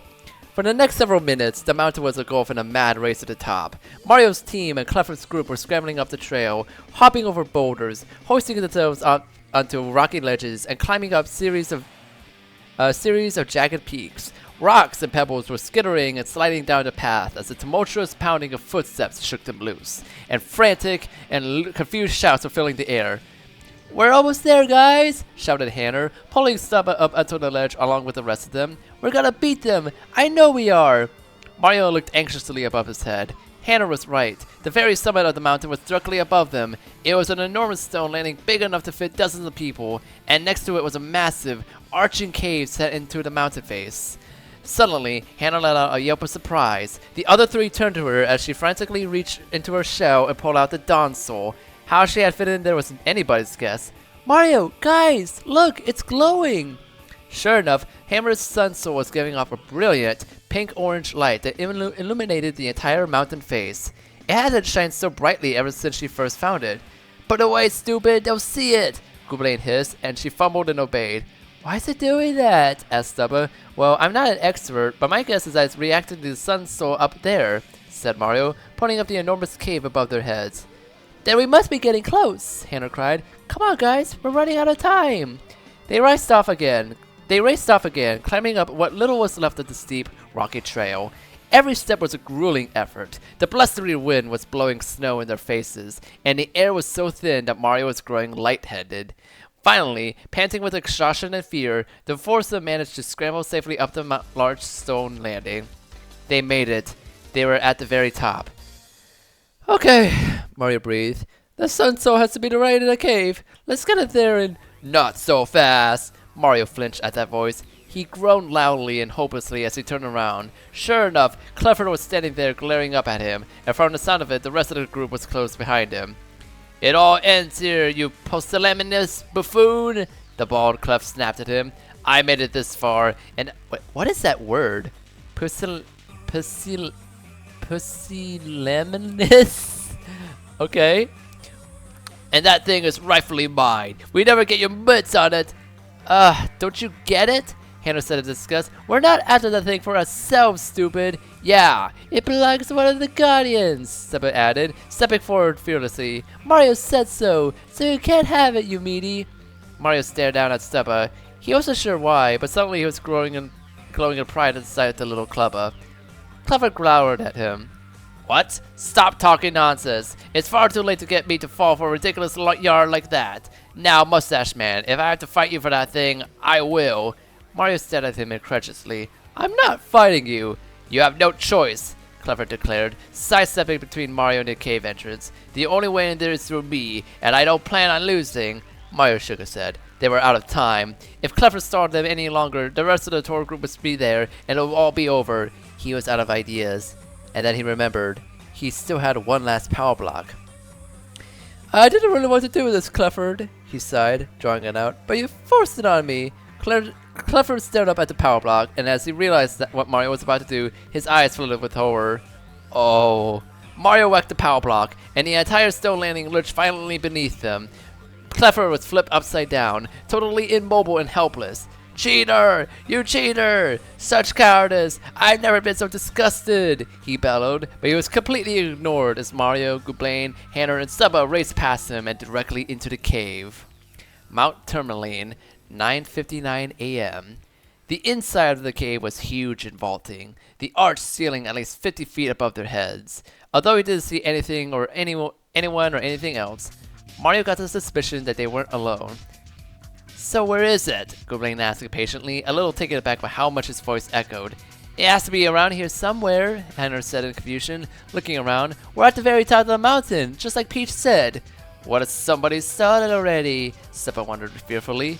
Mario had been wondering about that too, but now he just shook his head. That can't be it. We're the first one here. There's not another person up here. Except for him. Huh? Mario turned to face Hanner, who was staring up at something and looking very, very afraid. He slowly followed her gaze, and his eyes bulged. Something huge, wide, and lumbering was standing in the shadows, glaring down at them. It took one step and passed fully into the light, and the ground shook with the force of several power blocks as it did so. Its entire body was covered in thick, saggy white fur. A pair of razor-sharp fangs protruded from its jaws as it growled at them. Even as it stood in a slouch with its knuckles dragging on the ground, Mario nearly fell over as he craned his head up to stare into his eyes. Stubba shrieked. It's the abominable snowman! Hanner screamed. You mean that thing's real? Cried Gooblain. Jeez, I ain't ever gonna hear the end of this one. Who are you? Bellowed the enormous monster, immediately silencing the group. Why are you in my cave? You annoying guys who wake me up. As Mario heard its voice, he blinked. Though it was loud, booming, and deep, there was something that sounded strange about it. It sounded... female? Hanner, he said cautiously. I think that snowman is a snow lady. Hannah's eyes was twitching. Who cares? She's still gonna eat us! The monster snorted in annoyance. Of course, me lady, me Frida Icefang, she growled, and me know who you are, you guys who make all those rock slides. Mario's shock. What? That wasn't us! Me no can sleep with all those rock slides, Frida said accusatorily. You guys should be here. Me punish you now. Without further warning, she started beating her chest and roared in fury. Though Hanner was having a panic attack and Stubba was crying out in fear, Mario recognized they couldn't flee this fight. Gooblain immediately tattled on her. That's Frida Icefang, or the Abominable Snowman, or whatever the heck she is. She's the famous monster who lives on top of Mount Tourmaline. Usually she attacks by slamming her fist down on people, but she's also got a killer ice breath that could freeze you solid. If she uses that, get out of the way, genius. Thanks for the tip, Mario grumbled. Sure enough, the first thing Frida did was lunge toward them and pound the ground with a massive fist. Everyone jumped out of the way in time, and Mario quickly ran back up and delivered a power smash right on her head. She yelled in pain and jerked her hand back. You guys make me mad, she roared threateningly. She started slamming her fists down in every direction, trying to pick off the members of Mario's team, but they evaded her every blow. In the meantime, Hanner got in a hammer throw that hit the Abominable Snowman directly in the face, and Stubba pounded one of her fists at a very painful-looking club attack. I'm telling you, you got the wrong guys, Mario shouted desperately. We didn't cause those rock slides. Yeah, right, me not stupid. All of a sudden, she rolled up and swatted her huge hand at the group, hitting all four of them at once. They all screamed in shock as they flew backwards and skidded across the floor. Mario winces in pain, slowly climbing back to his feet as Frida advanced on them. Oh no! Came Stubba's cry. Hanner, get up! Mario whipped around. Hanner was lying sprawled on her shell, unable to get back up. Not even she was safe from a Koopa's most famous weakness. I'm okay, Stubba, she promised, struggling to flip over. I promise. Just look after yourself. Frida quickly took advantage of the moment, letting out a roar and slamming her fist right down on Hanner and Stubba. Luckily, Hanner rolled out of the way just in time, and with a throw of panic, Mario grabbed Stubba and pulled him away at the last instant. Stubba, you have to be more careful, he insisted. You're nearly giving a heart attack. Mario looked up at him in shock. You were really... Worried about me, Mario? Mario groaned and shook his head. They had no time to be talking about this now. But yes, he really was worried about the little clever. The last thing in the world he wanted to see was to see Stubba get hurt. He was snapped out of his thoughts by Frida. She lets out another bellow and came charging towards them again, only to be stopped in her tracks by Goobaline. He leapt onto one of her huge fists, bounced off of that, and started multi-bonking her on the head. She growled in frustration and attempted to swat him away. "Me teach you guys," she declared. She swiped Goobaline away with a flick of her wrist, sending the Gooba slamming into a stone wall. He slid to the floor, looking stunned. "Oh no! Goobaline!" Mario shouted, attempting to run toward him. He was stopped short as Frida stopped directly in front of him, opening her massive fanged mouth. A sound like a whistling wind emitted from inside it, and suddenly she blasted out a frozen, icy gale. Hold on. I gotta take care of something real quick. I'll be back.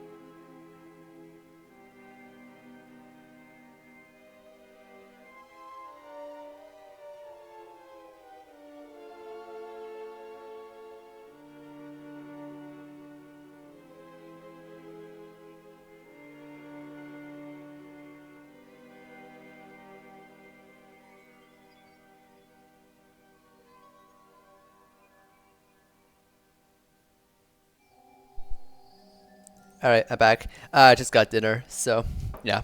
Uh, where was I? Yikes! Hannah screamed, ducking into her show just in time. Mario grabbed Stubba and threw both of them to the ground, shielding the little clubber protectively as he prayed the Arctic Blast would miss him. It didn't. It was cold. Horrifically cold. Mario let out a choked gasp as the blast hit him full force, driving the air out of his lungs and encasing ice all over his body. He winced as he felt himself growing immobile. Mario! Stubba screamed, screaming out from underneath him, unharmed. Mario looked at him helplessly. Stubba! Frida wasn't finished with him yet. Now that he was defenseless, she looked ready to deliver the final blow. She stomped toward him, ignoring Goobleen and Hannah's effort to hold her in her tracks. Mario watched in terror as she lifted up her fist. He felt like he was seeing it in slow motion. For a long, horrible moment, it hovered there, and then it came plunging down, engulfing Mario in its shadow. He squeezed his eyes shut, preparing for the end, and heard Frida bellow in pain. His eyes flew open. Frida was cradling her hand and howling in agony as she staggered backwards. He looked at himself in a complete confusion, deciding he hadn't been hurt. Then he felt his eyes drawn to Stubba, and he realized what had happened. The little clubber was using the spike guard, holding his club high above both of their heads in a defensive position. Instead of hitting either of them, Frida had slammed her fist directly down on the club. Are you okay, Mario? He asked with concern. Mario nodded slowly, looking at him in astonishment. Yeah, I'm fine. As the feeling slowly returned to his body, he unsteadily got to his feet. Goobleen and Hannah quickly ran to his side as he faced Frida, who was now looking severely weakened. I say we finish off this freak of nature right now, Goobleen snapped impatiently. Couldn't agree more, Hannah declared. All four of them scrambled forward and unleashed their most powerful attacks on the abominable snow lady. Stubba had a determined look set into his face as he bashed her with his club at every angle he could manage. Finally, after taking one power bounce too many from Mario, Frida let out a strangled groan and started staggering and swaying dangerously, completely disoriented. The ground shook with every step she took. Uh-oh. Get out of the way, guys! All of them raced backwards to safety just as Frida came plummeting down. She crashed into the hard stone floor with a force that threw Mario and his partners several inches off the ground. As everything fell still, Mario's group stood still in fear for a moment. Finally, they cautiously turned back around and approached her, waiting silently for her to move. But aside from her labored breathing, she was still. Did we win?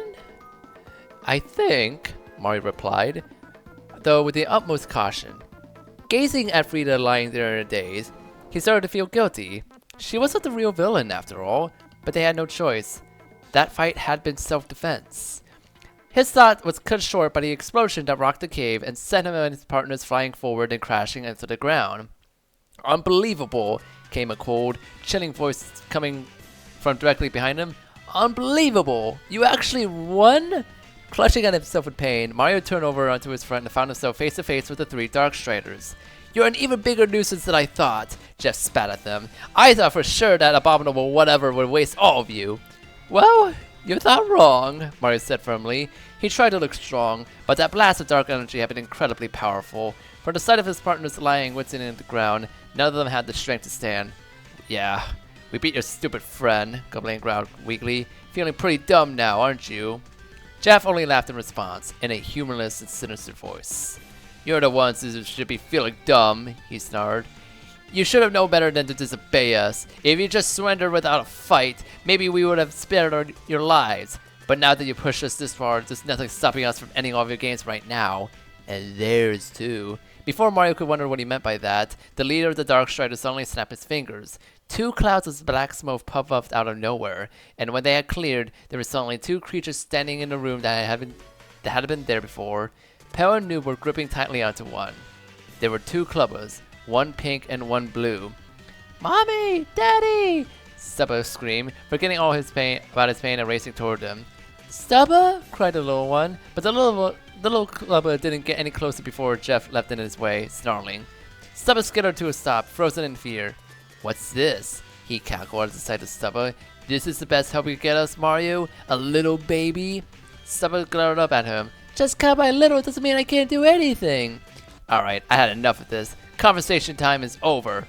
Mario, you caused too much trouble for us to let you live. You and your friends are about to have a very unpleasant game over, starting with you two.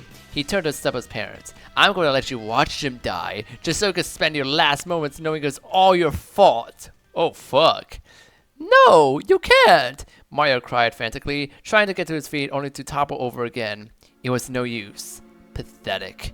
Jeff regarded him with a shake of his head. I'm going to jail and make you watch this, Mario. He strode over to the two clubbers, opened his hands, and prepared to launch a lethal blast of dark energy.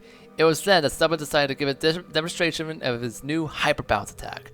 Curling into a ball, he launched himself at max speed. The leader of the Dark Strider shrieked in shock and pain as Stubba crashed into his head, sending him staggering and collapsing to the ground. Bouncing off of Jeff, Stubba flew at Nob and struck him as well, and then bounced off of him and hit Pell. But Stubba wasn't done yet. He continued to bounce off the three Darksiders time and again, slamming into each one in quick succession, ricocheting back and forth like a pinball and moving too quickly for the eye to trace. Whoa, was all Hannah could say. When it was all over, Stubba skidded to a stop and uncurled himself, glaring at the Darkstriders who were now all lying sprawled on the ground. Don't you ever hurt my mom and dad, he shouted. Or Mario, he's my friend. Jeff growled, attempting unsteadily to stand back up and bristling in absolute fury. So, the kid thinks he's cute, huh? I'm adorable, Stubba said proudly. Hannah burst out laughing. Yeah, you tell him, Stubba, she cheered. Jeff staggered to his feet. I'm not going to be beaten by a little brat like you. I should have ended your game then and there when we set that rock slide down on you and your obnoxious parents. At that very moment, a long, looming shadow fell directly over Jeff and the Darkstriders, causing the leader's eyes to budge as he started off at nothing. Who's too afraid to look up. What's this?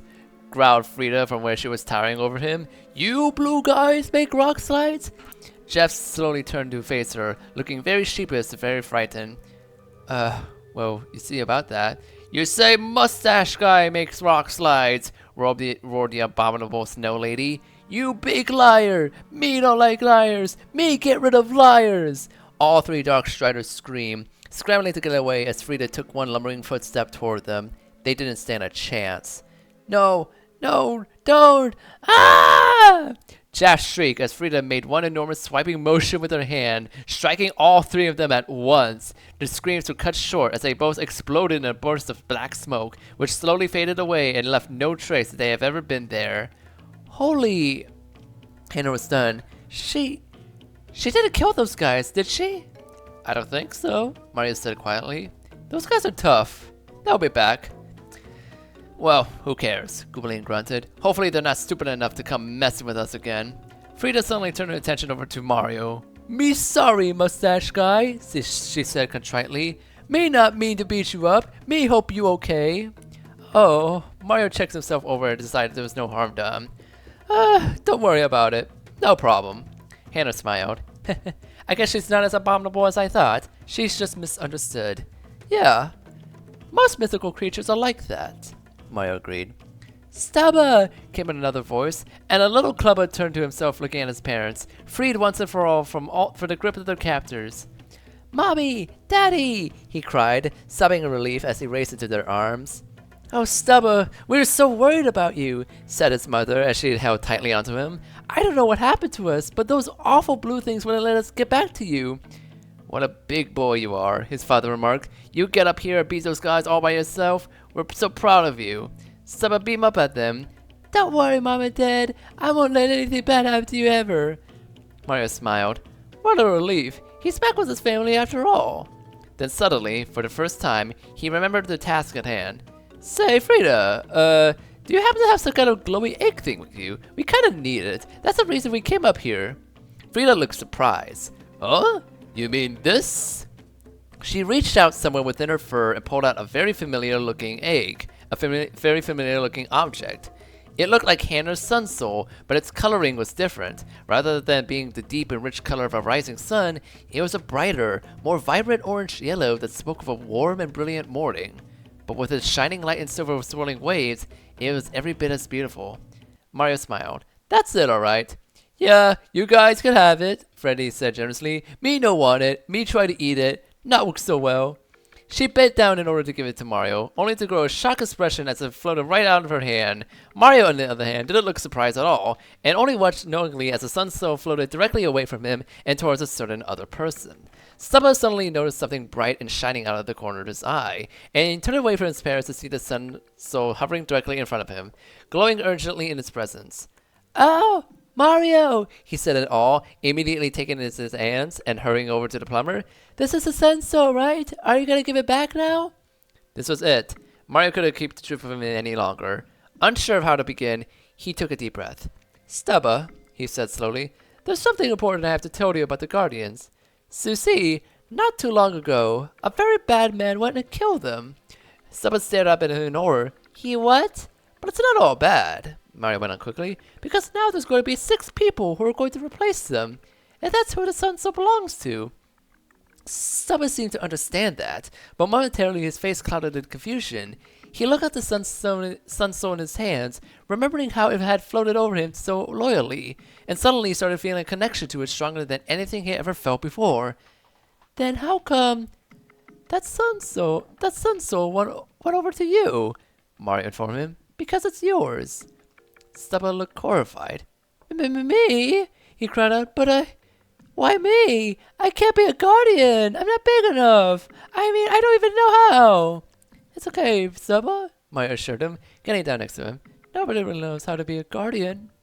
"Yeah, I sure don't," Hannah said with a chuckle. "Hannah?"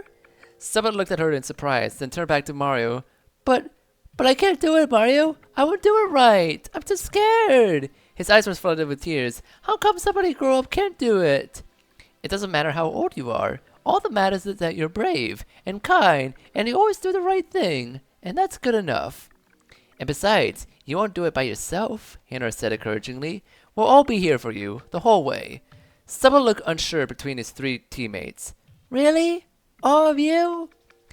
Mario nodded, and for the first time gave Stubba a genuine smile. It had taken long enough, but seeing the pure-hearted little clubber fighting selflessly by his side and defeating the Darkstriders, and seeing him now, clutching the sunstone so closely to himself, had finally convinced the plumber of what he should have realized a long time ago. What had happened in the past didn't matter anymore. Stubba was a loyal and wonderful companion, and a clubber, and that was more important than anything else. "We'll always be here for you, Stubba," he said, making the clubber's eyes shine with delight. "I promise." And he hugged him. Stubba cheered and hugged Mario back. Hannah let out a long aw, while Gimli looked ready to start gagging. Mario found a morning soul! His star power is now 2. With Stubba's help, he can now use the special move, Freeze Frame. End of chapter. After a long and grueling journey, Mario finally recovered the second sun soul high up the slopes of Mount Tourmaline. Shockingly enough, the infamous Abominable Snowman turned out to be a new friend to Mario and his team. But what has become of the Darkstriders, not to mention their mysterious leader? Certainly they haven't been defeated yet, and Mario's next encounter with them will only be more dangerous than ever. To be continued. Author's note. Yay! I actually finished 2 whole chapters of this crazy thing. I'm on a roll. I'm glad so many of you like the story, but you know I'm always open to constructive criticism. If you like it now though, you're going to like it even more later. Trust me, I haven't even gotten to the good chapters yet. Just you wait. Oh, that sounds exciting. This was a great chapter. I love this. This was so fun. Oh man. Yeah, I'm gonna read wait. Oh, okay. I'm gonna read the interlude chapter and the rest of the chapters at a later date. Because I've been streaming for 4.5 hours, and I think now it's about as good a time as any then to, you know, move on and head out for the night. I'm gonna see who's streaming right now. Ricky is streaming. Alright, I'll give him a raid. Raid Ricky 2K3.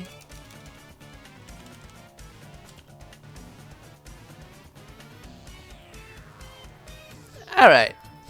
Thank you all so much for watching. I appreciate anyone who decided to sit around and watch this on YouTube for whatever reason. And I hope you have a good day. Bye bye. And Ether likes to say goodbye too, even though she's not talking. Bye.